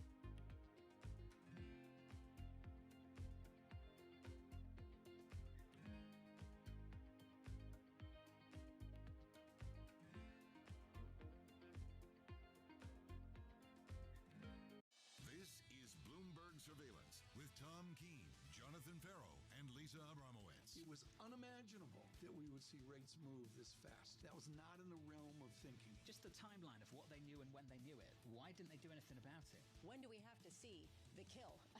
It's for the Fed to respond to it, and this is really the tension. Be informed. You cannot be overly data dependent. You've got to have a view of where you're going. Be prepared. I think the earnings season might actually be the positive surprise that people are not expecting. Be ahead of the game. Certainly the beginning of something we need to keep an eye on. And that, I think, is really going to be an interesting takeaway from this moment. You go all birds on us and you say, turn, turn, turn. Is that what we're doing right now? Yeah, big question coming into this year for us was, when is that turn going to be? What a fantastic conversation. The news you need. The president's calling on manufacturers to make more in America. It is working, and it's reflected in these jobs numbers. The analysis analysis you trust. How do you take this anecdotal data and say, really, just focus on the now, because that is going to tell you where we're going? What is the measurement of uncertainty that we have in studying the American economy? Milton Friedman had said there are long and variable lags in the impact of monetary policy. But man, it's a long slog. The best way to start your day. People are tuning into this program on a daily basis. Oh, come on, it makes for good TV. Let's move on. Bloomberg Surveillance, weekdays from 6 to 9 a.m. Eastern.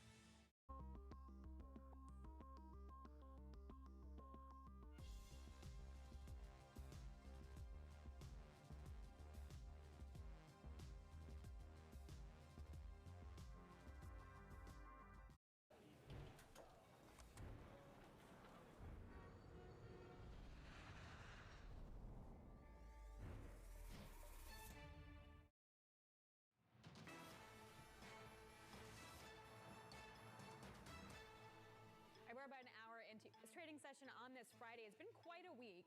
Yields taking a break, but the sell-off continues. We also have options expiring as well. Abigail's tracking all these moves for us. Abby? Yeah, the declines continue here, Alex. We now have the S&P 500 and the NASDAQ 100 near session lows, down a fourth day in a row, the worst 4 days, I believe, since the beginning of March. On the week, some real weakness, too, not surprisingly. We'll be taking a look at that in a moment. But to Alex's point, take a look at this. We have yields down, that 10-year yield down 4 basis points now at a 423. That should be providing relief for investors, although on the other hand, it's true risk off. You have bonds rallying and stocks down, crude oil down a little bit, so that's risk off. Also, that is a risk asset. Investors not buying it up. But I will say it is back above, staying above WTI crude, above $80 per barrel. So a bit of a risk off tone today. To Alex's point, it's really what we've been seeing all week. This is the week that has been, and as you can see, down 2.64% right now, near session lows on the week. And this is the worst week since either the end of February or the beginning of March. Another way of saying that is in many, many months. So we've had this big rally this year, but over the last couple of weeks, not so much. Well, what is one of the drivers beyond yields higher? Well, it's what we've been talking about for many weeks as well, and that is, of course, the dollar. Now, this is some chart. Take a look at this roller coaster ride for the dollar. What I would say, though, is we are breaking this downtrend here on this big move higher on the year, down 0.5%. But over the last, I think, 3 to 4 weeks, Alex, 4 weeks, up 3 to 4%. That's a huge move for the dollar to make in such a short period of time. No wonder risk assets are getting a bit roiled. All right, great stuff. Abigail, thanks a lot. Really appreciate that. Challenging results also for some consumer retail stocks today. You got shares of beauty company Estee Lauder and online luxury retailer Farfetch are tumbling. So let me just, explain Farfetch for everybody here. It's basically a luxury online retailer. They're also buying Richemont's stake in Yoox Net-a-Porter, which is exactly what it sounds. A lot of sales on luxury stuff. I want to bring in Bloomberg TV reporter Simone Foxman. They're similar and they're different. There's some execution issues with Farfetch for sure, but what did we learn? What's the macro read from these two guys today? Both flagging weakness in the U.S. consumer and a very slow Asian consumer to come back. And that really playing into both of what we're seeing. Both of them cutting annual outlook. Estee Lauder has been cutting for a long time. Farfetch had a much better earnings last quarter. And part of this may be not just the execution risk, but also that, there were high expectations. Seeing this luxury as a port in the storm. We knew about Estee Lauder's problems. We knew that it was struggling to adapt to an Asian consumer that's a much larger part of its business. So perhaps that's a little bit more baked in than what's happening with Farfetch. Can you just talk to me about the execution issues? What are they? You listen to the European luxury companies, they talk about a slowdown in the US, but it's not that dramatic. Yeah, I think these are, frankly, the slowdown that both of these companies were talking about seems much larger and frankly mirrors some of what we've heard from the likes of all the retailers in the United States, whether it's Target, whether it's Walmart, talking about how the aspirational consumer, particularly that, middle class or lower middle class that has been trying to spend more and has been spending more throughout the pandemic, really seeming to be struggling, and that is a key consumer for both of these brands. Estee Lauder's execution risk, though, really dealing with Asia. Asia is now about a third of its Asia travel retail is about a third of its business, and it just has not been adjusting to that problem so well, and we're continuing to see that this quarter for sure. Okay, I just also want to point out that then there's a story. Second red story on the Bloomberg right now. Students are spending 20 grand on Rolex and Cartier for Bama Rush. So this is basically, colleges are back. There's Rush, which is you're trying to get into a sorority. And it's gotten really competitive in certain schools. Parents are hiring consultants to get their daughters in, for example, which I've read as well. And this is basically a banker went on TikTok, looked at these videos, Guy, and then priced out what people were wearing. And you could pay as much as $20,000. Now, who knows where they bought these things or if they're going to return it after, but that to me does not say a slowing consumer. These children are dressed very differently than I was at university, which basically involved rugby top, sports top, and a pair of DMs, which I pretty much have for the entire university experience. This is crazy. I don't understand the sorority thing. That's something that we don't have over here in the same way by any stretch of the imagination. The numbers are unbelievable, but I guess if you believe that this is important, maybe you do. I honestly, I don't understand the sorority thing. I'm glad you explained what Farfetch was because I'd never heard of it. So yeah, I'm not sure that I'm the right person to be talking about any of this. No, you're not. But I'll explain one more time. Like we can throw shade at the 20 grand that you're spending on your outfits for sororities, but this goes back to the Farfetch story. Did you buy it on Farfetch or Ukes, or did you buy it at a Porte? Like, are you buying it at the discount on the retail level? Are you renting it? Or are you buying it from Real? We talked to the CEO, to the president earlier this week. Or are you going to resell it? So it's like it's not as easy as the headline. You've really thought about this, haven't you? You've really thought about this. Okay. Am I more excited talking about this or Contango? If you could combine the two, I think it would be amazing. But yeah, the whole rental thing, that's amazing to me, that basically you could rent it. I get the discount stuff, but you can buy some of this stuff on discount. But in theory, I would have thought whoever's pricing this would take that into account. That would say, I'm getting too logical about this, that you can buy this stuff on discount. The rental thing, maybe that's possible. But again, this is insane. And the competitive nature of US universities, we've seen huge court cases around all of this in terms of getting kids into the right schools. But now getting into the right sorority, and you have to have all this gear to get amazing. Amazing. Who says there's not excess still in the world? Because if that's not an example of excess still in the system, I don't know what is. Yes. Simone wants in, but then Kate's telling us we have to go. So I think we have to go. Okay, just quickly, you know, but maybe these Bama students are not the aspirational consumer. Maybe their parents are paying for it. Oh gosh, I hope so. Oh yeah. I mean, if I'm 18 and can get a 20,000 Cartier, like rock on. I think Contango would be a great name for a luxury brand. I'm sure somebody out there needs to name a brand Contango. Alex Steele, this is a whole new career, potentially. This is your label, Contango. Anyway, by Simone, Steele. Great stuff. Thank you. You guys together, you should do it. There you go. Oh, I'd buy it. It'll be amazing. I'll be your fashion advisor. What have we got coming up next? Believe you me, that would be a bad idea. Coming up next, we're going to talk about, this is a subject I'm much more comfortable with, large trucks. Gas-powered large trucks. Gas as in the gas-powered large trucks. We're going to talk about it next. This is Bloomberg.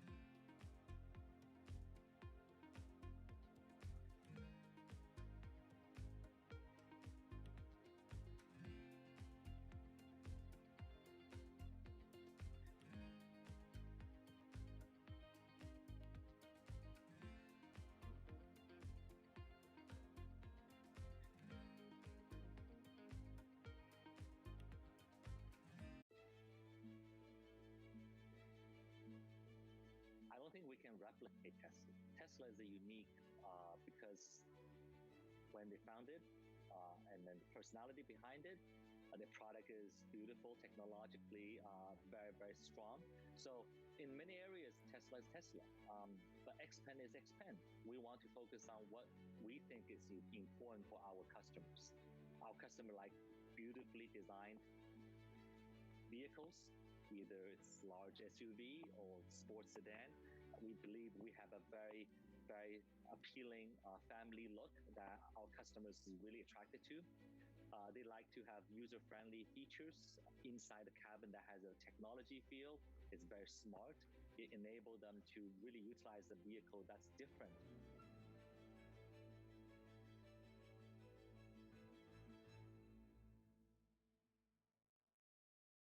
the next episode of The Circuit. It's still almost shocking how new you still are to this sort of being famous thing. When I do, go out and people are like crying, that's when sometimes I'm, whoa, why? There's no rule book for it. Watch The Circuit with Emily Chang Thursdays, 10 p.m. Eastern on Bloomberg Television or 8 p.m. Eastern on Bloomberg.com or the Bloomberg app on connected TVs.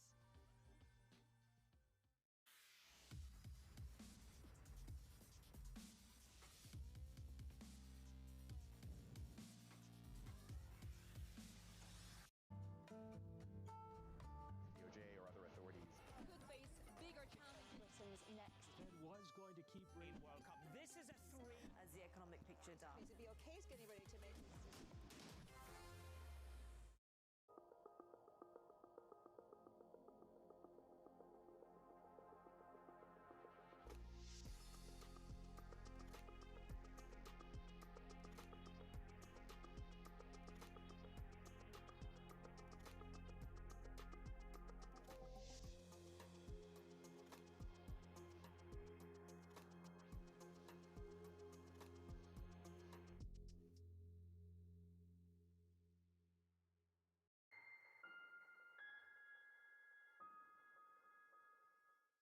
On the ETF World, 1 p.m. New York time, 6 p.m. in London. This is Bloomberg.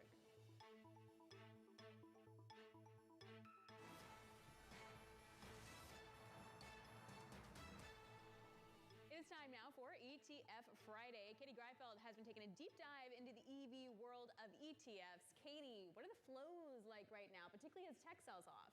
Well, as always, there is an ETF for that. So right now we're looking at DRIV. This is the Global X Autonomous and Electric Vehicles ETF. It's the largest EV-related ETF. And I wanted to look at performance because it's been pretty interesting. It's still up 19% on a year-to-date basis. But you look at the left-hand side of that chart, you can see it's pretty much a straight line down 14% in the month of August alone. So definitely some of the euphoria has cooled. Let's zoom out though. Let's look at the 5-year chart because we had started to see some of that enthusiasm come back since the end of 2022. Of course, that has fizzled now. And of course, we are far away from the halcyon days of 2021, but still up over 63% on a 5-year basis. That is outperforming the S&P 500, but a bit below the NASDAQ 100, some of your big tech names. Let's look at the holdings of this fund because I think it's really interesting. It's an EV fund, but as you can see, we have a lot of just tech stocks in there. We have a lot of the chip makers, and of course,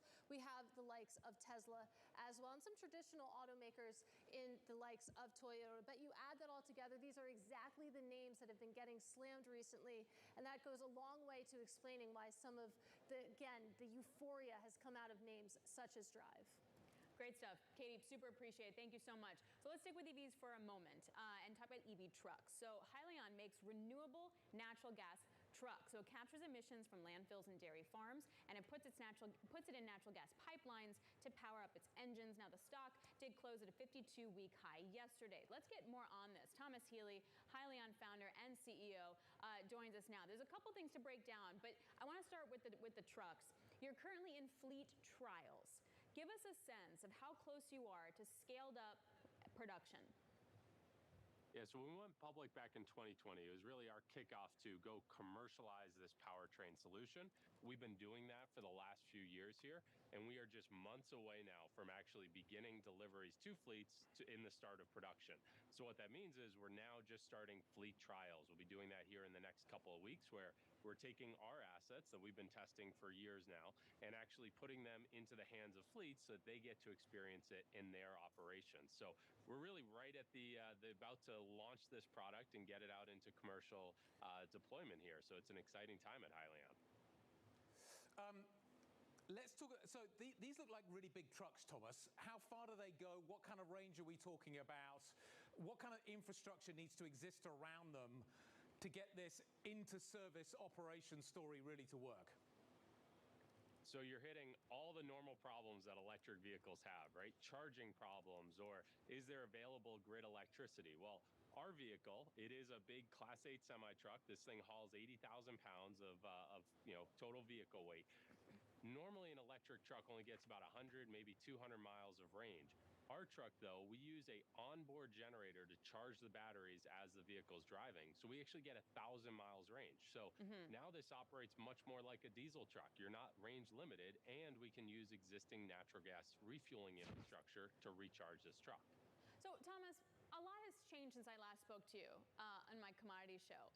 Many things, in that there's been a lot more money pumped in for the green transition. There's also been an anti-woke, anti-green pushback, and there's also been a Federal Reserve raising rates by 500 basis points. And I'm curious as to how all of that affects the interest. Do what your customers want change frequently now? It has, right? It's evolved. I think a couple of years ago, fleets were talking about anything electric they were going to adopt.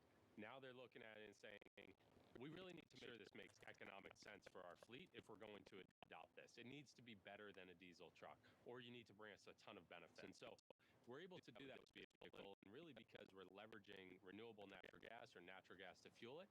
That's a really cheap fuel. It's about $1 to $1.50 a gallon. So we can give them that economic benefit. But what we've also seen happen in the trucking industry is just overall prices have gone up.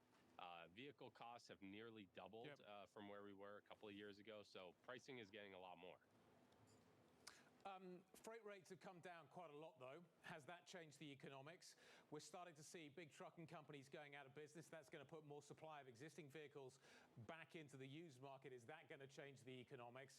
Just talk to me about as the trucking industry evolves post-pandemic, what the supply-demand story looks like. Are people still buying new trucks right now? Do they want new trucks right now? So there still is actually, surprisingly, a supply shortage of new trucks.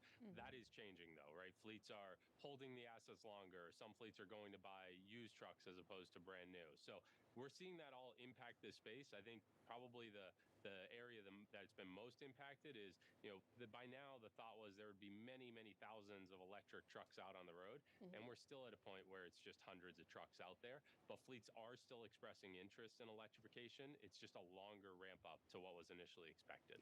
How much do you think that is to do with the demand or the supply? I mean, with rates where they are, you might still want them, but having to finance to buy them is a whole different story. How is that affecting the demand base? Yeah, that is impacting it because fleets are basically saying we're not going to take the increased cost burden onto our balance sheet. We need the end customer to take it on.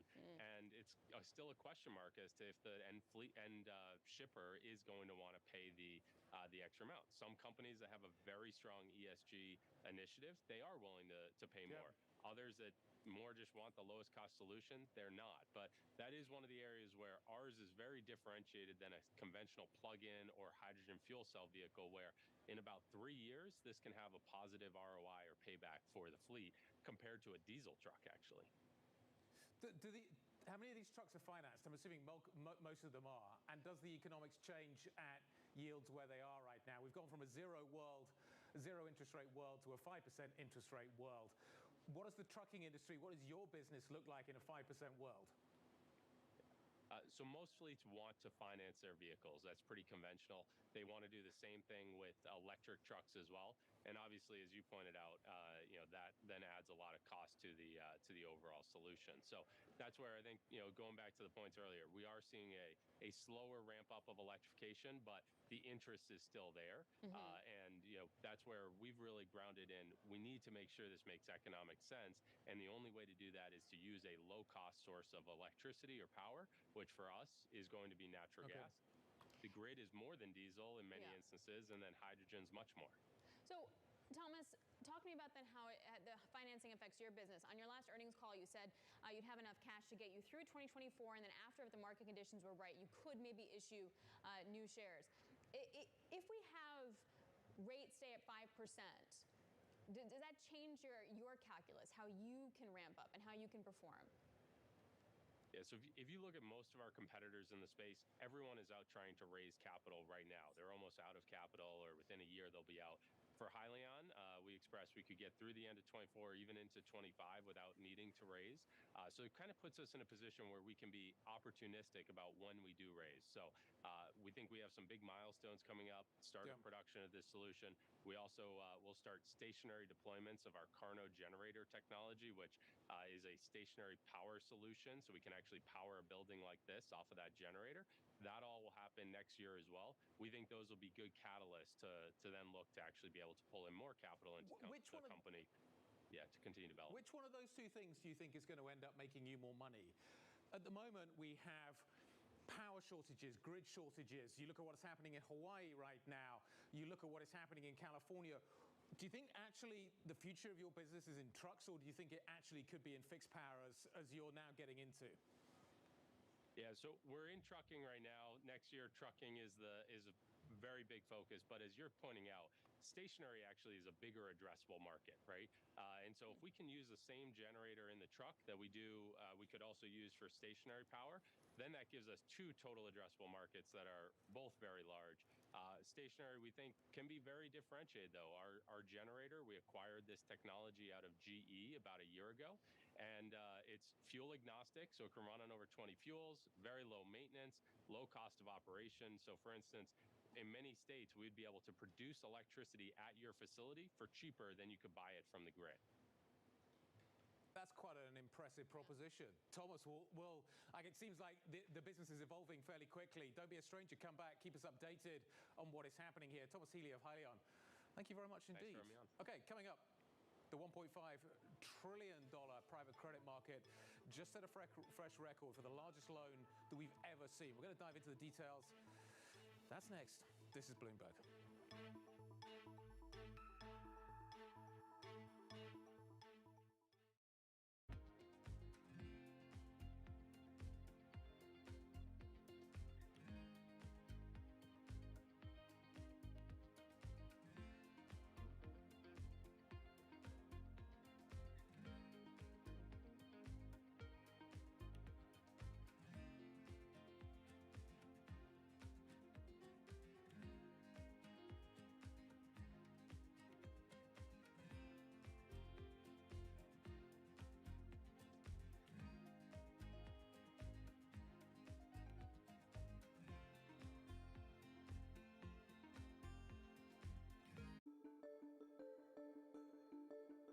Have you thought maybe I should go do something else? I can't do anything better than I'm already doing. I already turned this company around. I've made a lot of money for the investors, the shareholders, and yourself.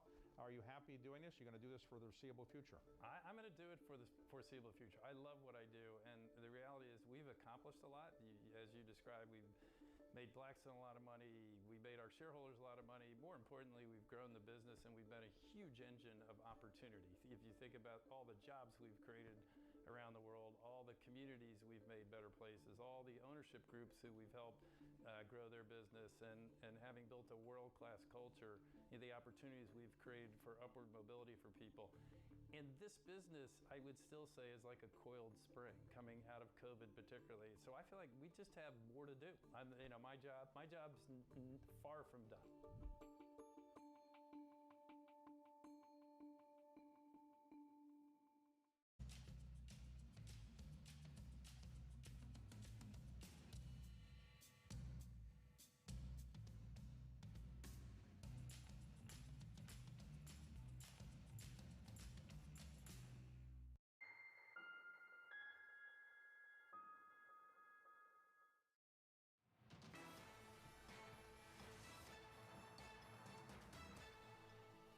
Time now for Wall Street Beat. We take a look at what's buzzing on Wall Street and the world of banking and finance. And today we're going to take a look at private credit loans. They are growing bigger and bigger, breaking records. Joining us now, Bloomberg's Shonali Bassick. All right, what you got? What are you looking at? We're looking at the clearing of some significant hung debt in the system here. Finally. Finally. And, really, if you think about what's going to happen in the second part of this year, when people come back from Labor Day, there's some deals in the pipeline that are either already there where it's going to be an interesting story about how they're financed, or there are going to be new deals that we may see come back. Now, those deals would include Cineo and WorldPay, but remember, we also saw a record deal here when you look at Finastra. And the idea that more than $5 billion of a package was put together here by private lenders. Very importantly, one of those lenders was Blue Owl. A couple of months ago, I had a conversation with the co-president of Blue Owl. This is a $5 billion, $5.5 billion deal almost. He was telling me that in the next couple of years, you could see a deal package of $10 billion being put together by these private lenders. At that time, again, it was a couple months ago, he told me that over a 12-month span, he has gotten at least 60 views of more than $1 billion deals. And if you think $5 billion is big or rare, imagine a $10 billion deal just a couple years down the road. Blue Owl, cool name. Tanesio, let's talk about what's happening there. The LBO debt, they finally get it to market, and then the secondary market doesn't look very clever. Does that tell me about still how ultimately fragile this process is? It does, because remember, selling at a discount never feels good for the banks. The interesting part about this particular deal, according to our colleagues over on the leveraged finance desk, it's incredible. They were able to make enough interest here to really make up for some of the losses that the banks would have borne otherwise. Now, remember, there are other kind of implicit costs here. This cost, for example, tied to not doing other deals in that time frame. Yes, it's good that the losses were really contained. It does clear up some capacity to do one moving forward. I got to say, there's some massive things. One thing to look at, I think, is Cotiviti, for example. That was another $5.5 billion nearly deal in the private credit space as well. That kind of died earlier this year because they couldn't get the deal done. Do those sorts of things come back because enough capacity has been cleared up? The point you're making also, Guy, there's another thing under the surface here, and you do see this issue when it comes to the leveraged loan market where defaults are rising. So it's not even just that this debt is being sold and syndicated in a way that is less than ideal, even if they are making up for the interest. You're also watching kind of the market see issues when it comes to the actual quality of the loans themselves and the reasons they are being used. But you still don't have enough capacity here. Leveraged loan volumes, new underwriting has fallen off by 30% or so, more than any other type of underwriting. So the fact that there's no capacity kind of saves you a little bit here, because there is not enough new deal movement here to get people to stay away from the market should the market come back to life. It's getting better, but it's not all the way. It seems to be the narrative. Shonali, really lovely work this week. Thank you very much indeed. Busy week. Another one upcoming, I suspect, for Shonali. European markets, Antium has not bounced today. That's the takeaway from today's session. It's down by another 2.68% today. It has not bounced after being battered yesterday. It's interesting, we talked to the company, Bloomberg talks to the company, they're not looking at buybacks. I think they're saying that basically they feel that the faith has been shaken a little bit. German 10 years catching a bid, we're down by 10 basis points today. Are we still in a 5% world? Germany probably isn't, but Italy could be. Stock 600 down by 0.7% today. It's down by around 2.6 this week. Roland Carolan, Soc Gen's European equity strategist, joining us in the next hour. We have a lot to talk about. That's next. This is Bloomberg.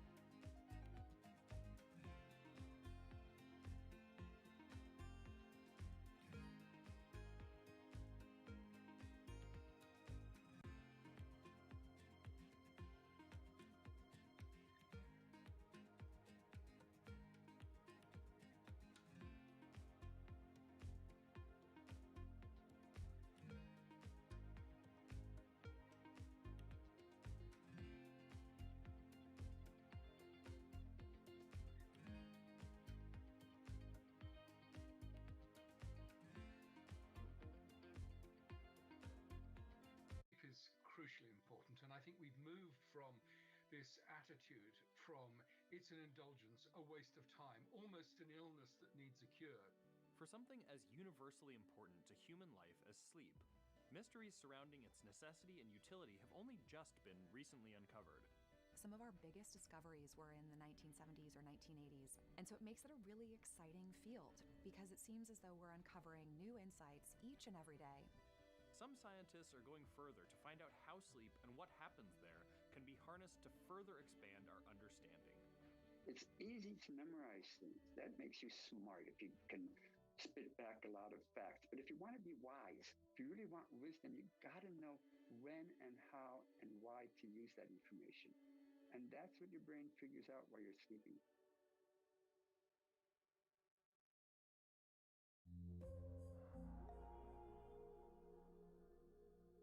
Bloomberg UK, your source for news and analysis covering the biggest challenges facing the UK government, economy, financial services, and markets. Tax cuts should not be the priority. It's about a credible plan for growth over the next 2-3 years. In this post-Brexit world, how do you see actually servicing your clients? It was disruptive, and it's going to have implications to how capital raising works. Now we're having the perfect storm in the UK. Watch Francine Lacqua Thursdays at 9:30 a.m. only on Bloomberg, your global business authority.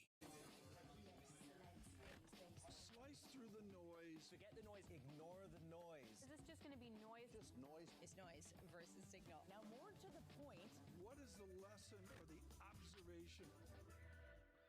Why do the biggest names in business choose Bloomberg? That is a great question. It's a great question. Great question. Great question. Best question I get all night. Bloomberg, top experts, great questions. 18th of August, European stocks are down on the day, definitely down on the week. The countdown to the close starts right now. The countdown is on in Europe. This is Bloomberg Markets European Close with Guy Johnson and Alex Steele.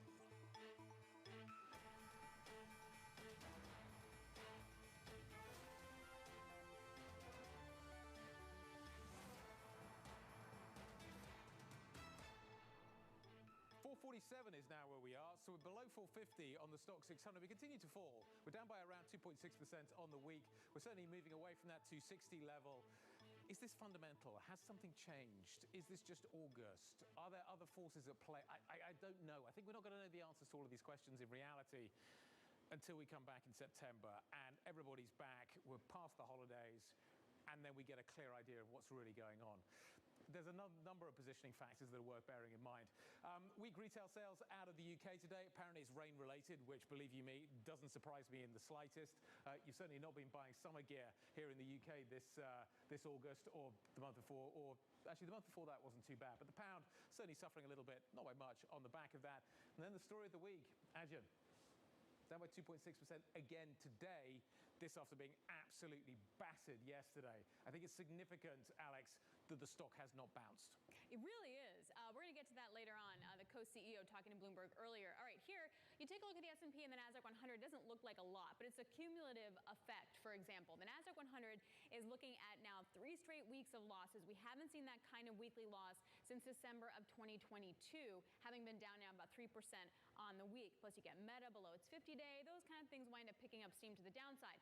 You're also having some hedge funds overall in the stock market. They seem to be reloading on their shorts. We also have a ton of options expiring today as well, so that could lead to significant pressure if there's more put buyers out there. If you're a market maker, then you're going to have to sell shares in order to sell that put, and that could potentially create more pressure as well throughout the day. Okay, other assets. One, dollar yuan. This is the offshore cross. I say this because this has been the topic for me over the last 4 days. What is China going to do overnight or over the weekend to have to support its currency? The overall Bloomberg Dollar Index is now above its 200-day moving average. That's not good news for the PBOC. Bitcoin also getting slammed. The why is kind of funny. There was a headline that potentially SpaceX has sold off its Bitcoin holdings, and that kind of weighed on sentiment. But nonetheless, there's a little shakeout happening there, Guy. Absolutely. You can maybe correlate it back to what else is happening more broadly in the market, but it's been interesting how long Bitcoin has been stable, which is very unlike Bitcoin. Bitcoin normally a lot of volatility. Now we get the volatility back. Alex, I want to talk about what we've been addressing really over the last hour or so, which is, are we in a 5% world? This obviously is a pivot off the Bank of America note, but I want to apply it now to maybe a more European perspective. When we think about, are we going into a 5% world, we're really talking about the United States, but let's extrapolate that into what's happening here in Europe. Now, Germany doesn't feel like it's going into a 5% world, but maybe Italy is, and maybe the periphery in Europe is. The numbers always amuse me at how similar they are between the Italian 10-year and the US 10-year. Italy currently yields 4.3, the US currently yields 4.2. They're not too dissimilar. So if the US is going into a 5% world, is Italy going into a 5% world? And if Italy's going into a 5% world, is that a world that Italy is going to do well in? And I think this is going to be an interesting question that the Europeans need to address now. Italy has done much better than a lot of people had anticipated because while it has a lot of government debt, it doesn't have a lot of private debt. What does a 5% world do to Italy? What does a 5% world do to the periphery, Alex? Yeah, I've done nothing good. I'm just going to go out there and say that. And if we're talking about 5%, I'm making a point, then we're talking about 6% eventually. So earlier, Bloomberg Television spoke with Mark Hafele, UBS Global Wealth CIO, and got his take on whether he sees 5%. Because the inflation expectations in the United States remain anchored, we're not yet in the 5% camp. We're approaching the peak in some of these rate hike cycles. And so we still think it's a good time to lock in yield here. And also, on the more investment grade side, on the credit side as well. Mark Hafele joining us a little bit earlier on. Our question of the day is a fairly straightforward one. Are we in a 5% world? Justina Lee, Noor Al-Ali joining us now on set to discuss. I saw Noor a little bit earlier on. I haven't seen Justina yet. And I asked you this question and you just went, yep. I'm going to need a little bit more. Yeah, absolutely. Well, we were pressed for time back then, but now we've got all the time in the world, right? Because don't tell the producer that. But yeah, no, I agree. Absolutely, right? Because, Guy, I mean, when we're talking about 5%, I think the question is how far do we go from here, right? Short-term yields, particularly, it's a story about the Fed policy rate, too. And if we're looking at the neutral policy rate, there was some research out from the Fed, New Yorker Fed research earlier, a couple of weeks ago, that talked about that policy rate really being much higher than the Fed's projected. And that really does show you that potentially those monetary policy tightening efforts have not really fed through to the economy as we've seen.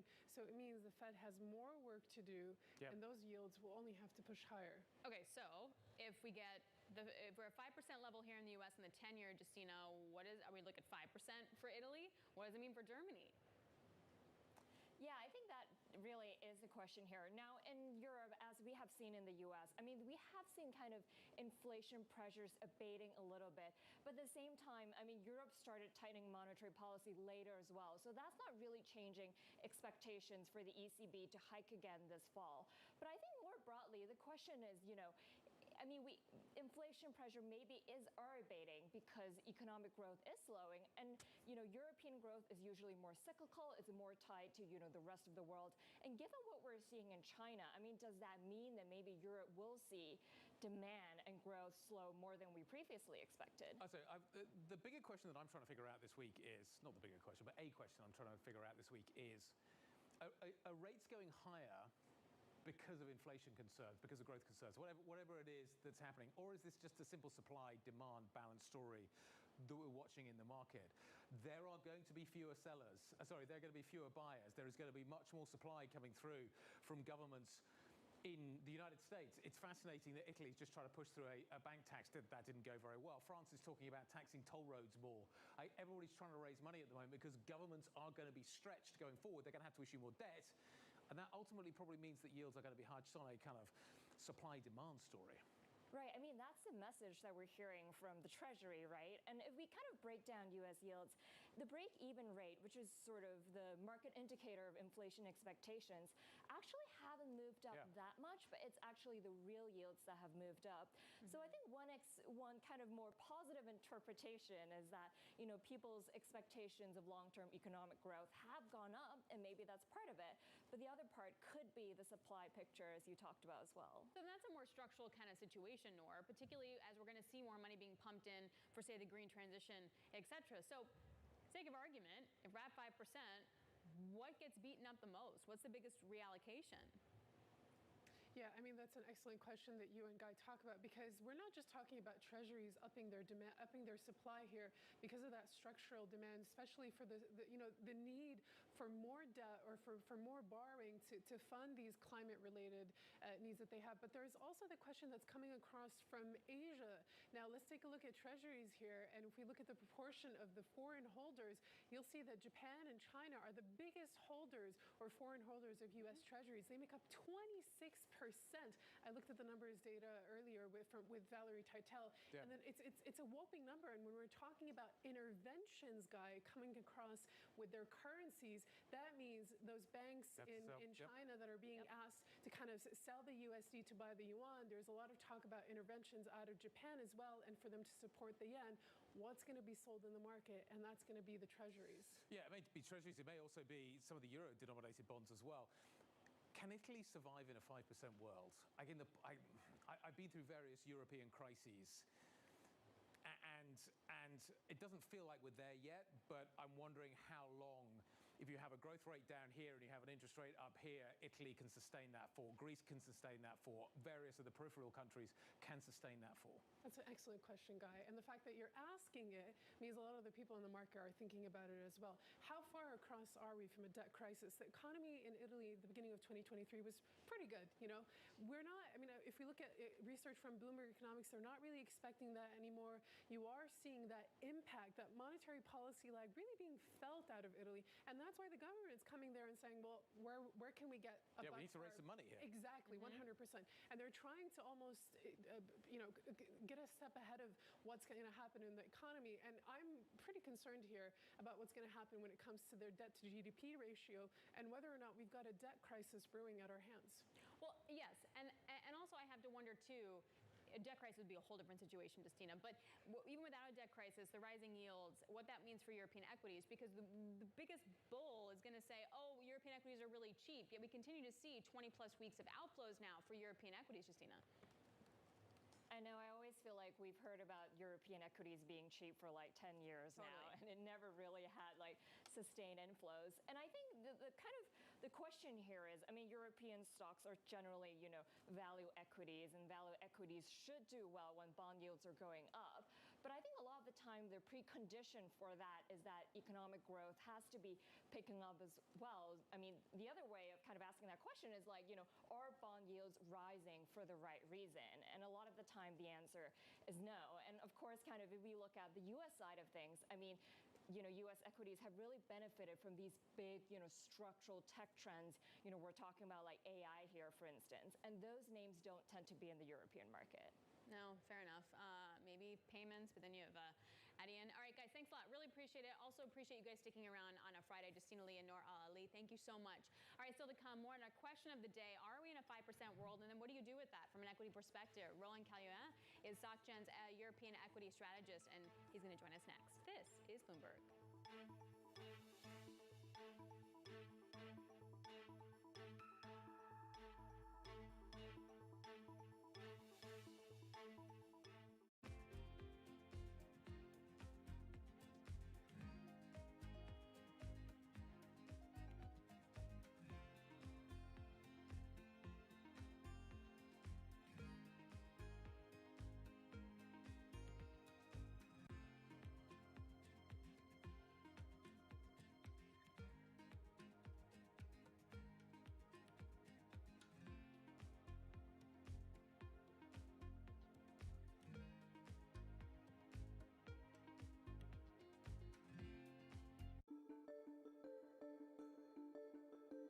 Most of the large Chinese technology companies, let's say Alibaba, Baidu, Tencent, they have gigantic market values and they're very prominent in China, not as prominent outside of China as obviously in China, and certainly not that prominent in the United States. TikTok, by contrast, is not in China, but it's gigantic outside of China, the United States, and everywhere. What did TikTok do that enabled a Chinese-based company, parent company at least, to do so well outside of China?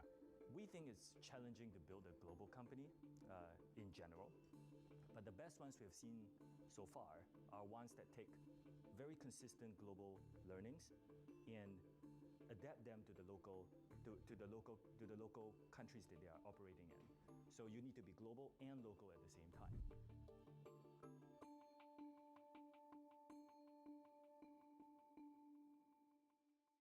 How did Jeff Bezos realize you could sell anything on the internet? The web was growing at something like 2,300% a year. Anything growing that fast is gonna be big.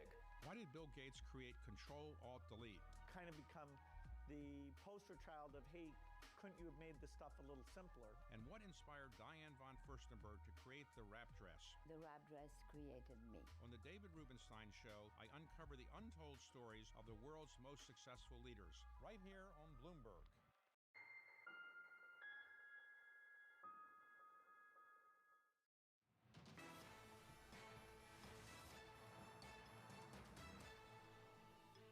think the Fed's record on these things is wonderful. It's almost guaranteed to be wrong. They have never called a recession, and particularly not the ones following the great bubbles. The Fed's record is perfect. They always get it wrong. GMO co-founder Jeremy Grantham speaking to David Rubenstein. You want to watch the full interview, and I really recommend it. You're going to see it on Bloomberg Wealth, on Bloomberg Television. It's going to be coming up in September. I've seen a little bit more than that. Jeremy, as ever, worth paying attention to. It takes us back to our question of the day. Are we now in a 5% world? And how do we adjust from a zero world with lots of QE to a 5% world with lots of QT? How long is that process going to last? The first thing we've got to figure out is, are we in a 5% world? Is this the new narrative that we've got to deal with? Roland Caloyan, SocGen's European equity strategist, joining us now. Roland, as ever, fantastic to see you. Are we in a 5% world? What does that mean for European equities? Hi. I'm not sure we are yet in a 5% world, to be honest, when I'm looking at German bond yield, when I'm looking at US Treasury. But if the question is what will be the impact on the European equity and what will be the impact for risky asset, clearly I can see much more downside from the current level. How quickly would we need to re-rate to get there? I mean, to get there, it's, and you had a very interesting discussion before. I mean, to get there, it's what's going to be the driver, you know, to bring a yield at 5%. It's going to be inflation driven. It's going to be growth driven. Clearly, it seems that we are more on the question of inflation, central bank's reaction, and this is going to not be very positive for European equities.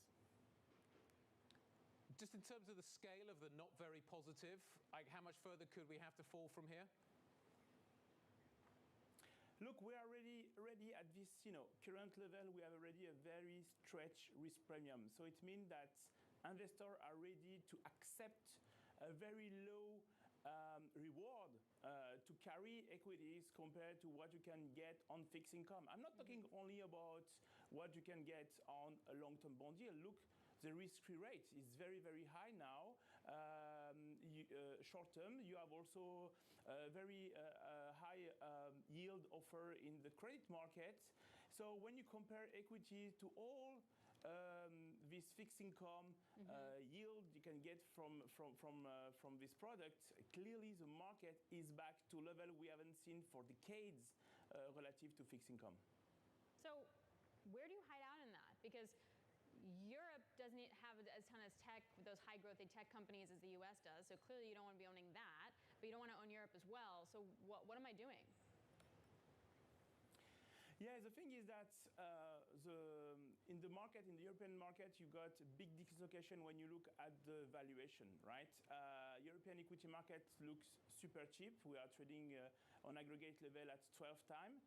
But this is because you have very few sectors that are trading with deep value, and it's are pulling the overall index, the overall market P ratio. So those sectors are energy, automobile sector, financial sector, which are trading with P ratio around 6. If you remove this sector, the market is now trading at 12. You are not adding 1, 2, or 3 points of P. You are adding 4. So it's 16, in fact, when you are removing those sectors, those very deep value sectors. So to answer your question, yes, we have some growth type of sector, luxury goods, some technology sector, which are trading with very, very high P ratio. If China is a real problem, and we don't know yet, if it really cracks, what's the read across into Europe? What, sorry? What if China has a big problem? If we see the Chinese economy slowing down significantly and the data we've seen thus far get worse, what does that mean for European equities? Oh, let's remind what happened this year. If we rewind a bit, at the start of the year, what has been one of the driver of this fantastic bull run for the European equity was China, right? With the reopening story, etc. And if you ask me if things are clearly worsening in China, and what will be the impact? It could be very, very negative for European equities. So what has been very a support and a tailwind for European equities at the beginning of the year, starting to be the opposite now, and this is clearly something we are monitoring now. Why haven't we seen all of this sort of play out? Like, I appreciate the European equities have tried to trade soft. Euro stocks is below the 200-day moving average. We've seen more outflows in Europe than the U.S. Like, I get that. But, like, why haven't we seen the really big shakeout, I would have thought, from the China data that keeps coming out overnight and from these yields that are pretty sticky? So because you have some positive also on European equities. When you look at the hard data, they are quite good. When you look at the recent reporting season, it's not a great one, but it has been, you know, somehow reassuring investors. And I will say that there is something very important to have in mind, and that's the reason we don't expect, you know, even if we are heading in a recession in the U.S. or this kind of type of scenario for next year, we think that, you know, the contraction around 10% will be, you know, quite fair, and why not 30 or 40%? Because European corporates are cash rich, and we don't have the kind of leverage used to have before a recession. So this is, I think, also a big difference right now between you know, the coming recession and the one we have seen in the past. Roland, is that this cash story that keeps coming up time and time again? The companies that have cash are being seen as more valuable in a world where they can get 5% on that cash. How important is it that treasurers, that CFOs run their businesses in a way that generates more cash? They free up more working capital. They figure out how to generate more cash so that that cash can generate a return and make their free cash flow numbers look even better. Is that a strategy right now? Oh, clearly, companies are taking advantage of this. I mean, you know, if you look at the credit market and how much company could borrow money on the market, it's much lower than what cash could reward from now on. So this is very important. As I say, also, it's I think a position from management. Because let's be clear, we had the COVID, then we had the war, then now this year we talk about recession risk. I mean, that's clearly not an incentive for any manager to take big risk. And this is something we can see on, if you look at investment capex to sales ratio, it's very low. If you look at M&A, it's pretty low also. So you can really see that management of corporates are really on the defensive, and they prefer to keep cash on the balance sheet. All right, Roland, hey, thanks a lot. We really appreciate it. Roland Cayuin, SocGen European equity strategist, thank you for joining us. Coming up, Adyen rules out a share buyback following a market meltdown. Details on our conversation with the co-CEO next. This is Bloomberg.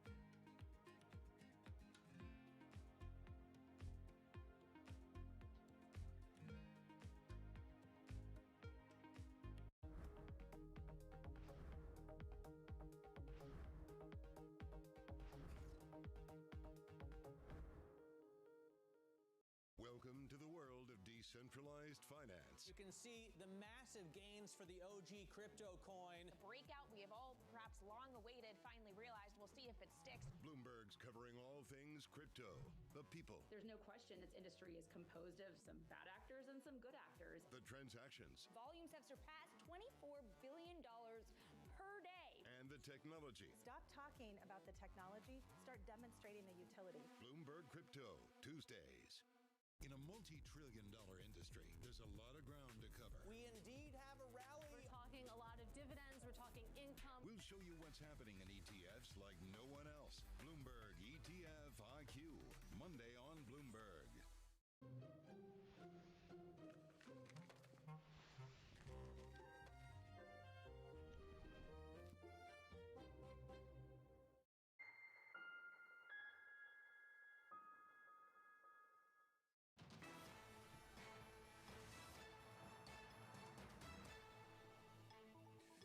Let's get back to the big story, the big corporate story out of Europe this week. Adyen, the co-CEO of the company, is ruling out a share buyback. So Bloomberg News has had a conversation with the management team, who I imagine are quite shell-shocked. This comes, of course, after the results, which were bad, but maybe not that bad, triggered the massive meltdown that we saw yesterday in the Dutch payment processing company's stock. It was absolutely brutal. Take a listen. It's clear that we lost some trust yesterday. And I think the best approach to this is now very carefully listening to our investors and see how we can get back some of that trust. Henry Wren joins us now on set. The team's been talking, you weren't part of the kind of conversation with the management team, but the sense of shock must be profound. Yes, definitely. When you judge from the share price reactions, 39% drop yesterday and another 3% today. So wiping out $20 billion of market value. So it's definitely a shock. The shock comes from the growth side. Remember, the company never failed its medium-term growth target of mid-20s to low 30s before. But this first half, it's just 21%. So that's where the shock comes from. So Henry, I guess the question is, what could management say now that would help support and help rally the stock? So management at this point has ruled out a buyback. So buyback is not an option. We know that Adyen is a growth stock. So Adyen is known for its growth. It's high teens. It's actually in 20th rate of growth. So the real question is whether the Adyen stock can resume its growth pace as before in the 20th and the 30th. So there's a debate right now on the Wall Street. So some would argue that Adyen is facing structural issues. The competitors, for example, like PayPal or JP Morgan Chase payment tag, is pressuring the company hard. But on the other side, the company may say that its investment may pay off in the future. Just in 30 seconds, I would have expected the stock to bounce today after such a big move. It hasn't. How significant is that?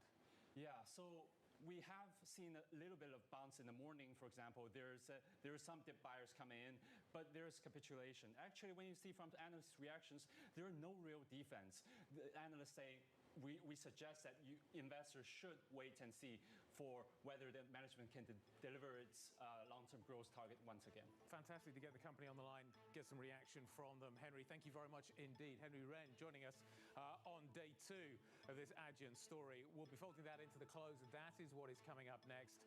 This is Bloomberg.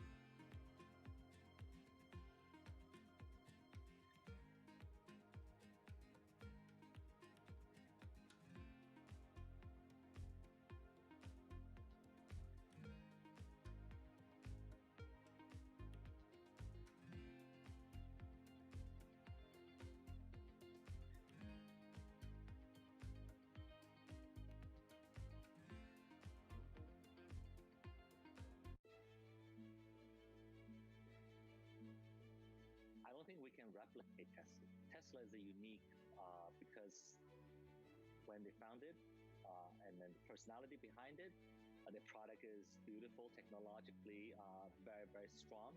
So in many areas, Tesla is Tesla, but Xpeng is Xpeng. We want to focus on what we think is important for our customers. Our customer like beautifully designed vehicles, either it's large SUV or sports sedan. We believe we have a very, very appealing family look that our customers is really attracted to. They like to have user-friendly features inside the cabin that has a technology feel. It's very smart.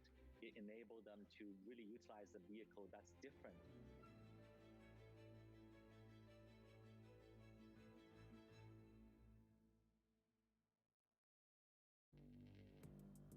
Access the financial world on demand. Hear from leading economists, policymakers, and industry experts via live and on-demand webinars, only from Bloomberg. Start exploring to see what's moving the markets. Visit Bloomberg.com/webinars. Good morning, good morning. This is Bloomberg Surveillance on TV and radio. Welcome to Bloomberg Markets, China Open. Good morning, everyone, and welcome to the Pulse. This is Bloomberg Technology. And welcome to Balance of Power. This is Bloomberg. I think that it's hard to put your head around any narrative. Let's just be honest. We've had sort of a shift in, are we in some sort of stagflation fears moment? People were talking about that all day yesterday.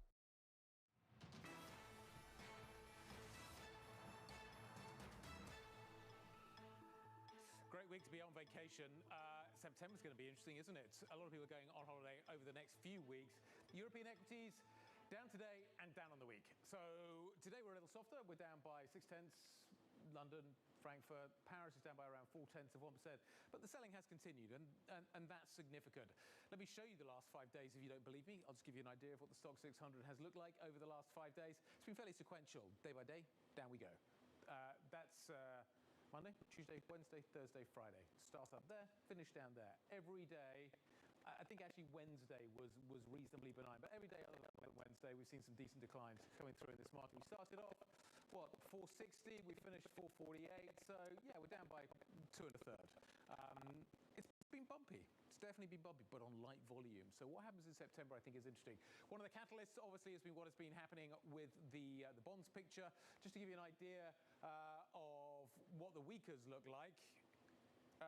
Italy up by 15 basis points. The UK up by 15 basis points. Germany down by the looks of things. Anyway, that's on the week. So Germany going nowhere, but the rest of the world going somewhere. In terms of the main story of the week, there haven't been that many corporate stories this week, but there's been one that really stands out. So I'm just going to focus and finish on that.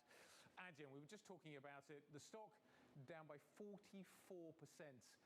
Most of it, obviously, yesterday, a huge shock. But I just wonder if this is kind of emblematic of what happens to a growth stock that disappoints. And boy, has it ever disappointed. And you can see the reaction in that. The other factor this week that we haven't talked about, Alex, yet is what has been happening with China.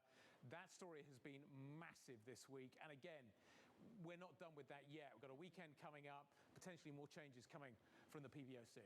Yeah, we're sort of waiting. At least Bloomberg Economics is looking at Chinese banks probably lowering their loan prime rate by 15 basis points on Monday. We've seen a lot of that, but has it actually done any good? I mean, you take a look at the dollar yuan offshore, and you can make the argument that it doesn't, even if the fixing has continually been fixed to support the yuan. So let's get some more details here and dive into the currency market. You have Sonia Martin, is a chief FX strategist at DZ Bank, is joining us. A lot to get through here, but let's just start with the yuan. What's it going to take for the yen to stop? I was going to say buck to stop, but for the yen to stop, to really have some stabilization here? Well, what we have seen, as you just mentioned, is some action by the central bank in terms of providing liquidity, some easing of monetary policy. The fixing this morning was quite aggressive, but that hasn't, as you said, served to stabilize the currency. The usual next step, if it's not already happening anyway, is, of course, undercover intervention is probably already ongoing by banks in China, buying CNY in the market. That may have also actually contributed to some of the yield move you see in the US. But the big next step would have to be an intervention by SAFE, and we haven't seen that in a number of years. But that would, of course, be the big bazooka. This will be the moment where the central bank signals that it is done watching the market, and of course, with the market power that they have, they could really change the outlook here. Sonia, they have significant power, but would it be enough? Are the forces that they have enough to overcome what is really happening in the Chinese economy on a more medium-term basis? I think that depends on what you're trying to achieve. I mean, it is the goal would probably be at first to just stabilize the currency. I mean, it is difficult enough to do that. I think it would be a much too big of a challenge to try to turn this trend around. And for that to happen, you would need to see, an improvement in the fundamental outlook. And that is going to be a lot more difficult to achieve. So we're probably talking, if we're talking intervention, we're probably talking stabilization, maybe a slight correction, but we're not likely to see the central bank coming in to try to actually completely reverse the trend. So you mentioned this briefly. Do you think, though, that a lack of buying or even selling has been in part to explain what we've seen in yields here in the U.S. from China and maybe even the BOJ? There's been speculation. I mean, obviously, we know that a lot of times before the central bank becomes active in the market, what they do is they basically ask the commercial banks to buy the currency. And in order to do that, they sometimes have to dump some of their dollar holdings. And that obviously might have implied some selling of U.S. treasuries, which may go some way to explain the recent upward movement we have seen in yields. There is no data on this, so we do not know. But, it kind of fits the price action. Can I turn to from the yuan to the yen? What about the possibility of yen intervention? Yeah, certainly a lot of intervention talk going on these days. A lot of people are speculating 145.80 dollar yen. That seems to be the magic number. People feel this is where the BOJ or the MOF is going to draw the line in the sand, and that's simply because that's where they intervened last time. But there are some key differences. So for one, I think we haven't really seen a lot of verbal intervention from Japanese officials so far, so they haven't exactly exerted themselves, so I think they still have some room there. Also, it's worth noting that we have seen quite an aggressive dollar yen uptrend, and it is, as I just said, very difficult for a central bank to intervene in an existing trend, and they tend to prefer to wait until it's stabilized in Japan. That's what they've done in the past. And then also, while we have seen quite big moves, I wouldn't necessarily characterize the recent price action as excessive volatility, which is that term that they always use to justify intervention. So I suspect we may have some room for dollar yen to move higher before they come into action. Interesting. Well, in theory, though, if we wind up seeing money moving into Japan because yields are allowed to go a little higher, do we see the corresponding money come back to help support the yen? And I'm saying that because then you also have yields high here in the U.S., and we're obviously seeing the differential really dictate the currency swap. How do you think that's going to evolve? Well, I mean, obviously, we've seen spread differentials play quite an important role for several currency pairs, and dollar yen is obviously one of those currency pairs. We have also seen, however, that there is speculation with yields in Japan finally showing a little bit of movement, whether there could be a pullback of money from abroad back to Japan, so Japanese investors repatriating capital back to Japan, which would have consequences on the yield level in the US. So it's a very complex story. And then, of course, you also have the big unknown in that equation. And we've talked about this on the show, I think, before. BOJ monetary policy. Will the BOJ at some point remove its yield curve control? And when they do that, that's going to have a massive impact. And this is a very sort of nothing or everything scenario. When it happens, and it'll be a big bang, and we can't predict when that's going to be. So there's a lot of, very big question marks in this equation right now. Sonia, I feel we haven't talked a lot about the euro recently. It feels like it's a hostage to the other side of whatever pair it trades against. But the risks seem to be growing at the moment. Yields are moving higher. What does that mean for Italy? What does that mean for the periphery? Gas price volatility seems to be increasing. There seem to be more challenges growing for the Eurozone over the last few weeks. And I'm wondering if you feel that those are fully reflected at this point. Not quite yet, I think. So, it's interesting because we started into the year with everyone being very pessimistic on Europe. Then things were kind of better than we thought. The winter wasn't quite as bad, and everyone got optimistic. And now we're in the, we're retracing again. I think there's still some downside for the euro from current levels. Maybe not a whole lot because a lot of the bad news is probably priced in. But yes, I think there's still potential for some downside risks here. Also because, I honestly don't think that the ECB is going to hike rates again in September, which is something the market is still expecting. So that will add to downside pressure. And then, of course, we have a strong dollar right now. So in that combination, I think we're going to trade a bit lower. Sonia, have a great weekend. Thank you indeed for joining us on a Friday afternoon. Sonia Martin, Chief FX Strategist at DZ Bank. Okay, European stocks are done for the day, done for the week. What a wow, what a week it has been. We are certainly negative on the day, down on the week. And as you can see, actually not much action towards the end of the session. What are we going to talk about next? Deere reporting strong third quarter estimates. Growing concern about how long this farm boom can last, but I think we've been having those concerns for a while. And yet the farmers keep on buying. We'll talk about that next. This is Bloomberg.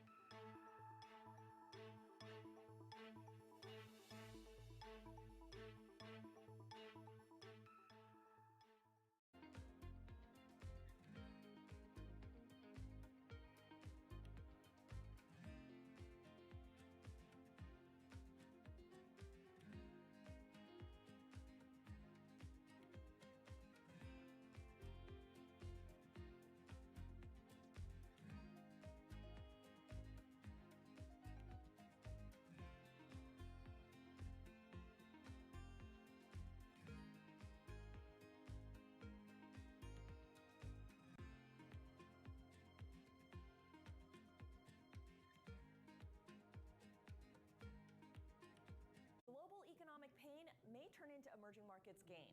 Investors say they plan to allocate more funds to emerging markets over the next year. That's according to the latest Bloomberg survey of professional and retail investors. More than 60% of respondents are betting emerging markets will either push higher or outperform the developed markets if the U.S. economy tips into recession. This would mark a significant change in leadership that's been in place for more than a decade, in which U.S. stocks have returned more than 700% since March 2009, dominating the rest of the world. Within EM, market watchers rank stocks as the best investment, followed by a tie between debt in local currencies and U.S. dollars. Lower valuations is a big draw. In equities, the MSCI Emerging Market Index trades at 12.5 times estimated 2023 earnings. By contrast, the S&P 500 has a multiple of more than 18.5. External factors may end up proving to be bigger influences on emerging markets than domestic politics. The dollar's weakening trend means companies in emerging markets should have more room for growth, and countries that did not prop up their economies with stimulus during the pandemic may be better positioned to return to a growth rate that's sustainable. Looking out over the next 2 years, respondents overwhelmingly made Southeast Asia their top pick, beating out Latin America and Eastern Europe by a wide margin.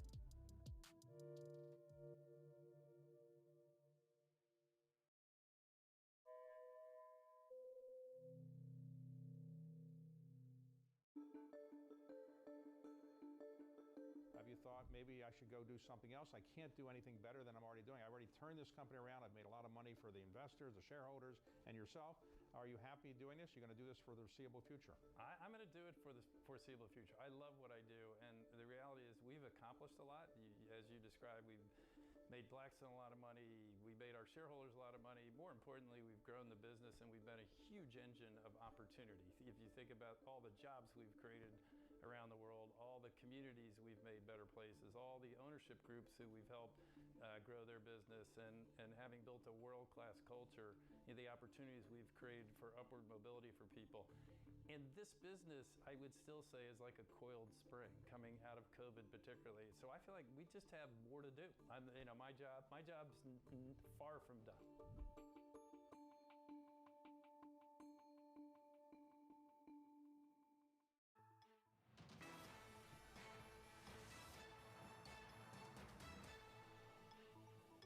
Deere stock on the move. It's down 4%. This is the world's top agricultural equipment producer, and the results were actually pretty strong. They beat estimates. They also increased their outlook for the rest of the year. So what's going on with the stock? Here to help us break it down is Brooke Sutherland of Bloomberg Opinion. Brooke, what gives? I think it's just a question of, is this as good as it gets? Deere has just been on a tear. And, we've had these conversations before of, are we at the peak? And Deere just keeps impressing on its numbers. But if you look at its results today, a lot of this is driven by price. And I think you just have to wonder, at what point have farmers absorbed all of the price increases that they are going to increase, especially as you look out for crop prices over the future. The outlook is a little bit murkier than it has been, and some questions about harvest and whether that might put some pressure on crop prices and those farmer budgets. Brooke, is there a longer-term trend here at work as well that automation continues to be a big feature of the landscape, quite literally? And it's hard to hire labor, it's hard to find labor. The the more you can automate, the better it is.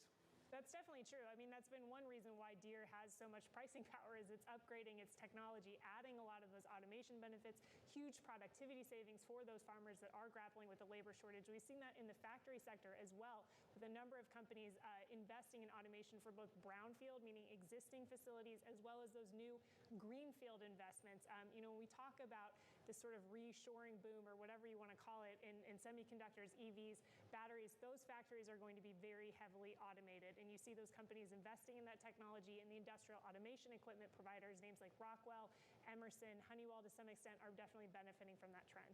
So break down specifically with what happened with Deere. You mentioned that the price increases, right? So does that mean that volumes were light and they just really got the boost from those price increases? Volumes were fine, but I think just what's really driving sort of the outperformance is this pricing power. And volume wasn't like falling off a cliff or anything. No, not at all. Yeah, we're not seeing sort of demand collapse, but a lot of what's driving sort of the next leg of growth here is that pricing power.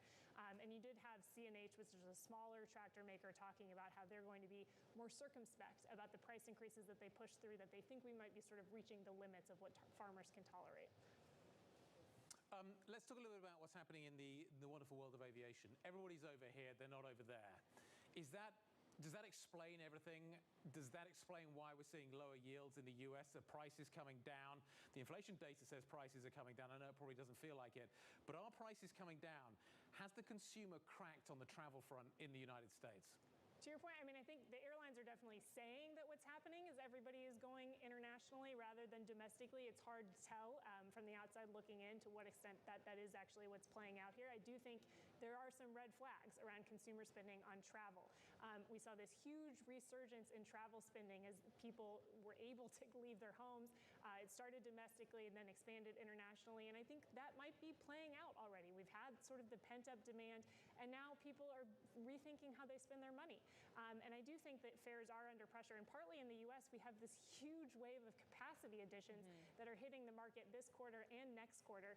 And some of that's just timing. The airlines could not get the planes when they wanted them, when demand first came roaring back after the pandemic. Now they're getting them, but we might have too many seats and not enough people to fill them. Like chips. I mean, it's like it's a cyclical industry. So this is where I feel like these two sectors from Deere to airlines might meet, because I feel like we've had this exact same conversation for at least 6 months in terms of pricing power and demand and consumer rolling over and farmers getting squeezed, and it still hasn't materialized. And I wonder about your level of confidence that we won't be having the same conversation in 3 months. I think we will still be having the same conversation because there's points to debate here. But I do think that, to Guy's point, we do have to start wondering about sort of the strength of consumer spending on things like airline travel. And prices are coming down. Now, some people quibble with the CPI's measure of airline fares because it tends to prioritize cheaper, discounted fares. So it may not give, the complete overall picture there. But you do have a number of airlines from Alaska, JetBlue, Spirit, Frontier, all talking about fare pressure as we get into the fall. And remember, the fall already is not a big time for leisure travelers. It's typically that business travel customer that sort of picks up the slack when we get out of the summer season. We're not really seeing that come back to the levels that the airlines had hoped. There's still about a 25% gap relative to 2019 levels. So some of the carriers like Southwest and Frontier are talking about rejiggering their schedules, moving capacity around, basically sucking it out of the middle of the week and putting it to the weekend. But remember, we still have a lot of infrastructure constraints, and so I'm not entirely sure how that plays out in a way that makes people excited to go to the airport. How much is the RTX problem going to take capacity out, do you think, over the next few weeks and months? It's definitely a problem. And, I think it is an unhelpful issue for the airlines who have already had more than their fair share of supply chain problems. It does sort of add another leg of growth potentially to that aerospace aftermarket.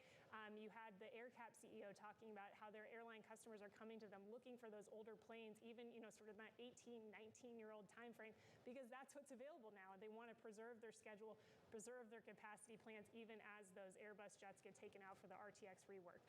And so that might lead to, we haven't really seen a huge upsurge in retirements post-pandemic, and that might sort of prolong that cycle and keep retirements low. All right. Thanks a lot, Brooke. Always love chatting with you. Brooke Sutherland of Bloomberg Opinion. Thank you very much. All right, one main event for next week is Jackson Hole, 20-year auction, and NVIDIA reporting results, really setting up a test on the company's AI gold rush. Stock's been hit with overall tech. We're going to break that down next. This is Bloomberg.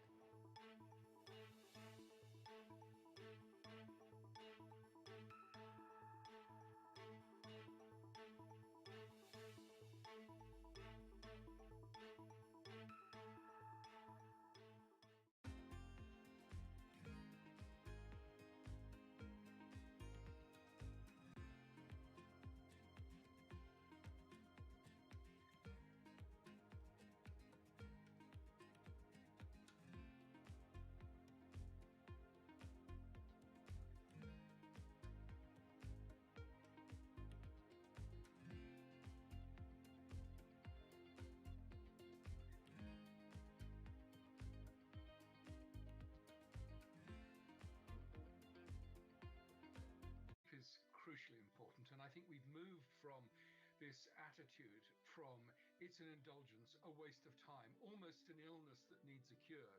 For something as universally important to human life as sleep, mysteries surrounding its necessity and utility have only just been recently uncovered. Some of our biggest discoveries were in the 1970s or 1980s, and so it makes it a really exciting field because it seems as though we're uncovering new insights each and every day. Some scientists are going further to find out how sleep and what happens there can be harnessed to further expand our understanding. It's easy to memorize things. That makes you smart if you can spit back a lot of facts. But if you want to be wise, if you really want wisdom, you got to know when and how and why to use that information. And that's what your brain figures out while you're sleeping.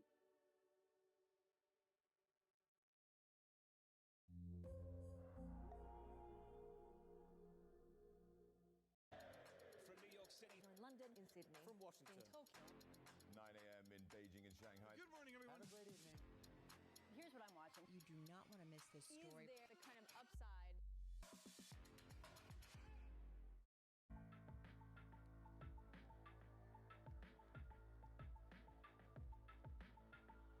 Bloomberg.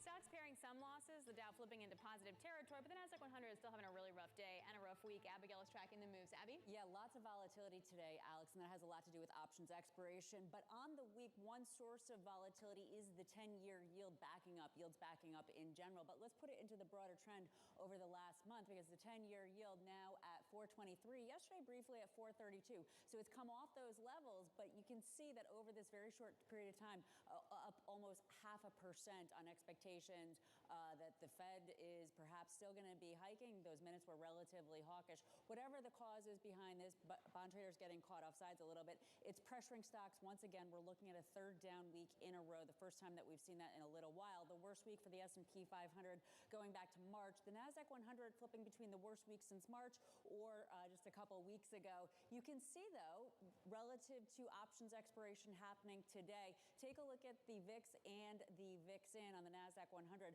Both of these volatility indexes are elevated. Something I would point out, though, we still have this spread between the regular VIX and the big tech VIX, suggesting that more volatility could, in fact, be ahead for the S&P 500. In fact, let's connect that to the weekly chart of the S&P 500. Now, I have not taken a look at this one in weeks from the last time we showed it, so I actually didn't want to update the annotations just so that everybody can see how charts can sometimes work very well. So this is a showing that last year's downtrend is reversing to the upside. You have this trend channel. The last time we showed this chart, it was breaking out. We are now clearly back in this channel. The point is we probably go back down to the bottom of the channel, and you can see the RSI coming out of overbought territory on a weekly basis. This happened last time, too. That was actually the big slide in 2022. Are we looking at something like that? Probably not, but a 10% or greater slide could be likely.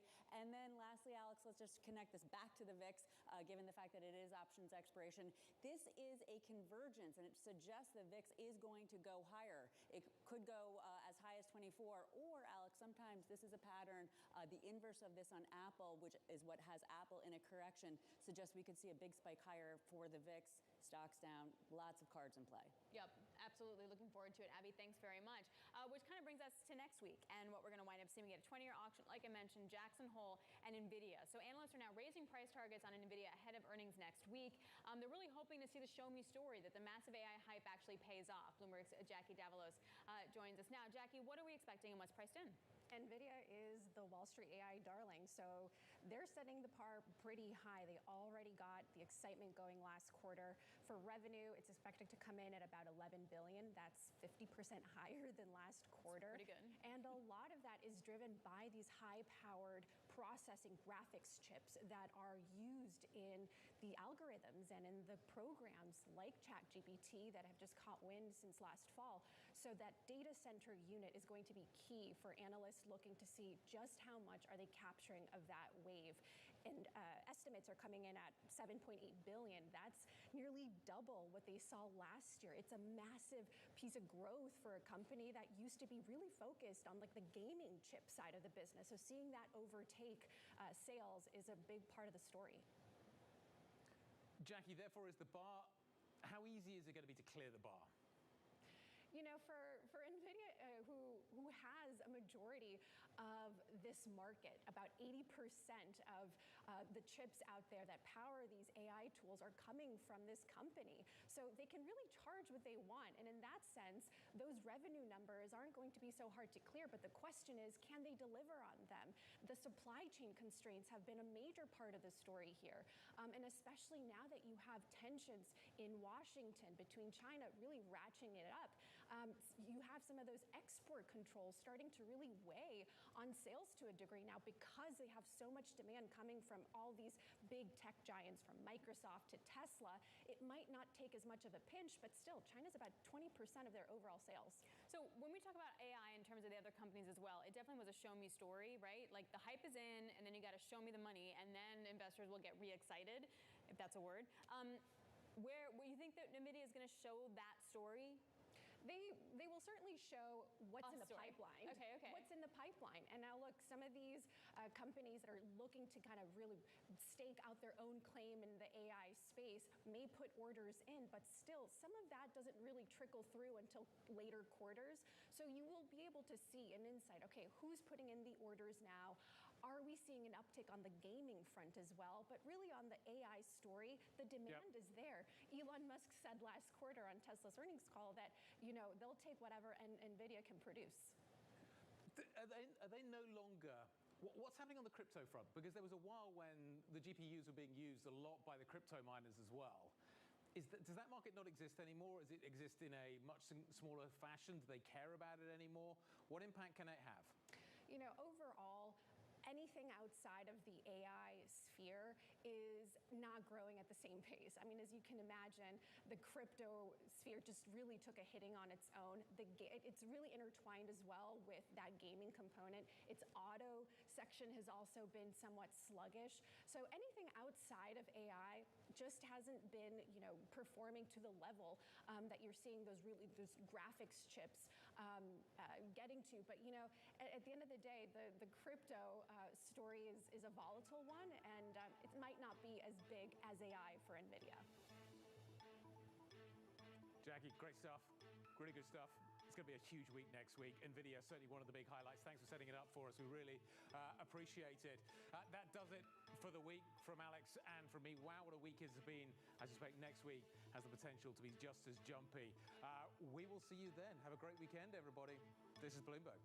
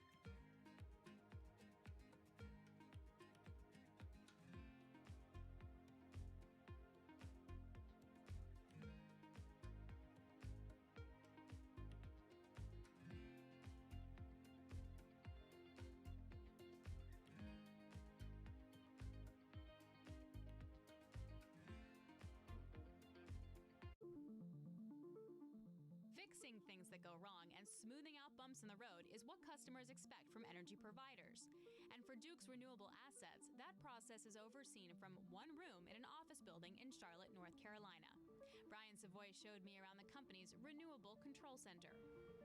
This is where our operators are monitoring and managing over 5,000 megawatts of renewables across the United States. How would this differ from like a conventional asset monitoring center? Yeah, so assets, historically, they would have the monitoring center on site. So you might have an operator with screens, but at the site. Whereas this, we can do 90 sites. There's offshore wind, onshore wind, solar, and they're looking for the smallest change in output because every megawatt hour is money. when one of these assets isn't producing full capacity, we're putting another resource on, and we're having to toggle this on a consistent basis. And this, as clouds come, this is by the minute. This is not, or the hour it's off. No, it's by the minute, and it'll fall, come back, and we have assets that follow this digitally as well, so that we can keep a consistent flow of electrons on the grid.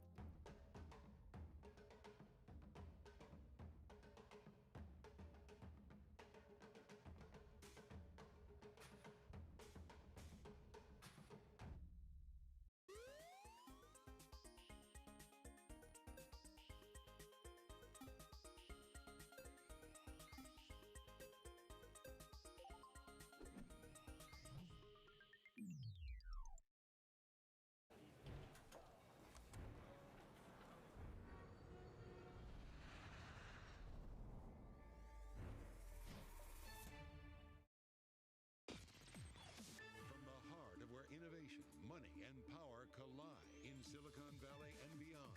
This is Bloomberg Technology with Caroline Hyde and Ed Ludlow.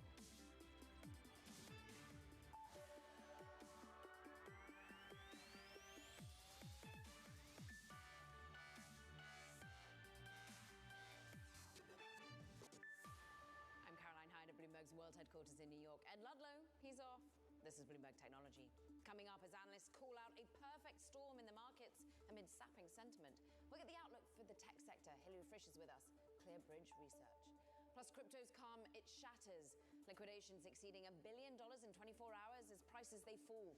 We'll break down what's behind Bitcoin's volatile moves. And it's gearing up to be the biggest IPO of the year. Chipmaker ARM is said to line up not one, not two, but 28 banks for its public offering. We'll bring you the latest on the company and who else is eyeing the IPO window. But first, we've got to check in on what has been a volatile week for markets. Abigail Doolittle, you do it so well. Oh, well, thank you, Caroline. And it is certainly a volatile week and a volatile day. We've had stocks kind of all over the map. In fact, Apple right now flipping to the upside down earlier sharply, really weighing on the major indexes when they were down across the board more than 0.5%. At this point, though, again, Apple up slightly. But we still have some real heaviness on the market from some of the other big tech names, such as NVIDIA, Microsoft, and Meta platforms. Of course, NVIDIA will be reporting next week. Will the stock that's up more than 190% on the week, will the results really deliver what investors are looking for relative to AI? Now, the week that's been, well, it is certainly risk off. We have stocks down for a third week in a row. The NASDAQ 100 over the last 5 days, it's down 2.4%. Now, it is off of the lows. At the lows, we were heading to the worst week since March 10th. That's still true for the S&P 500, a broader index. The NASDAQ 100 right now heading to its worst week in about 3 weeks. But again, 3 down weeks in a row. So the big trend of this rally that we've had this year, well, we're seeing a continued consolidation of it. August is typically seasonally difficult. And of course, today is options expiration. As for NVIDIA relative to the broader markets on the year, well, NVIDIA, there is the big outperformance relative to the S&P 500. Again, up 190%. But what's so interesting, Caroline, not so long ago, it was up 230%. So the big question will be next week when those earnings come out and the outlook, will it live to the perfection that is essentially priced into the stock, even with it off of those highs? So well said. We all brace ourselves for those earnings, and they've been coming thick and fast. Remember, there's rather extraordinary earnings coming after the bell today as well. We want to talk about all of this with Hilary Frisch, Senior Research Analyst for Technology Software over at ClearBridge, and of course, decades of experience, Hilary, that we turn to in these moments, because it is kind of a perfect storm. Barclays countering that, talking of liquidity, worries about China. We, of course, then also see the bond market selling off. Is it okay to stick with your technology holdings right now? That's a really good question, Caroline. Thanks for having me.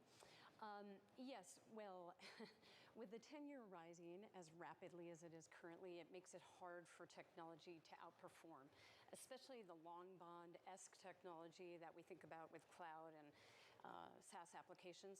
But at the end of the day, the fundamentals seem to be set to improve. So I would look to the current environment to build positions, to add positions. Okay, so talk about the fundamentals that will improve. Are you talking artificial intelligence, idiosyncratic elements, or are you talking that generally the economy in the US isn't quite as dire as some had thought it might be?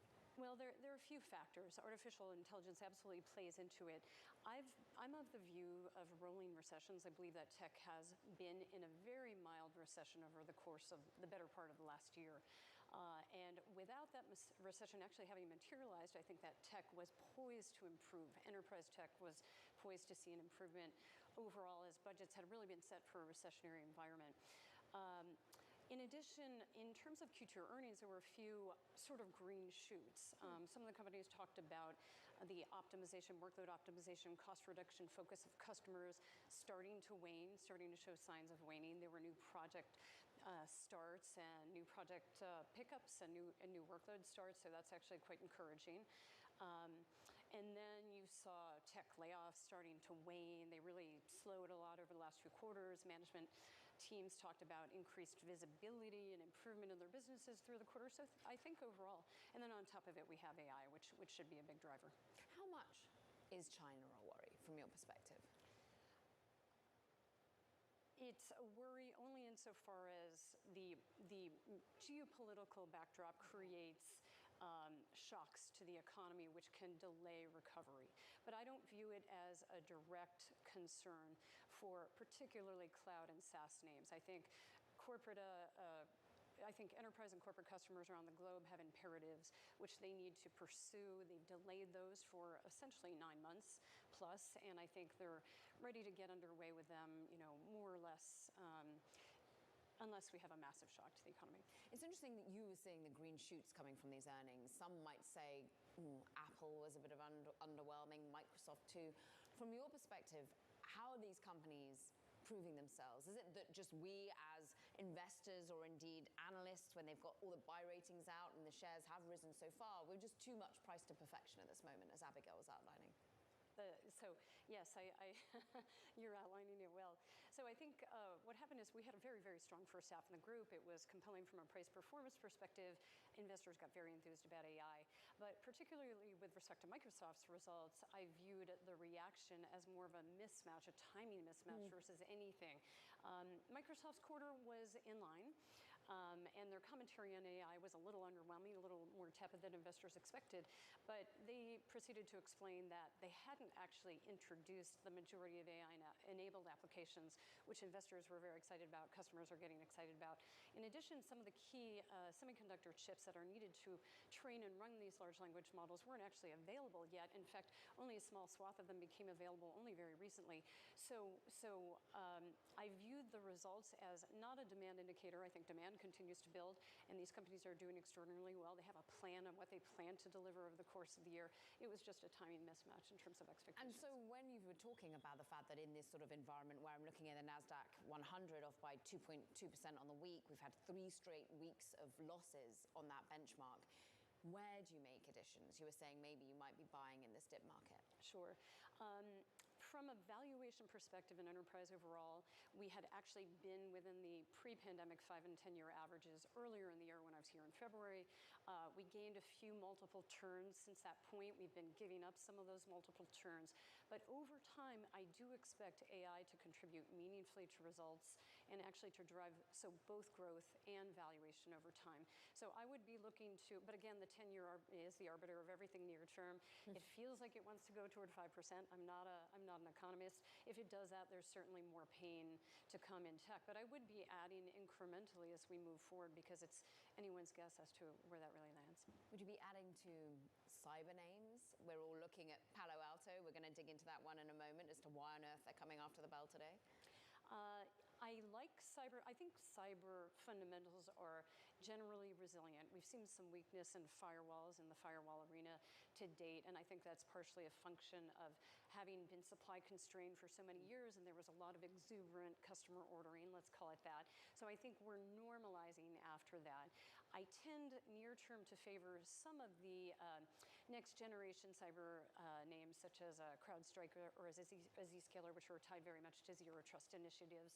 There are government mandates behind that. Part of the Inflation Reduction Act has spend behind that. But at the end of the day, Palo Alto itself is a leader in technology. I think for today's, you asked about today's announcement, very conveniently on a Friday in late August with a 2-hour conference call. I think it's time for them to give their 3-year plan, which they did 3 years ago. I've noted that when they do that, they tend to be conservative at the outset of the plan.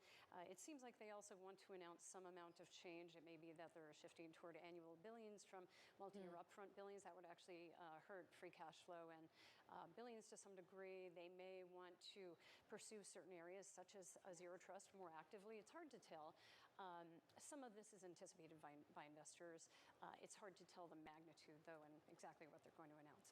You're right, the stock down significantly since they announced this date. Henry Frisch, always great to have you in the studio. Come back soon, we hope, from Clearbridge. Really interesting takes on individual names, individual valuations. And let's dig in on that name we were just talking about, Palo Alto Networks, because August the 2nd was when we really started to see the stock sell off, because they said that they were going to be reporting results on a Friday, today, after the bell. Highly unusual. This is a company that usually gives us its numbers on a Monday or a Tuesday. It's giving investors some cause for concern. I'm pleased to say that Bloomberg's Ryan Vlastelica is with us, of course, who's looking at sort of what PR disaster this could be if indeed they are trying to bury some sort of bad news. Everyone's braced for it. What, the stock's off by about 20% since they first announced this date? Yeah, absolutely. This is extremely unusual. This is the first Friday afternoon report that we've seen since Nike in late 2020. So think about all those different quarterly reports we've had, all those earnings seasons. This is the first time we've had it since then. So very unusual, very atypical. I spoke with the company, and a spokesperson told me that between everything they have going on, they're doing results, they're giving an outlook. I just mentioned they are giving 3-year medium-term targets.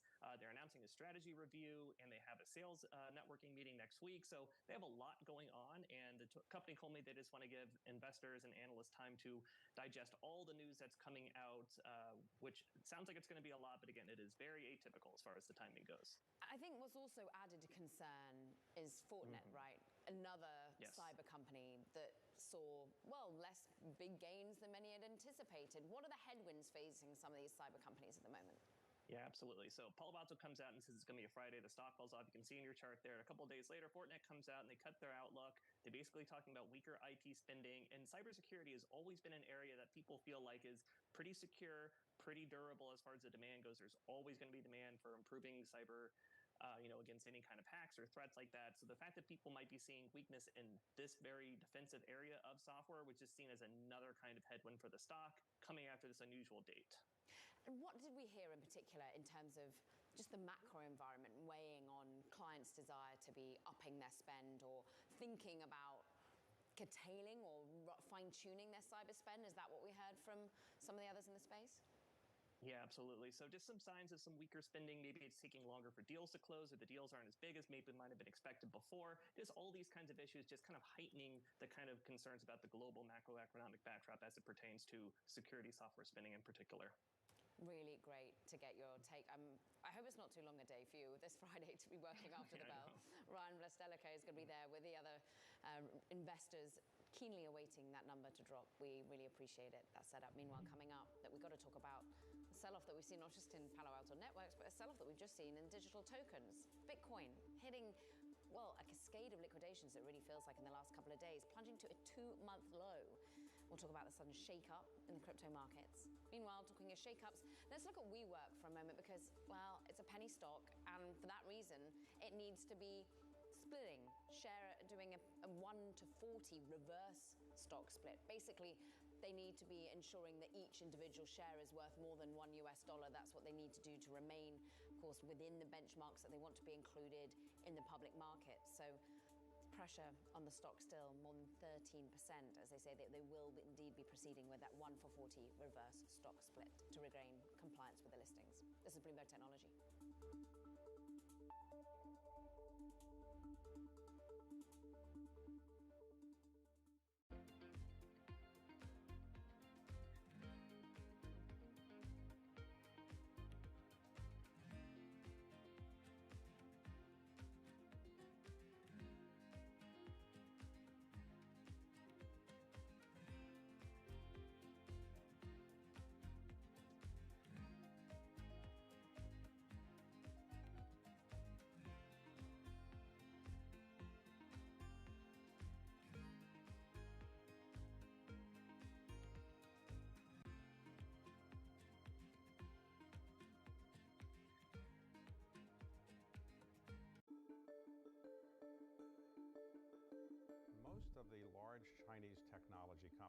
let's say Alibaba, Baidu, Tencent, they have gigantic market values and they're very prominent in China, not as prominent outside of China as obviously in China, and certainly not that prominent in the United States.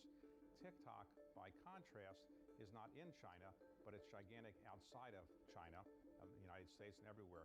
What did TikTok do that enabled a Chinese-based company, parent company at least, to do so well outside of China? We think it's challenging to build a global company in general, but the best ones we have seen so far are ones that take very consistent global learnings and adapt them to the local countries that they are operating in. So you need to be global and local at the same time.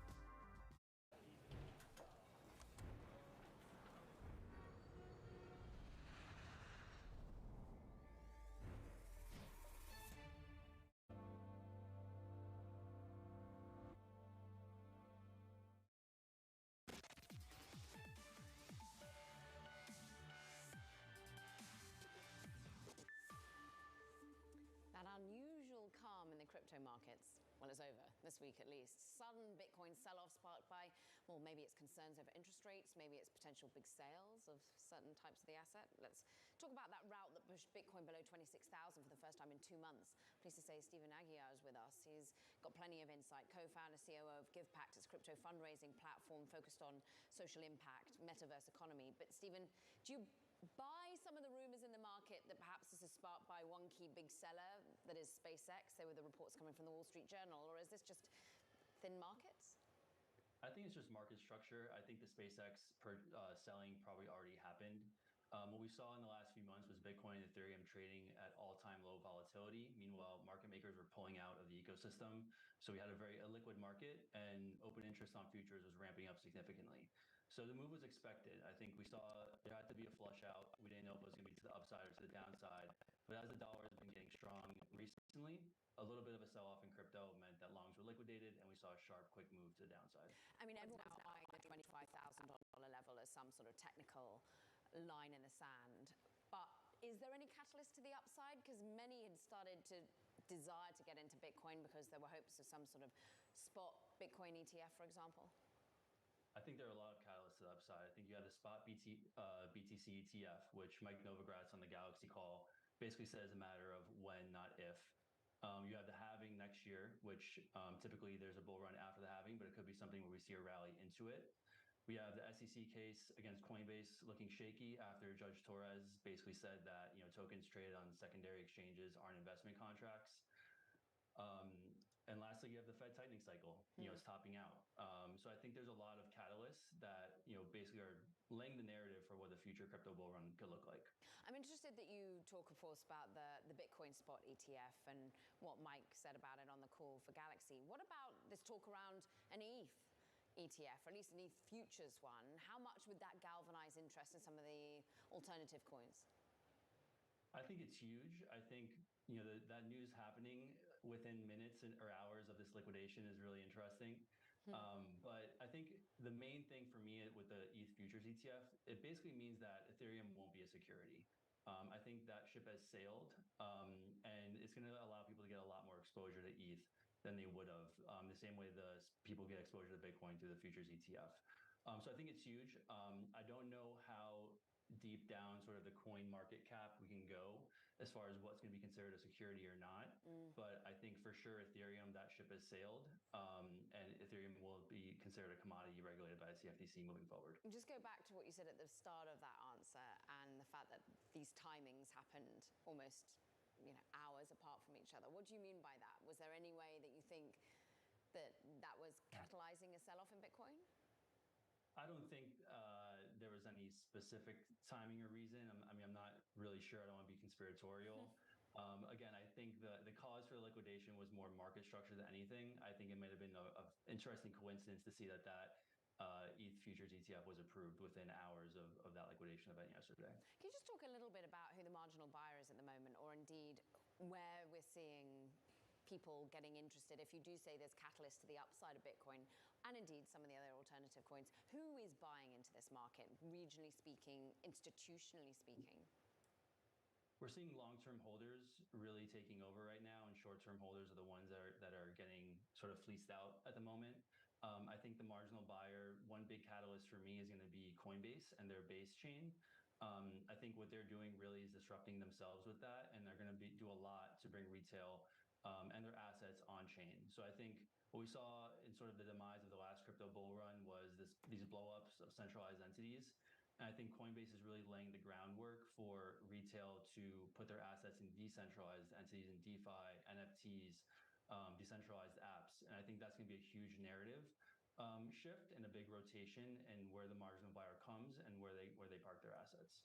Stephen Aguiar, thank you very much for joining us today. GivePack COO, co-founder as well, on all that recent return, shall we say, to volatility when it comes to crypto. Now, talking about volatility, it's been a volatile week for Adyen, of course. The Dutch payment processing company, when it released its disappointing first half results, it's triggered an absolute meltdown in the stock. Remember, it raised about $20 billion of market value yesterday.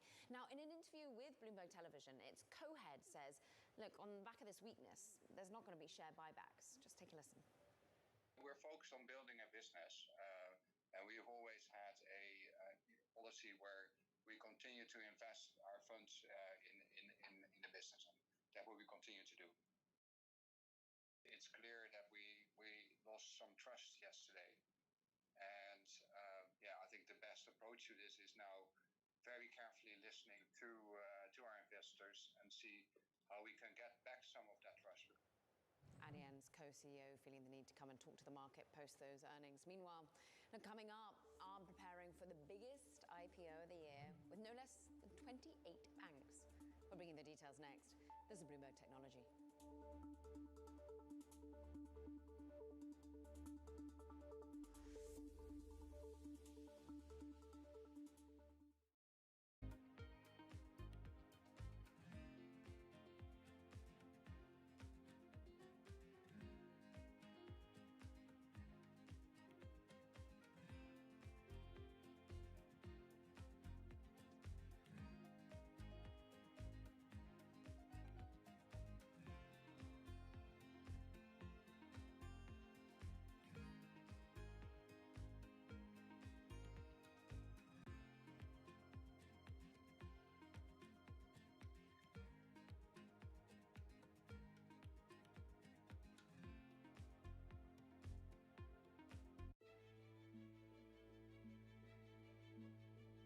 I don't think we can replicate Tesla. Tesla is unique because when they founded and then the personality behind it, the product is beautiful, technologically very, very strong. So in many areas, Tesla is Tesla. But Xpeng is Xpeng. We want to focus on what we think is important for our customers. Our customer like beautifully designed vehicles, either it's large SUV or sports sedan. We believe we have a very, very appealing family look that our customers is really attracted to. They like to have user-friendly features inside the cabin that has a technology feel. It's very smart. It enables them to really utilize the vehicle that's different.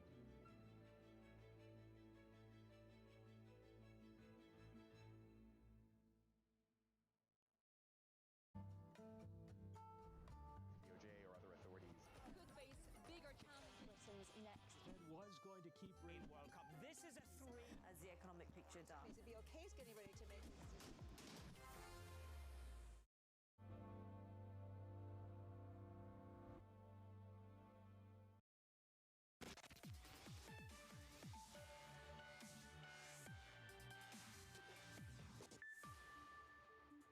Time now for Talking Tech. First up, look, American trade groups comprising the biggest players in technology and manufacturing, well, they've asked the US government to urge India to reconsider a policy introduced on tech imports that would impose a new license requirement. The coalition includes some of America's largest businesses, including Apple and Intel. Meanwhile, the largest largest US maker of chip-making machinery, gave a pretty bullish forecast for the current quarter, indicating the industry slump may be fading. Applied Materials sees the shift towards artificial intelligence, of course, and the rise of internet-connected devices helping bolster its results. Plus, it's on track to be the biggest IPO of the year. SoftBank-backed ARM, when it's filed, we understand, a whole roster of underwriters for its initial public offering. 28 banks in all for the deal. Now, the company is aiming to be valued in a listing we understand to be, well, $60 to $70 billion valuation. Let's dig into it. Leanna Baker is the person who knows so much about this potential listing here at Bloomberg. And just tell us why 28 banks are needed in all their various tiers of importance. So it sounds like it's too many banks, but remember that Meta or Facebook, when they went public many years ago, they had about 35 underwriters. So when you have a large amount of shares that you need to get out to the market, it helps to have different banks to syndicate out the shares to clients. ARM could raise several $billions. It's supposed to be in the top 5 IPOs in tech of all time. So they're going to need all the banks to get to work. However, it could also be a relationship building exercise for ARM. They want to keep good relationships with all the banks, and that's why you'll see, the who's who of Wall Street on this one. It certainly is, and international in that nature, of course, because they want an international investor base. I mean, I'm interested as to basically how they're going to be eyeing this current market volatility and whether that really matters when they're trying to be getting this pretty hefty valuation. There's certainly been a dead IPO market, and there's a lot of hopes that this will open things up. We also reported yesterday that Instacart is looking to go public in September, so it feels like ARM is kind of warming things up for everyone.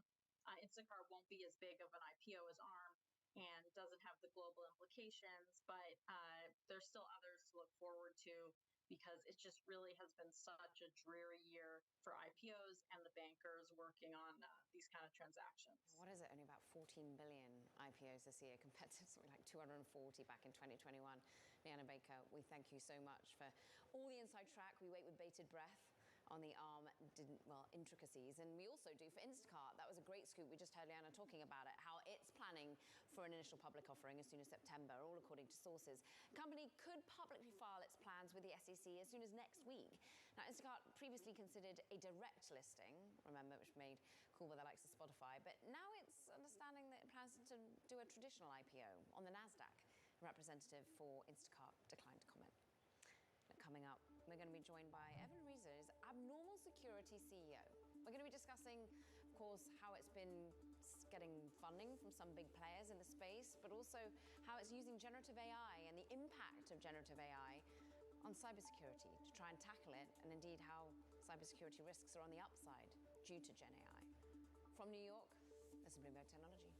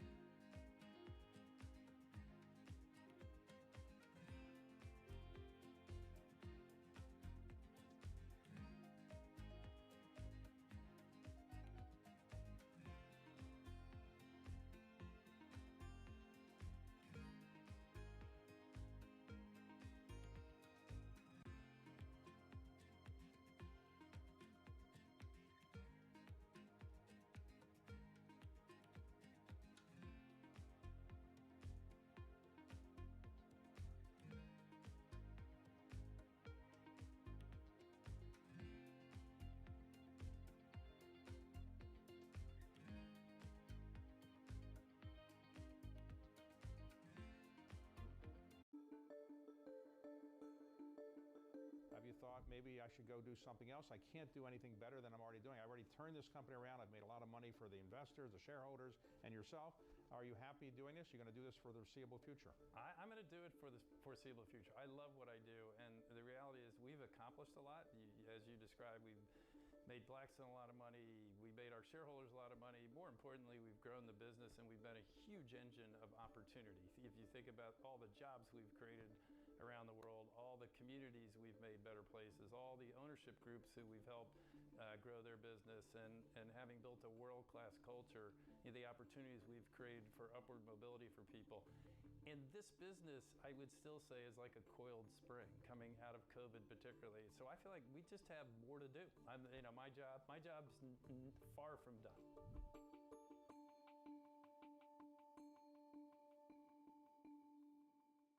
On the next episode of The Circuit. It's still almost shocking how new you still are to this sort of being famous thing. When I do, go out and people are like crying, that's when sometimes I'm, whoa, why? There's no rule book for it. Watch The Circuit with Emily Chang Thursdays, 10 p.m. Eastern on Bloomberg Television, or 8 p.m. Eastern on Bloomberg.com or the Bloomberg app on connected TVs.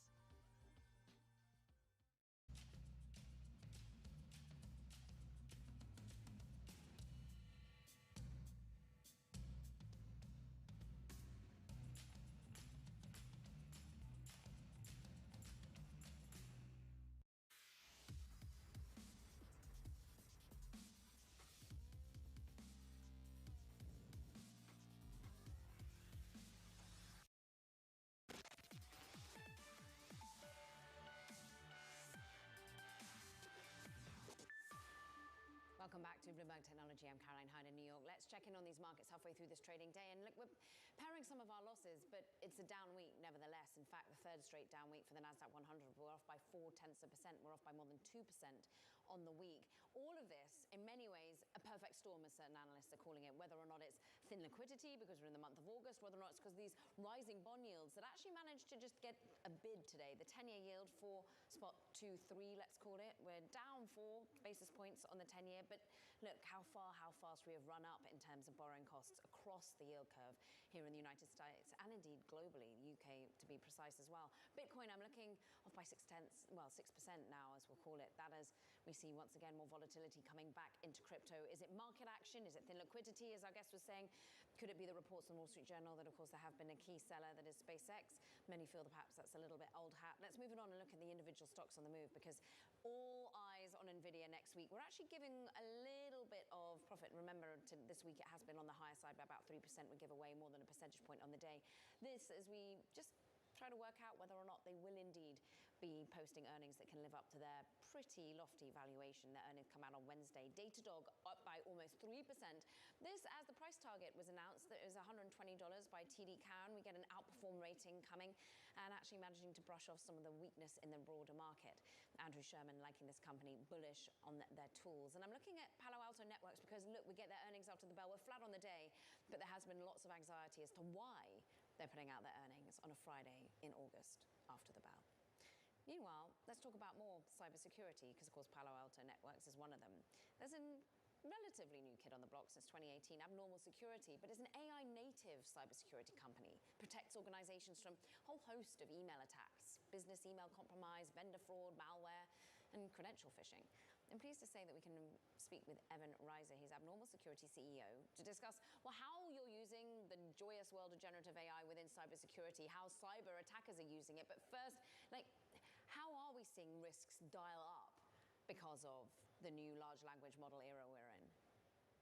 Well, first of all, thank you so much for having me. I think AI is really exciting because it's going to have a profound effect on the way everyone uses technology. Unfortunately, criminals are also very excited to use this technology. There's really kind of 3 things we see criminals using to take advantage of generative AI. So one is that even petty criminals that don't have cybersecurity skills, they can now use things like ChatGPT to become very proficient in kind of technology, language skills to help them launch phishing attacks. We see the automation abilities of some of these generative models allow people to set up more attacks. And maybe most scary of all, these models allow people to create very sophisticated nation-state level attacks, even by the petty criminals. So I think it's going to be a brave new world for cybersecurity. I mean, of course, you were founded in 2018 before the whole furor around ChatGPT and the like. But have you seen suddenly the scale, the wall, the worry just dial up? Are you having to fight more cyber attacks? Absolutely. I mean, I think overall cyber attacks continue to go up and to the right. With generative AI and especially easy to access tools like ChatGPT, now criminals are using these to send more targeted phishing attacks, more complex types of fraud, and more sophisticated forms of social engineering. So I expect unfortunately, it's going to be going up into the right for a while, but we're hoping to make that curve go down. I don't think that's bad for your revenue run rates, right? Because, of course, more demand is no bad thing for you to a certain extent, Evan. Can you talk us through some of the milestones you've been hitting and how you're taking that to the market at the moment in terms of potentially even fundraising? Yes. So Abnormal Security, we're only about a 5-year-old company. We launched our product 4 years ago. We announced this week we hit $100 million in recurring revenue. So we've had a lot of success. I really attribute that success to the importance of kind of email security as our first product. Email security is the #1 cause of financial loss, #1 cybercrime, biggest attack vector. So I think that speaks to both the opportunity we have to protect customers, but also the power of some of the AI technology we use internally to go help stop things like phishing, fraud, and social engineering. What's interesting is your relationship with CrowdStrike, for example, and the fact that you've sort of raised money from them and got a clear partner going forward. What do you see your future as evolving as with Abnormal Security? Will you remain an independent company? Will you fold into another? Oh, no, we definitely built the company from day one to be an independent company. We do expect an IPO in the future, but the exact time of that is not super important to us. We're probably focused on just helping our customers and really taking advantage of some of these new AI technologies to stop the next generation of cyber attacks. And we're very fortunate to work with great customers or great partners like CrowdStrike that really share our kind of mission and values around protecting customers and building deep platforms that integrate cleanly together to create the best customer outcomes. So very, very fortunate to all of our employees, partners, and customers that helped us get to where we are today. Where are you in terms of global demand? Who are your key customers, for example? Yeah, that's a great question. We're primarily focused in North America today. We will be expanding a lot more internationally. And even though we've only been in the market for about 4 years, today we protect more than 12% of the Fortune 500. We expect that to grow substantially over the next couple of years. And really, we see email security and more generally cloud security a global problem. So our ambition is to go protect every organization, every person in the world.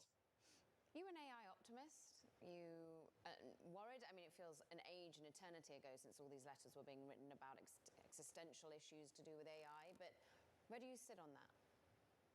So I think AI is a tool, and like all tools, it can be used for good and bad. I think in the grand scheme of things, AI is going to have a huge impact in the world, and I'm very bullish on the long-term prospects. I do think the next year or two are going to be a little bit scary, especially as criminals get access to more generative AI tools. In the last 2 months, we've seen more sophisticated attacks coming from generative AI, phishing and social engineering than we've ever seen in the last 5 years.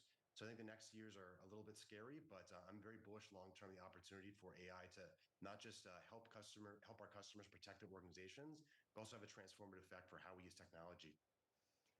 Ultimately, are you seeing more interest from VCs? I know you're saying you're eventually eyeing an IPO, and you only did a Series C even relatively recently. But are you looking at opportunities as everyone wants to be allocating some of their funds to AI winners? I think there's no short of interest in companies that are really AI native, focusing on real customer problems. They're at the kind of $100 million plus ARR scale. So there's no shortage of interest, but we operate a very sustainable, durable business. We have no need to raise any more money. So right now we're just focused on expanding both our technology platform and helping go protect more customers around the world. You're a seasoned technologist and been part of big teams. I've got to ask you, you were pretty significant within Twitter at one point, really thinking about how its own machine learning was working within the advertising unit of Twitter. What do you think of X? Do you use it? How are you feeling about the development of that company? Yeah, I don't know too much about it. I primarily focus now on cybersecurity. My background is in machine learning and AI, coming from the ads world, but I've lost a little bit of touch. Right today, we're taking some of the same core technologies around understanding the behavior and interests and kind of the way people respond to different interactions, right, and applying that to cybersecurity. So from a technology perspective, we're very similar, but yeah, different use case. And I'm really excited to start using some of the technologies that we built in ads that were originally designed to get people to click on ads to now use for a much more worthy cause, which is helping go stop crime. Well, you dodged it, Evan. But we'll let you. Evan Reiser, Abnormal Security CEO, sticking very much with his theme of cybersecurity and his own company, and we thank him for that. Meanwhile, coming up, we look at how AI is helping revolutionize the healthcare industry, closing even the gender gap, the health gap at least. More next. This is Bloomberg Technology.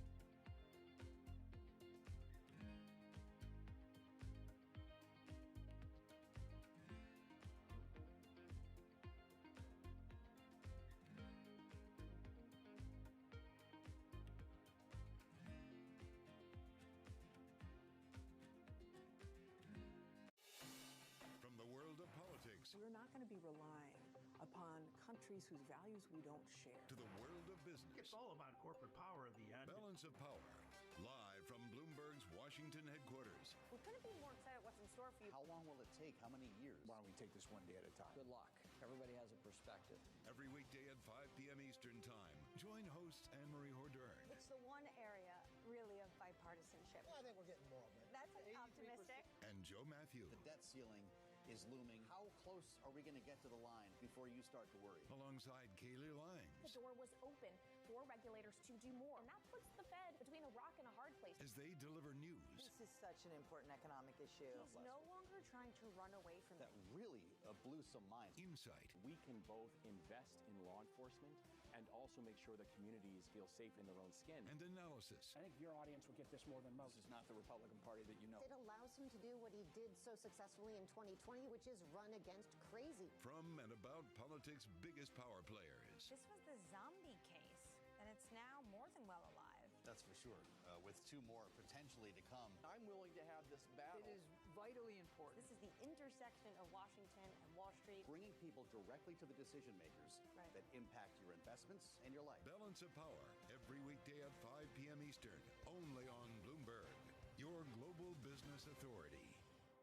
Why do the biggest names in business choose Bloomberg? That is a great question. It's a great question. Great question. Great question. Best question I get all night. Bloomberg, top experts, great questions.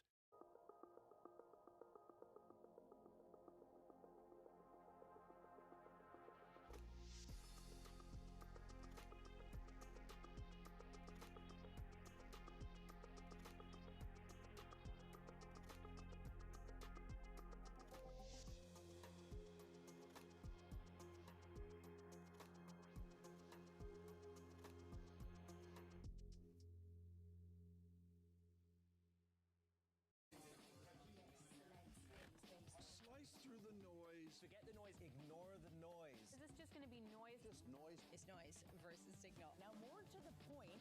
What is the lesson or the observation?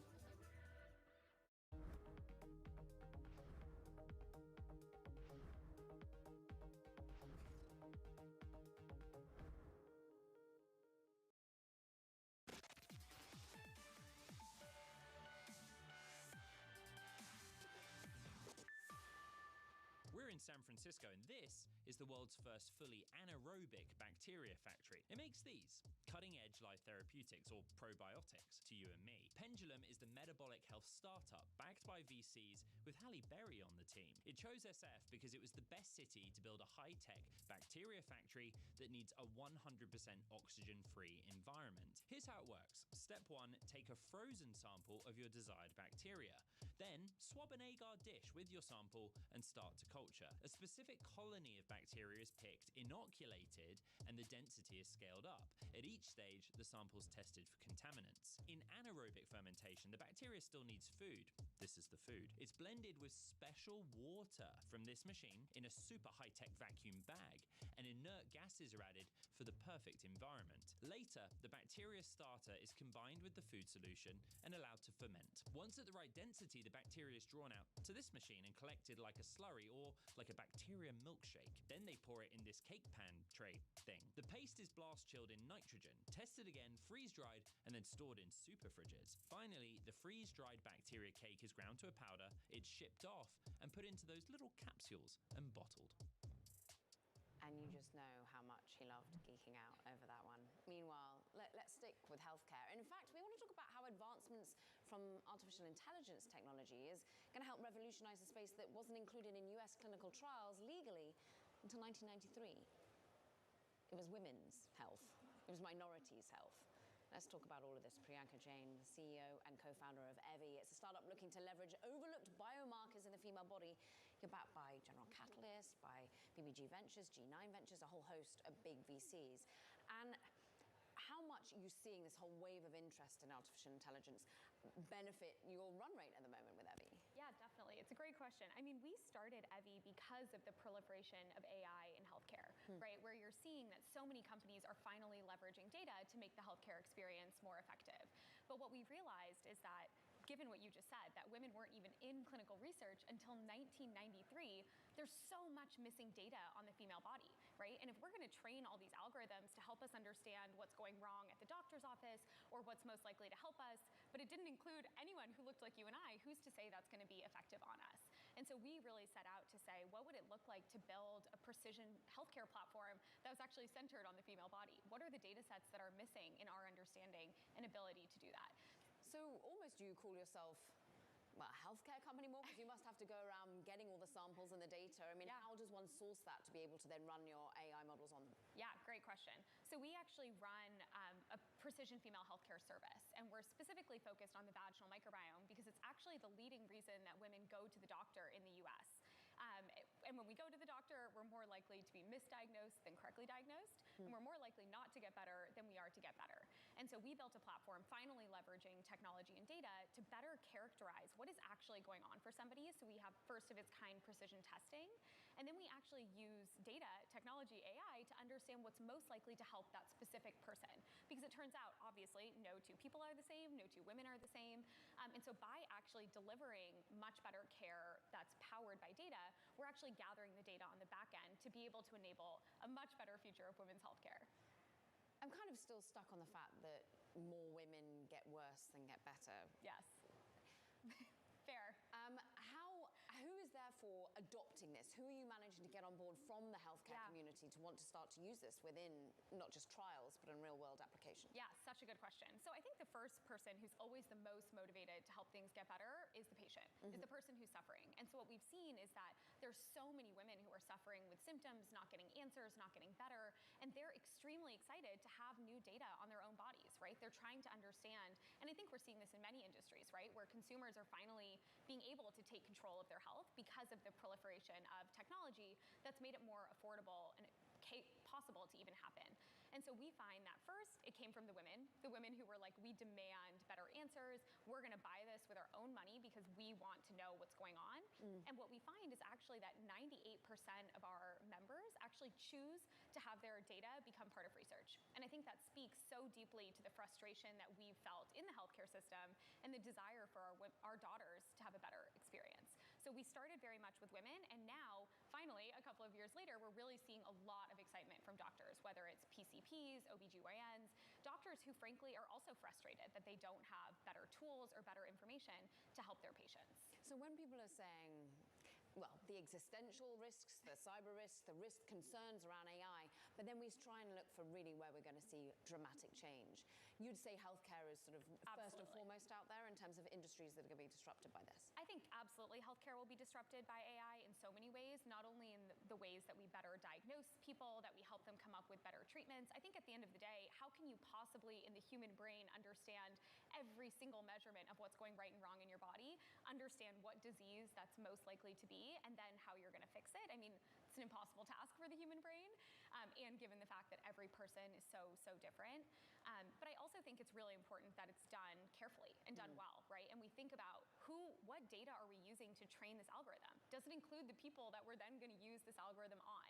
And so I think it's very important that we put up the right guardrails, we ask the right questions, and that we don't just assume that AI that's well designed means it's going to be well designed for healthcare. And I think healthcare needs its own set of rules and thoughts as we bring this revolutionary technology into the space so that we don't actually widen the gap that already exists. So who's thinking about that? I mean, already you've captured the imaginations of VCs. You're clearly managing to get into the world of healthcare. What about the administration? Are you having discussions? Yeah. I mean, are people coming to some of the startups and indeed the bigger companies within AI to think about rules, guardrails, safety? Yeah, definitely. I think the companies, hopefully this time around, are being a little bit smarter about this. I know it's something we think about all day, every day. Maybe that's because we're a female leadership team, but it could just be because we're a company started today.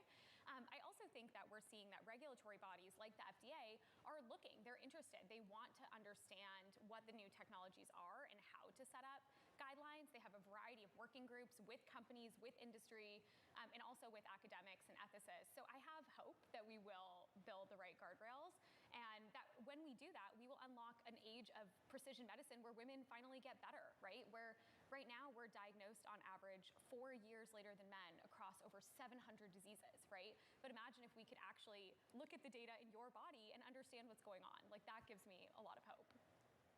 Great storytelling, great interest in the company. We thank you so much for coming on. And thank you for having me. Probably telling a slightly depressing story, but one that might be changing pretty soon. Evie co-founder and CEO Priyanka Jain there. Meanwhile, coming up, can OpenAI crack the code for AI to oversee content moderation? We'll discuss that one next.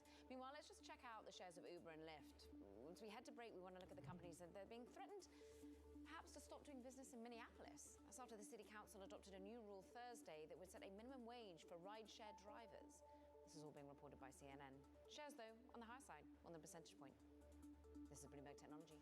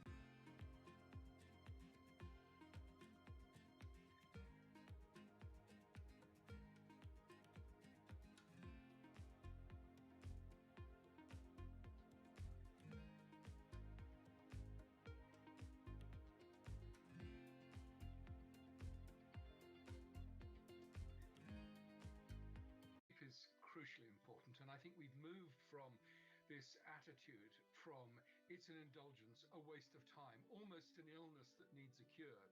For something as universally important to human life as sleep, mysteries surrounding its necessity and utility have only just been recently uncovered.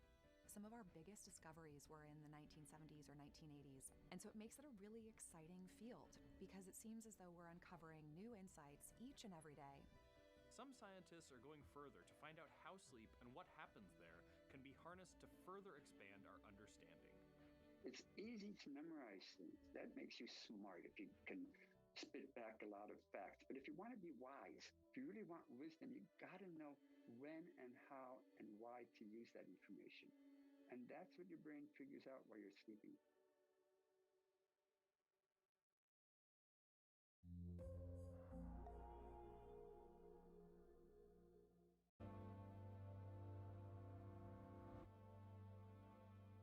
Bloomberg UK, your source for news and analysis covering the biggest challenges facing the UK government, economy, financial services, and markets. Tax cuts should not be the priority. It's about a credible plan for growth over the next 2-3 years. In this post-Brexit world, how do you see actually servicing your clients? It was disruptive, and it's going to have implications to how capital raising works. Now we're having the perfect storm in the UK. Watch Francine Lacqua Thursdays at 9:30 a.m. only on Bloomberg, your global business authority. In a multi-trillion-dollar industry, there's a lot of ground to cover. We indeed have a rally. We're talking a lot of dividends. We're talking income. We'll show you what's happening in ETFs like no one else. Bloomberg ETF IQ, Monday on Bloomberg.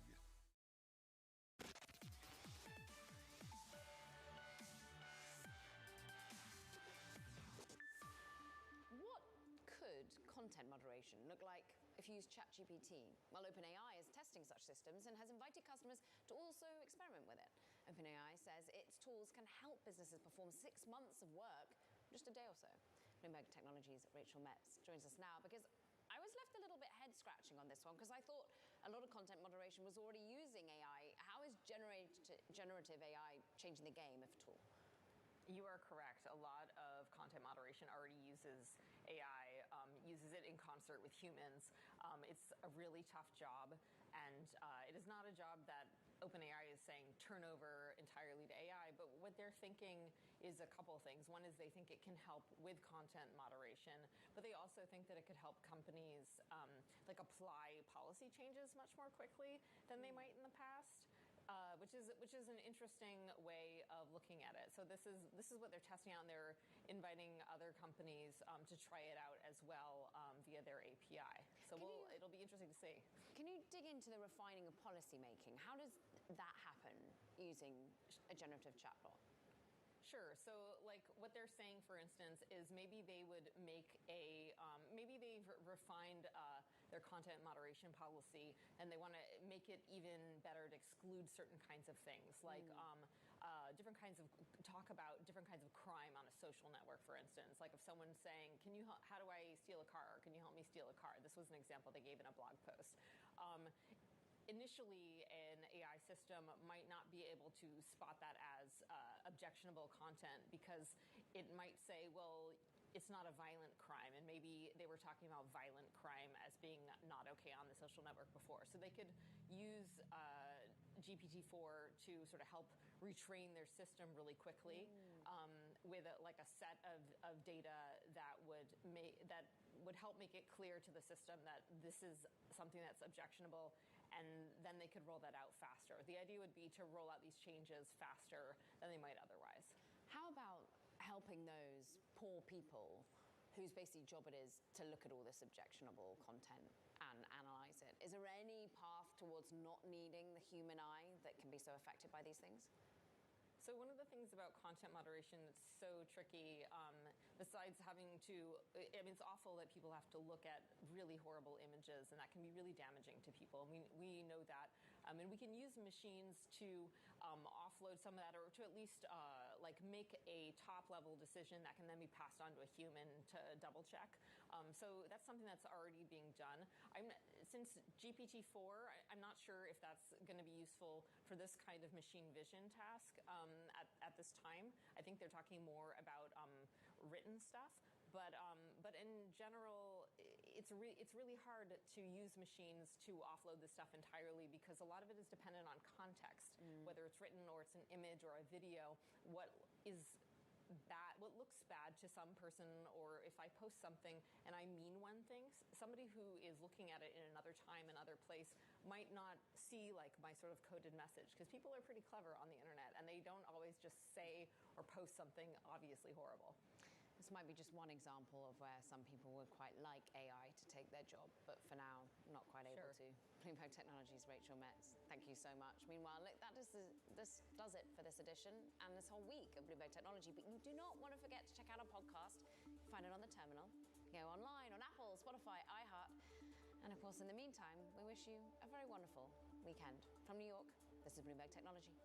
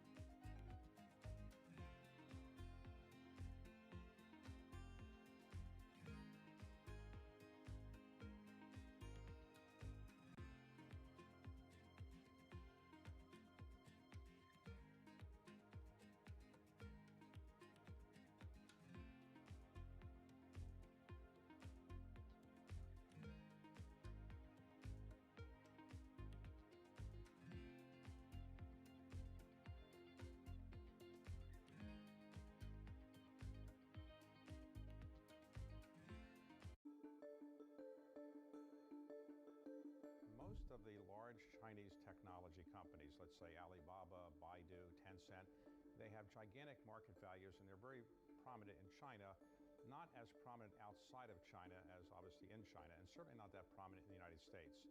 TikTok, by contrast, is not in China, but it's gigantic outside of China, the United States and everywhere. What did TikTok do that enabled a Chinese-based company, parent company at least, to do so well outside of China? We think it's challenging to build a global company in general, but the best ones we have seen so far are ones that take very consistent global learnings and adapt them to the local countries that they are operating in. So you need to be global and local at the same time.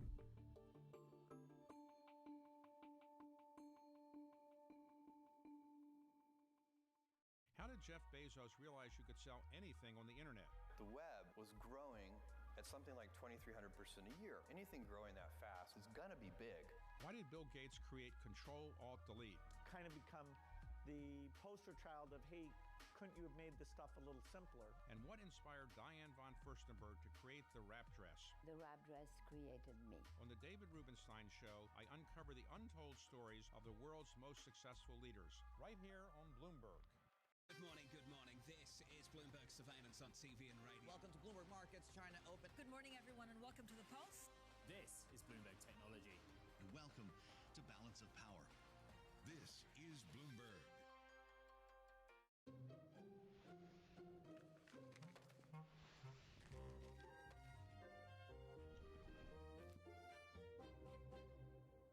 Welcome to the world of decentralized finance. You can see the massive gains for the OG crypto coin. The breakout we have all perhaps long awaited finally realized. We'll see if it sticks. Bloomberg's covering all things crypto, the people. There's no question its industry is composed of some bad actors and some good actors. The transactions. Volumes have surpassed $24 billion per day. And the technology. Stop talking about the technology. Start demonstrating the utility. Bloomberg Crypto, Tuesdays.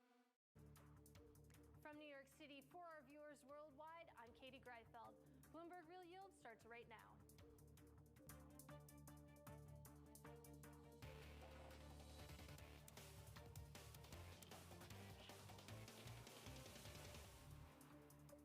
Coming up, a bid comes back into bonds after a brutal week that evaporated 2023 gains in long-dated treasuries and sent a shudder through the corporate credit market. We begin with the big issue. All eyes on Wyoming.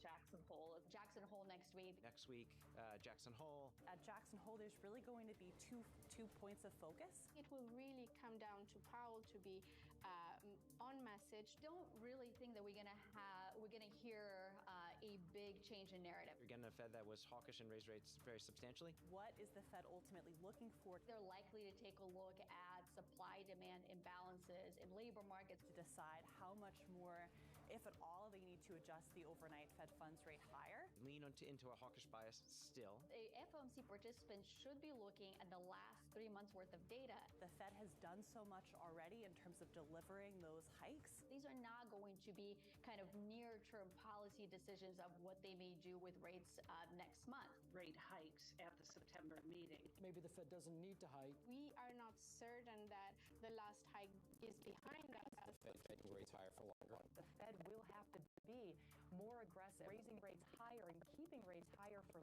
longer.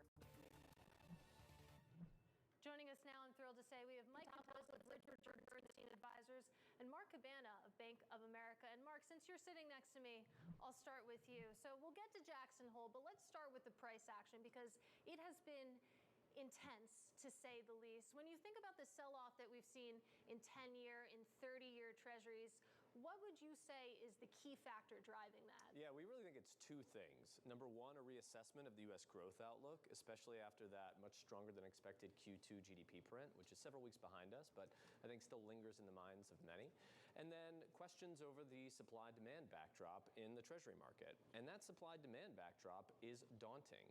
We know there's a lot of supply. There's lots of questions about who is going to be the end buyer.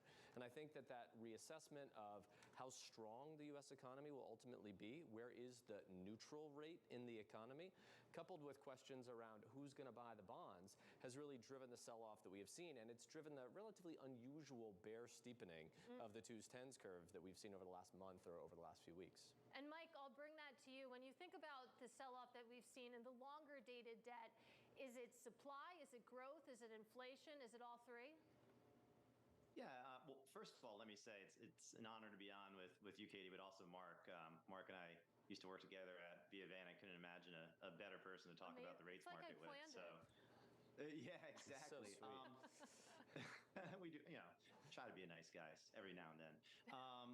Yeah, listen, I think it's a combination of factors. Everything Mark said is spot on. You have a situation where issuance has been bigger than expected, although, it's actually been pretty well absorbed. And, couple that with August illiquidity, what's going on with Japan, relaxing yield curve control just a little bit, and the expectations that might go further later this year. And then, of course, the thing that we can't hide